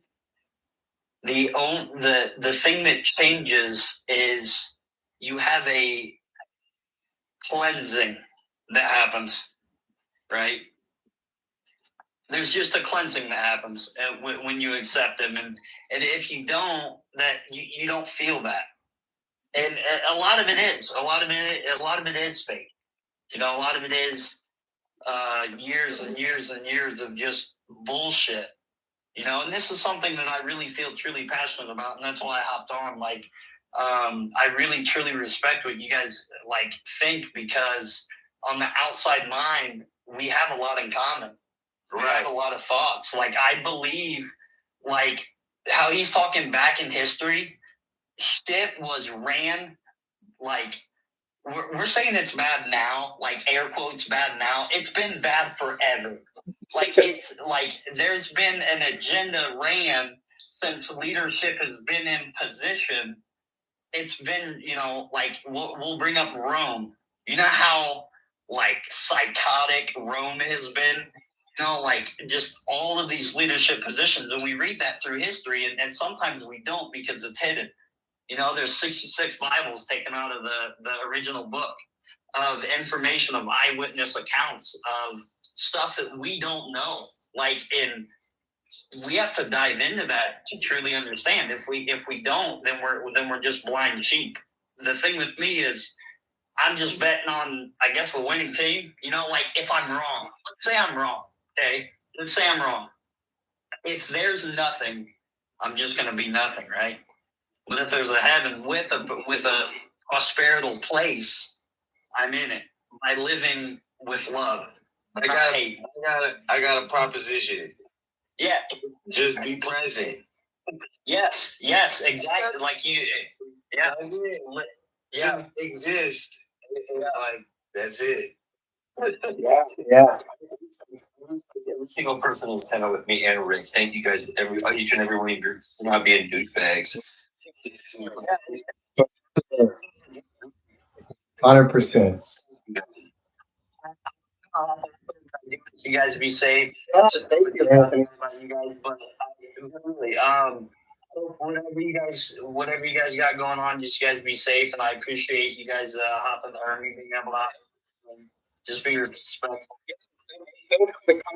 The actual conversation, I appreciate it. I'm always down for that. So.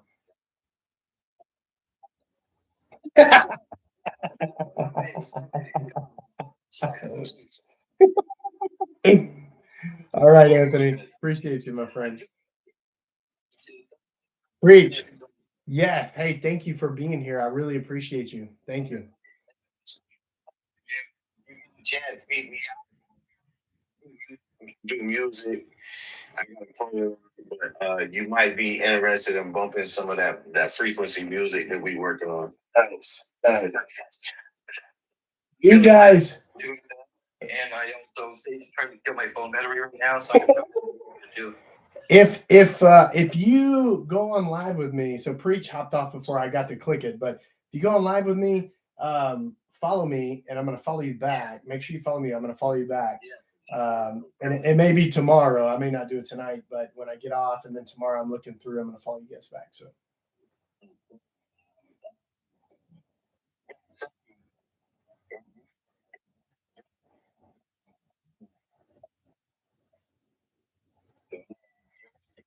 Thousand people on here. I know. Well, there are a lot of things I could do. Yeah. I think that's what you seen a couple of videos, like watching them, I'm like, oh wow. And now it just keeps coming in, and yours came in right because I'm not debating. I'm actually like our frequency is very similar. Like I give people space to be whatever. Right. Give this space. Yeah.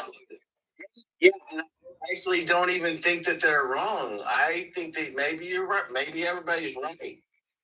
And I don't think there's a lot of good that comes out of debate, and I could probably have 3,000 people in here to debate. There are people who do it like Parker, and I enjoy watching those sometimes. But me, like I love a good conversation.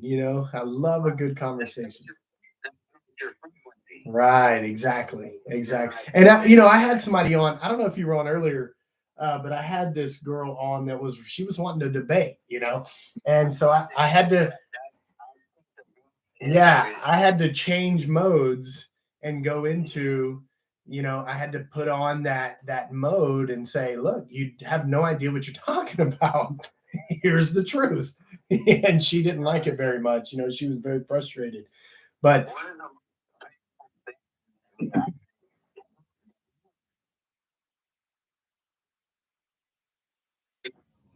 Yeah. Yeah. I learned that tonight. I never heard it. Yeah. So letting that go crazy. And then now, Yeah, exactly. Yeah, love that. That's right. Right here in this moment, you're either in heaven or in hell, and it's your frame of mind. Exactly. Yeah. That's a distraction. That's right. Oh yeah. Same.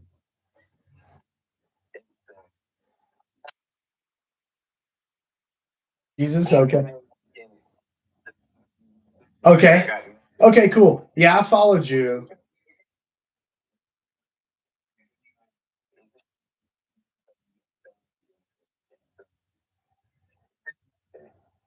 Yeah.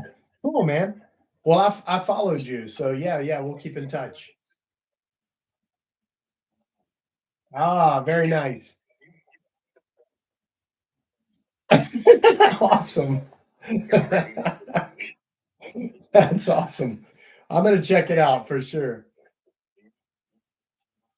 Thank you, man. You too. I appreciate you very much.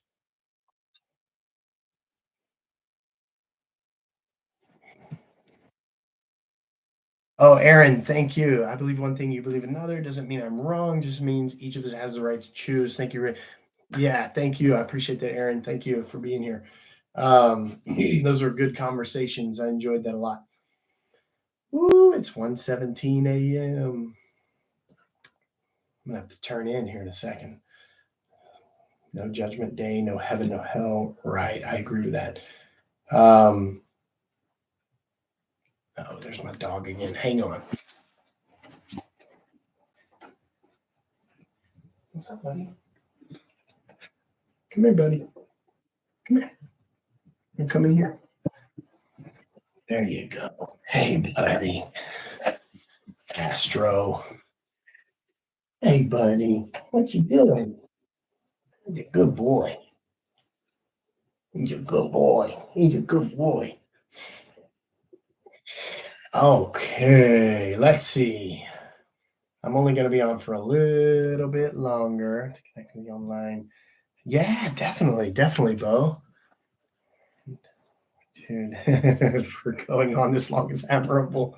I know. I really should hit the bed. I might Central Time if you believe in Central Time. Come on, to continue to pretend to be a security guard again. That's what they pay me for. Bo, I love you, man. Thank you for being here. I really, really appreciate you so much. So much.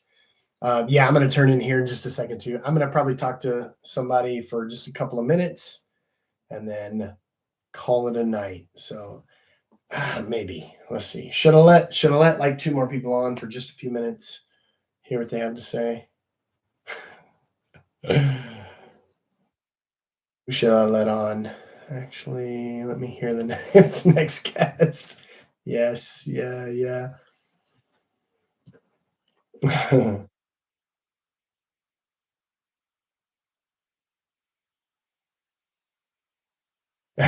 Thank you, Xander. Good night, Bo. I love you, my friend. I'm turning into here really soon. I'm so tired. I know, 6. There's no way I can do all 6. So I guess I saw somebody in the chat saying, tell me what you want to chat about. Let's go that route. What do you want to chat about?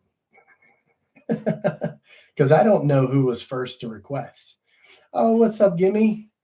Welcome back. Thank you. You may have been on already. I've just been talking to people, so I haven't seen a lot of comments. Thank you.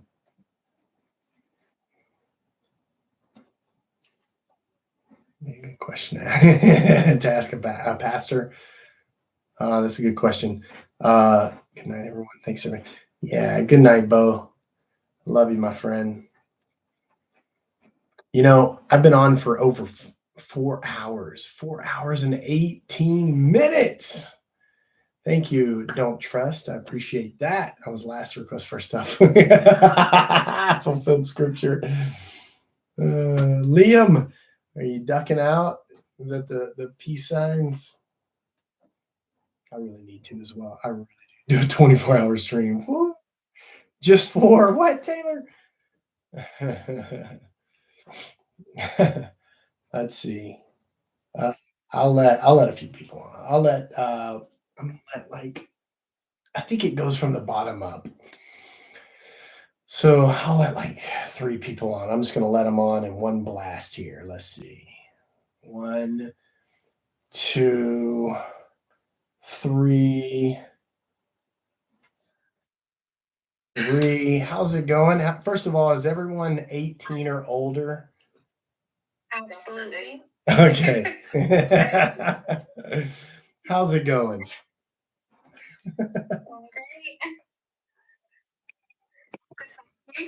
So huh? Oh yeah, nice. Good, thanks. Yeah, good having you here. I'm not going to be on long. It's 1:21 a.m. I've been on for 4 hours and 20 minutes. Insane. Central Time. Central Time. I'm in Texas, Galveston, Texas, a little island near Texas is what we say. Oh, California, nice. I love California. Oh, cool. I've got a cousin in Laguna Beach. Laguna Beach is beautiful, beautiful. I've been to a few places. I've been to San Francisco, Laguna Beach. I've been a few places in California, but Laguna Beach is just beautiful. I love it. Yeah, it's gorgeous. Yeah, it is. It is. Well, what's going on? Question. Yeah. So, do you always see the present moment? You always see the present moment. Well, I mean, it doesn't matter what I see. All that exists is the present moment. So whether I see it or not, it is only all that exists is the present. So if I am seeing the past, I'm just seeing the past in the present moment. If I'm seeing something other than the present moment, I'm really not. It's a perception, like it's a human perception that I'm seeing something else. I'm seeing the future. I'm seeing the past. But all of that is taking place in the present. So yes, I always see the present moment in that sense. So you believe in the present without knowing. I don't believe in the present. I experience the present. So I am here now. I am this existence. I am this moment. You are this moment. We're interacting. We're engaging. There is nothing else to experience right here, right now. It's impossible to experience anything else. Really, it really is. I mean, you can't experience anything but the present. So you were in the present. See what the present actually holds. So you are experiencing right now the present, right? So Yes. you wake up and you are in the present moment, correct? And you go throughout your day and you know that your day is going to come to an end, correct? So there is a moment where you just know at the end of the day, I'm just going to go to sleep and I'm going to lay down. I'm going to do my daily routine. And you know that without actually experiencing it. So like you go throughout your day and towards the end of the day, you go, hey, this is what I do towards the end of the day. I brush my teeth, I go to sleep, and that is my day. I mean, is that what when you wake up in the morning and you're like, okay, well, this is what I'm gonna do. This is what I do. Do I plan for the future? Do you plan for like your entire day? Like, do you wake up in the morning and go, hey, this is my to-do list? I have to be at work at 7 to teach computer science. Am I going? Yeah, of course. But do I experience it until I live it? No. So that planning is done in the present, isn't it? So any anticipation of the future, any expectation of the future, any imagination of the future, any plans of the future exist here right now in the present. And so the present is inescapable. People tend to say you got to be present. Well, you can't be anything other than present. You can't be anything other than present. Yeah. Exactly. So you're in that moment and you also have plans for the future moment. So for me, I wake up in the morning and I go, okay, this is my to-do list. I have to go to work. And then when I come home, I have to cook dinner and get my kids ready for bed. And then we go to bed. Can I say something? Go ahead. Please. Sorry. I find that boring if you can predict your own future. Future is in like, that's what I'm going to do, that's what I need to be, and that's where I'm going to be, as in my focus. Do you not find that boring? Instead, the unpredictability of, hey ho, it's going to happen, it's going to happen. I think is that for me or for Rick? Both, I suppose. Okay. No, I think so. It's these ideas that we're talking about that really, if we could really grasp that. Okay, for instance, I'm going to go to bed in like 10 or 15 minutes, right? Okay, that's my plan. I hope to be in bed in 10 or 15 minutes. Am I going to be?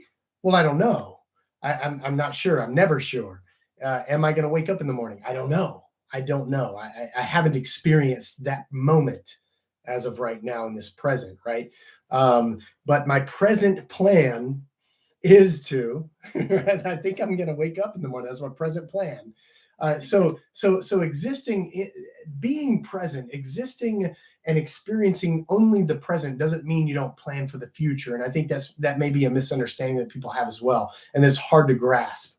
But all the while you understand that just because you think about the future, let's say, or you think about the past, it doesn't give reality to the future or the past. The reality still exists in this moment, right here, right now. There is no reality other than the present. I mean, that's the only reality there is, because my plans of the future, they don't exist except as present thoughts happening right now in this moment. Exactly. Yeah. I think when I was I should have been more accurate. So you experience the ground of being, you can call it I am, presence, awareness, whatever you want to call it, that which has no name, can't be thought, can't be. So here, the thing is, when I experience that, the thoughts cease. And for the, it becomes like a little motor in the background sometimes, or it just is what is. But to describe it, you can't describe it. And this is difficulty. What you're talking about Christianity. I was a missionary for 22 years. I was on 3 continents, and I thought I was sharing what Jesus was talking about. I realized everything I was preaching was the opposite. Jesus was talking about, I experienced the present moment. The first time I experienced it, I was like, oh my gosh, this is everything I was looking for. This is what Jesus was talking about. But everything I was taught and everything I was teaching was the complete opposite. It was hell. Christianity is hell, essentially. It's just separation, right? Was that a certain religion, or What's that, sorry? was that a certain religion? Like, was it like Jehovah's Witness, Christianity? Like, It was Christianity. It was sort of, it went Baptist, evangelical, then I went Pentecostal. I think maybe with Pentecostals, they maybe get little glimpses of it because the practices allow for like a spontaneous experience. So then I fell into Christian mysticism, but I still never saw the present moment until, and this is I think what I find so frustrating, because until one sees the present moment, we don't know what we're talking about. Yeah. And when you see it, you know. There's no more words because you know. So when I see Christians in the comment going, oh, he doesn't know, he's a false teacher, you were a pastor, you were never a Christian. It's just like, no, until you see the present moment, until you see the kingdom, until you see whatever Jesus is talking about, you think you know, but you don't. And then when you see it, there are no more words. question. So you said that you were saying that you were ministering and you felt like you were preaching what Jesus wanted you to, but you felt like afterwards that you were not. So where was that moment that you were like, okay, what I was preaching to people was not the truth? Like, what was not the truth? Does that make sense? Yeah. That you have to believe in Jesus, that you're born a sinner, that you have to believe in Jesus to save you from your sins. All the essentials of the gospel, it's all mental masturbation because it removes you from the present moment. Okay, fair enough. That's great. That's great. Just saying it out there. You know, I'm trying to see your I need to get my eyes checked, and I've also had a couple of drinks. Zytrippin. Is that how you say it? You know, it's not very often that I hear somebody use the play of words. I wrote about that today, the way you are. It's just really refreshing. It's really cool to have a conversation with somebody that is so in tune with something that I experienced. I just have to say that. So yeah, that, and I recognize that. That's really cool. Miss Honey, what do you think about that? I feel like you have a lot of questions. I feel like you do. I feel like you have some really sincere questions that you want to ask. Just listening, simple fact. I believe in relationship with Christ, and I know what He's done in my life. So I'm not here to like, hey, you're wrong. You know what I mean? Everybody has their own opinions. They have their own beliefs, and if you believe in Christ and you believe in God, He lets you have free will. You know what I mean? And it's what you believe, and it's what you think, and it's what you choose to believe and what you choose to follow. And He never forces. So I'm not here to be like, hey, you need to. I know my experience with Christ has like pulled me through some very dark times. And I know that, like, you know, I've questioned Him. I've been so mad at Him. And I don't understand some things that sometimes, but I know when I do have blind faith, when I do believe in him, when I am like, okay, I have no other source, I have no other outlet, I have no other person to pray to or to help me or to pull me out of this mess. I've tried my ways, and he's pulled me out of the darkest times of my life and made things happen that are beyond my control. Like, I know what he's done in my life, and I cannot be like, hey, this is what God can do in your life, because I know what he can in my life and what he has. And so when people have opinions and like they feel the way that they feel, who am I? You know what I mean? Like, I wonder why you feel the need for that. Like, I wonder why you feel the need for why you don't trust yourself in those scenarios and situations to pull yourself out, in a sense. I wonder why you feel the need to have a Jesus or some other source pull you out. I'm really curious. I want to know. I feel like, because as you being an ex-pastor, you know, when it says to have like childlike faith, you're in a position when you are having childlike, quote unquote, faith. You are trusting in someone who can help you in a time of need that you are not able to help yourself. Like, I have children myself, and before I had kids, you know, I did believe in God, and I still do, but before I had kids, I didn't understand what childlike faith meant. And then once I had kids, I realized that my kids are reliant on me to guide them through life. And there are things that they don't understand yet that I can help them through.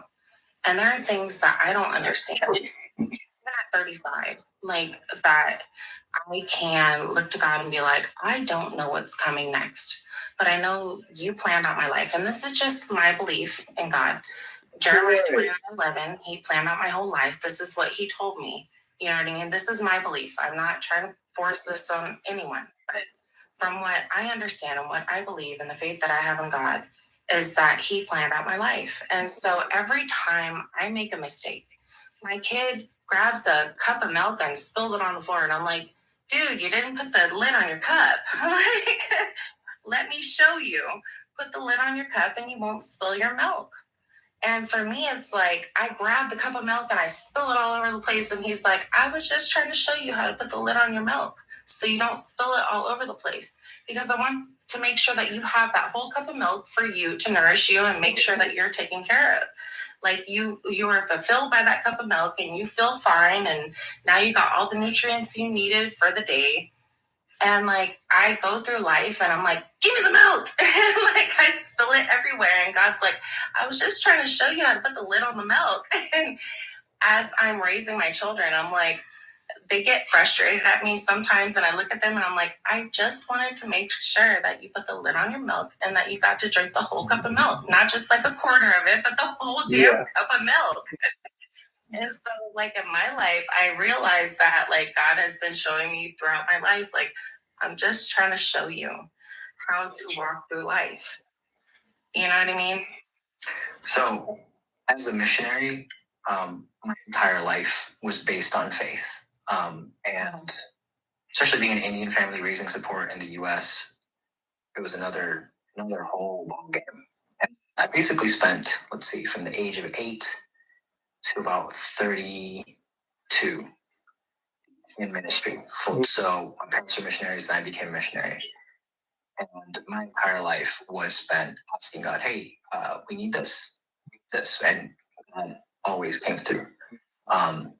And I experienced Christianity on 3 different continents. So when it comes to culture and language, the only thing that was consistent in my life was my faith. And it wasn't until I actually started having mystical experiences in Christianity that I realized, oh, this happens everywhere. This happens in all religions, all faiths. What I'm experiencing is nothing, because I was raised in Christianity to be taught I was taught Christians are the only ones going to heaven. It only works through us. And it's a very, very narrow view of the world. Even growing up on 3 different countries, we were still within the evangelical Christian Pentecostal in that bubble. And then after I completely left, I realized, it's like what you said earlier, the present moment is the end of belief. It is the end of faith. It is the end of everything it is the end of the person. And so I didn't know until I saw it. So everything you're saying, Miss Honey, is what I was brought up with and what I experienced. Probably more so than most Christians, just because our life was based on faith. Like God always came through for us, which is why deconstruction was so difficult, because I was like, there is more. There is so much more here that I feel being pulled to. But at the same time, I felt like I was walking away from my faith. But reading the Bible again and examining other faiths and religions, I was like, oh, they're all saying the same thing. They're all literally saying the same thing. It's like, if you take a piece of paper, blank white paper, this is the way I imagine it. That is us when we're born. So that's the Garden of Eden. We're naked, we're not ashamed. It's our state of consciousness. And then whatever culture, language, family we're into, we're given the tree of the knowledge of good and evil. We're told in this culture, in this language, this is what is good and this is what is evil. Mm-hmm. And so by the time we're 6 or 7, we leave Eden. This is why kids on every continent, in every country, doesn't matter, in their young ages, they're running around, they're having fun. They don't care because they're in Eden. They're in a state of complete and utter open consciousness. Mm-hmm. And so once we leave Eden, we start to become adults. And these teachings, whatever we're taught, become ingrained in us. Like the first thing, psychologists say the first 5 to 7 years is what determines the rest of your life, unless you undo it. And so when I finally realized Jesus wasn't talking about religion, he wasn't talking about words, he wasn't talking about any of that. He was talking about the blank piece of paper. That same thing when Ramana Maharishi, Nisargadatta Maharaj, I am that I am, or I am that. Mm-hmm. Every culture uses the baseline of I am in its own language. Right. And when I finally began experiencing the present, I still don't fully experience it as raw, as maybe on plant medicines or other things, but it's there. It's always there. Mm-hmm. It's the alpha, it's the omega. The alpha and omega ends in the present moment. It can't not be there. Exactly. Kelly, what sorry, hold on. Kelly, what do you have to do you have anything to say right now? I just want to make sure you have a place as well. So much people. Yeah, I think to myself that I became very close to death a couple of years ago, and I gave birth to my first child as a Father's Day, and my dad died on that day. My second child was please don't be sorry. I've overcome it.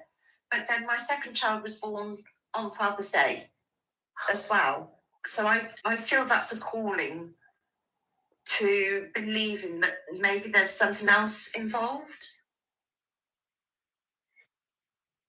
I'm not how can I say religious in myself, but I feel there is a pull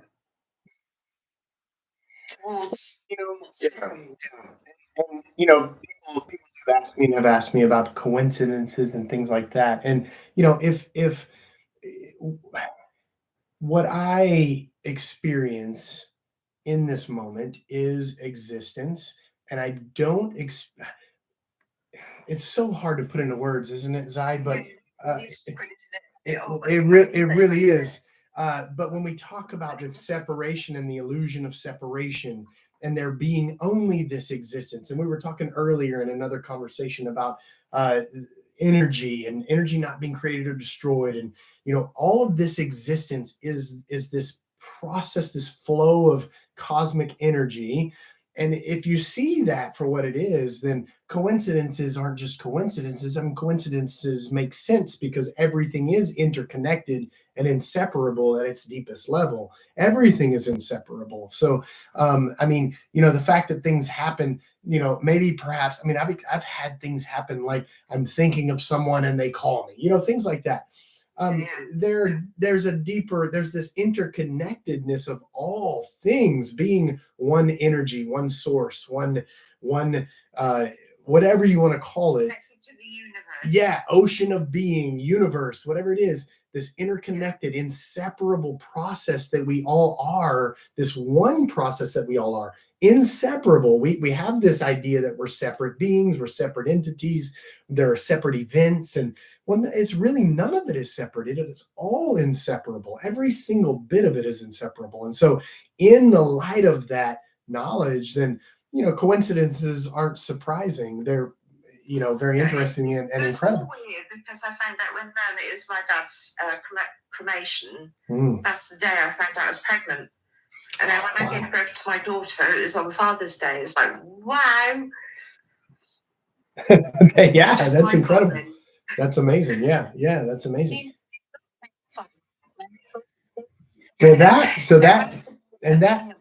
Well, you say there has to be, but that is, to me, just a religious question. That's an irrelevant question to me. There doesn't need to be a who for that, because then there would have to be a who for that who and that who. So it just really is irrelevant. For me, when I see those things, I think of this incredible inseparability of this one existence. That's what I see immediately. And I don't feel the need to ask who plans this, because it really is unnecessary and irrelevant to me. So I don't have to ask that question.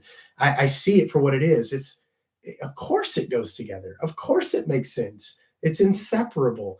We know that everything is energy. We know that. We know that on every level. It all flows together. It's a process. And so it does make sense that it would be it would be in flow. Where did she come from? Well, again, that's another. When Jesus says, the difficult thing here is when Jesus says in the Bible to save your life, you must lose it, right? The irony as a Christian is that I had to give up my belief in Jesus to experience what Jesus talked about. Mm. I had to give. So for Christians, Jesus is what saves them.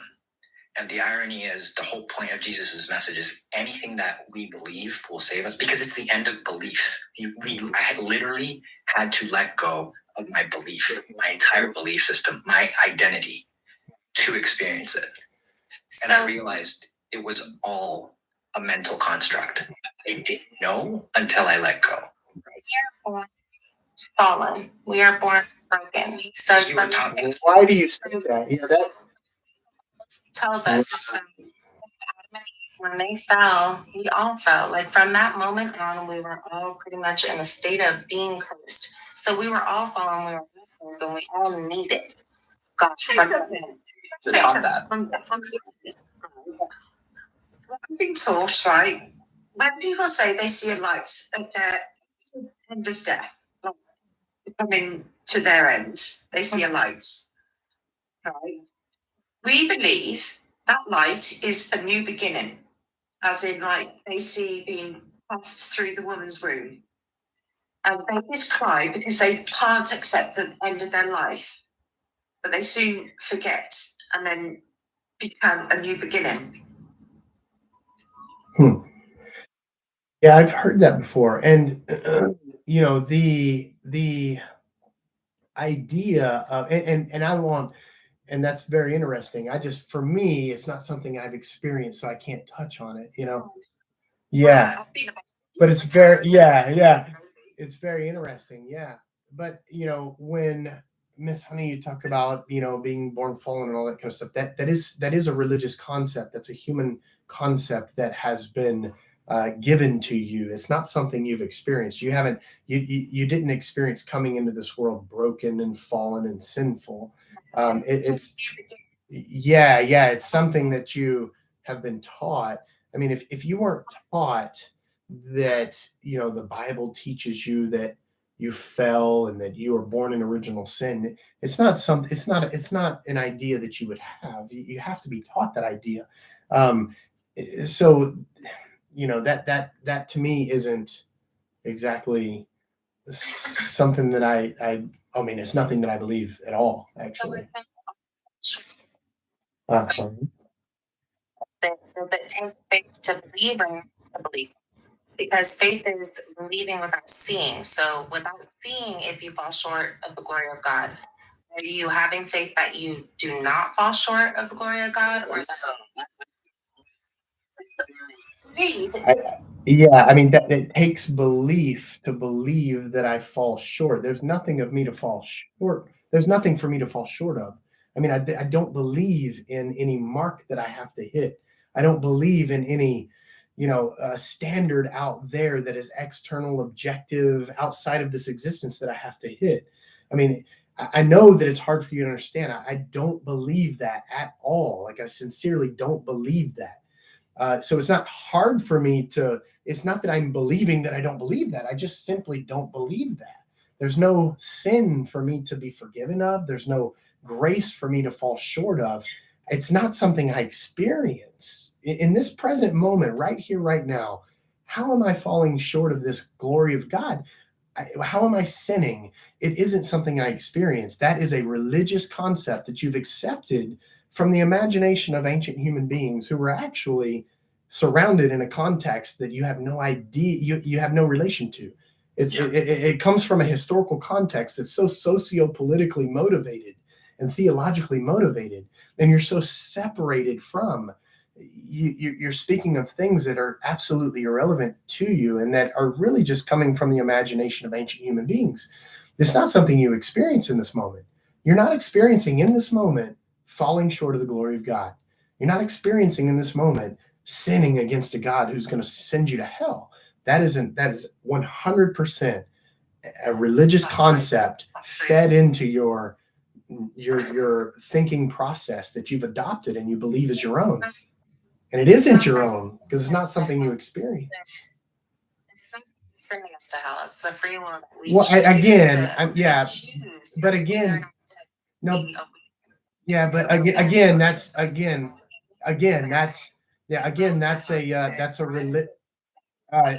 again, that's no different than what you just said previously. That's the same exact thing. It's another religiously motivated concept that you've taken on in your brain that you have no experience of in this moment. Like, and that's what I think you need to wake up to. And I don't mean that in a disrespectful way at all. This is just my perspective. That I think you are in this. This is what I mean when I say religion is bondage. Is that you are in bondage to these beliefs from other people that you have not experienced yourself. Like you aren't experiencing right in this moment, falling short of the. Hold on. Wait, just a second.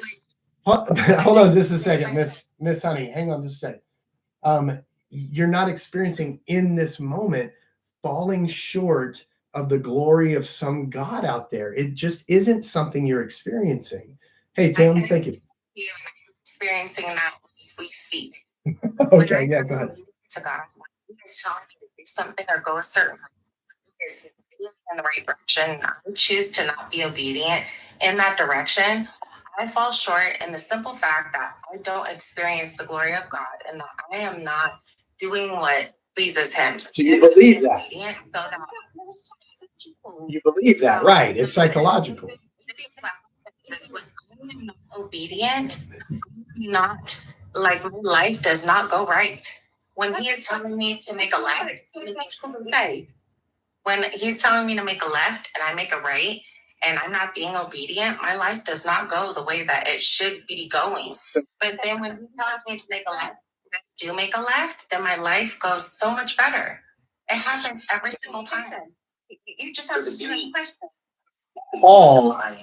The beauty of I am is that I am allows humans complete and utter free will to, and you don't even have to take my word on this. If you look at every single culture that has ever existed since the beginning of time, and the thing, especially with American culture is such a bubble. It's very left brain logic minded. So people who don't speak another language, it's much harder to understand the culture from where the Bible originated, all that stuff. When I deconstructed as a missionary, I wanted to look into every aspect of church history, language, all these different things. And eventually just everything Rick has said, is just basically spot on. But the thing is, if you look at every culture that has ever existed, whatever that culture has chosen to believe, that's what's happened.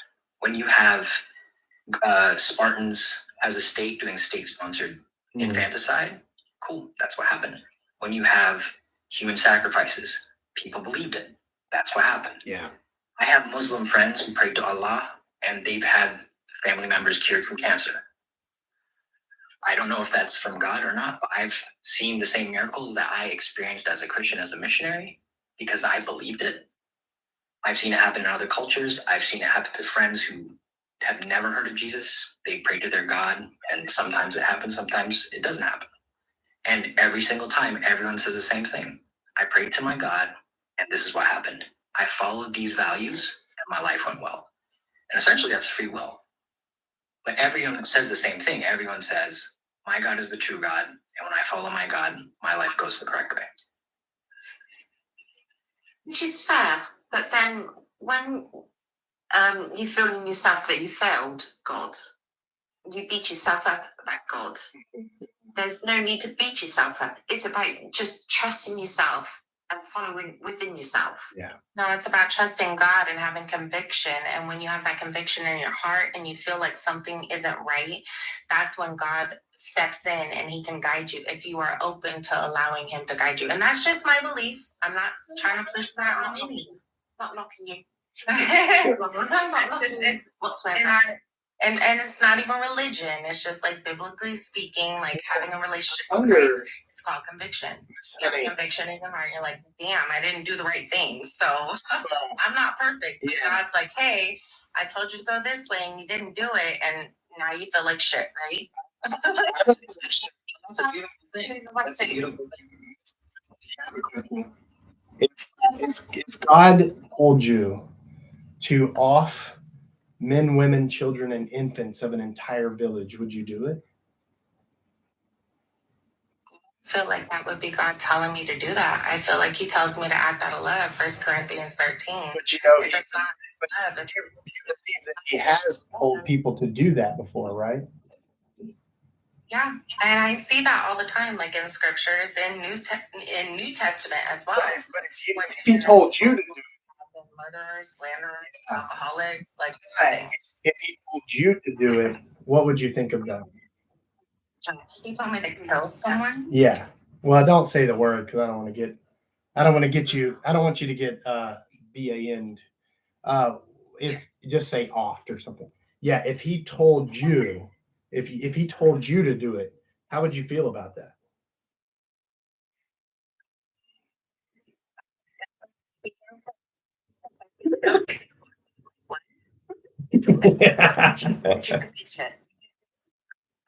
Right. Would you obey him? To be story, trying to keep a story. Sharing children because he was off on drugs and he was not the same person. And I went and purchased something that would protect me. And I thought in my head when they asked me to, are you sure you want to get this? I was like, yes. And they're like, well, if you get it, you got to use it and you can't back down. You can't question yourself. You can't second guess. Like if this person busts through your door, you have to take action. And I prayed about that real hard because I was like, can I do that, Lord? Like, can I do that? Like if this happens, can I do that?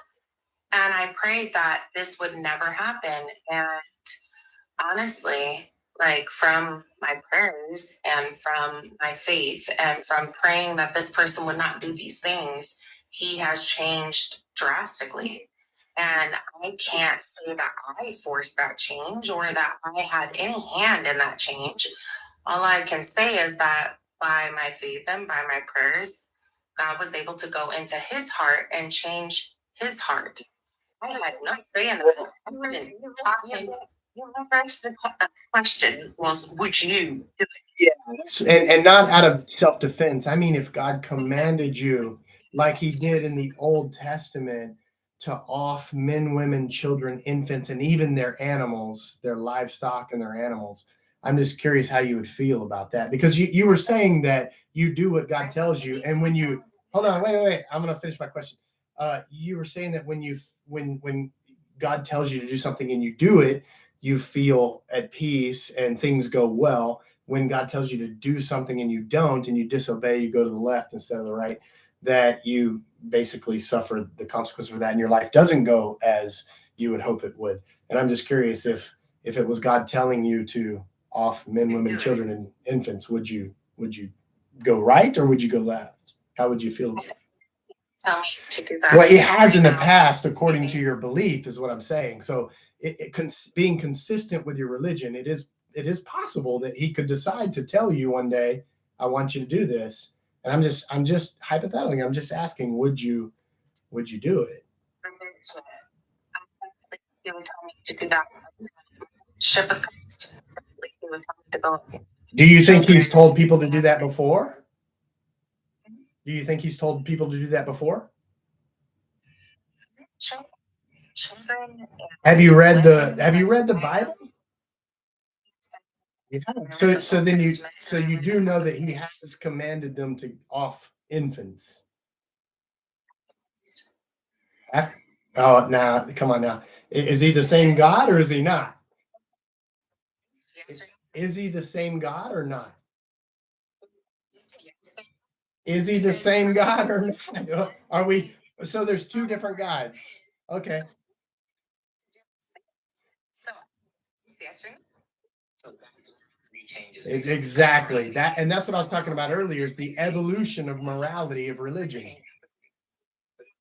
Absolutely. So you believe in the New Testament God, not the Old Testament God. You don't believe in the Old Testament God.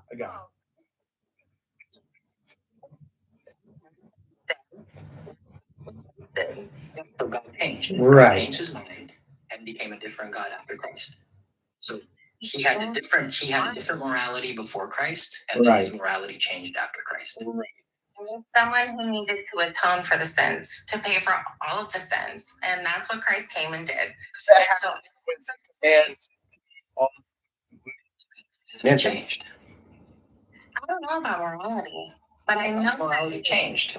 I know that it was wicked before. And I know that we had to make all of these sacrifices and sacrifice the lambs that were only pure and all these things.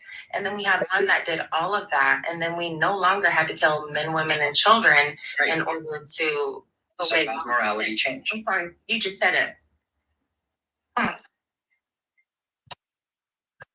One more question. Within your belief, would you be in your morale to follow God? And then you just said yes, you would. I would absolutely follow God. You said those things before Christ. After Christ, he doesn't request those things, so no, I would not. So if he is it right?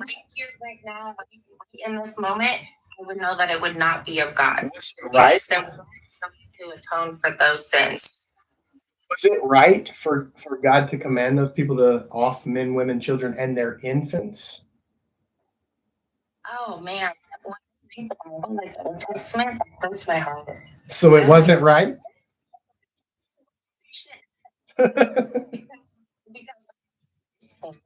No, but we're talking about the same. We're talking about the same God. So is God right when he commanded his people, his believers, to off men, women, children, and infants? Was he right or was he wrong?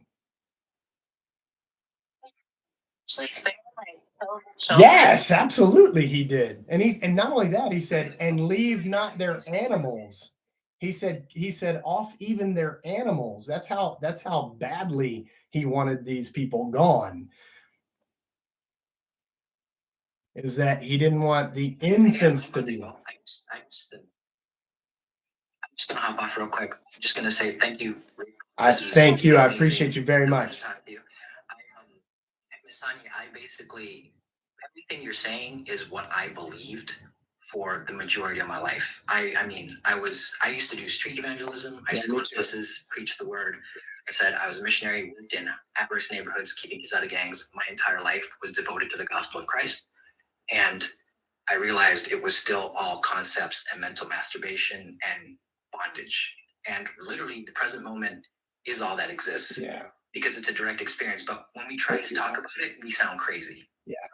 But everything Jesus says, if you listen to the parables that Jesus, so when Jesus talks about the 99 sheep, the 99 sheep are the ones who get left behind because they were the obedient Christians. They were the ones who get left in the wilderness to be torn apart by wolves. I used to be one of those 99 sheep because I believed I was obedient. And it wasn't until I got lost, threw everything out the window, that I actually discovered Jesus. But yeah, anyway. Hey, Thanks, I guys. appreciate you, my friend. Appreciate you, Rick. Yeah, very much. Have a good night. And actually, Miss Honey and Kelly, I really need to go to bed as well, to be honest with you. Appreciate you. Yeah, I've been on for 5 hours. It's 2 a.m. I've been on for 5 hours. Yeah, thank you guys very much. I really appreciate you so much. I really do, both of you. And I hope you have a good night. Good night.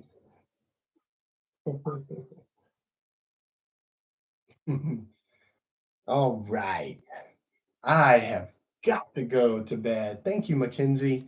Yeah, I think it was a wonderful live. I loved having these conversations. Man, I want to debate. I don't know. I'm definitely not up for a debate. It is 2 a.m. I've been on for 5 hours. Dalt, I appreciate you, my friend, so much. Good night. Don't trust. Good night. OA92. I know I just missed some comments, but I know Tasha, I'm sure you're still here. Austin's probably snoozing. Who else is on?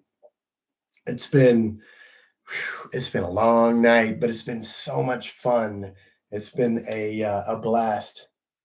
Sandra, yes, I'm glad I got out there. Yeah, thank you, Sandra. I appreciate you. Oh, Austin's here in a way. Good night, my friend. I love you, dude. Tim, my friend, thank you for being here.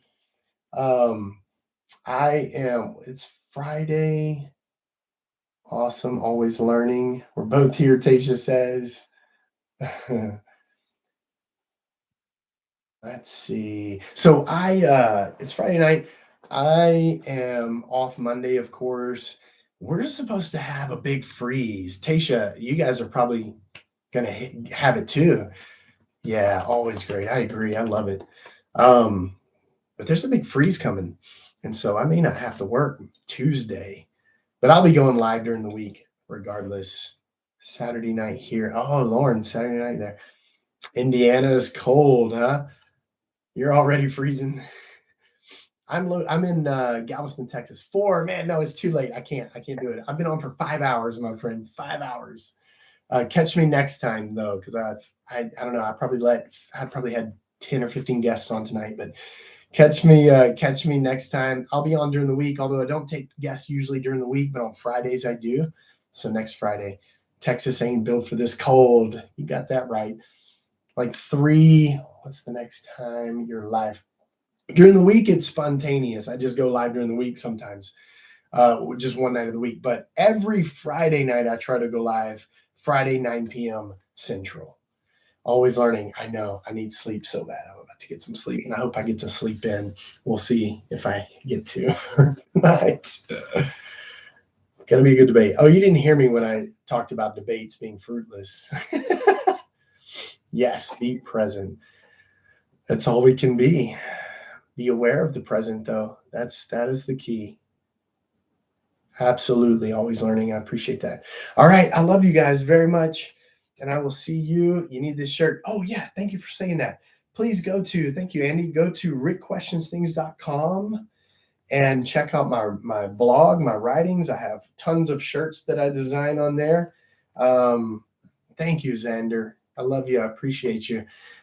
Also, I have one-on-one sessions that are available on the website. I have recommendations, book recommendations, friends and supporter recommendations. Tasha is one of those. So yeah, make sure you go to rickquestions.com. Also follow my backup, Rick Questions Things 2. I'm not Rick Questions Things 1. That's an imposter. But I am Rick Questions Things and Rick Questions Things 2. But go to rickquestionsthings.com. Also, if you have Facebook, you can find me on Facebook, Rick Questions Things. I'm trying to grow that community. And Instagram as well, Rick Questions Things.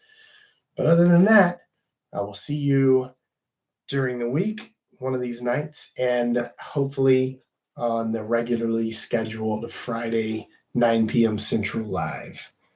New Zealand, we'll have to talk another time. Oh, very interesting, Lauren. Yes, for sure.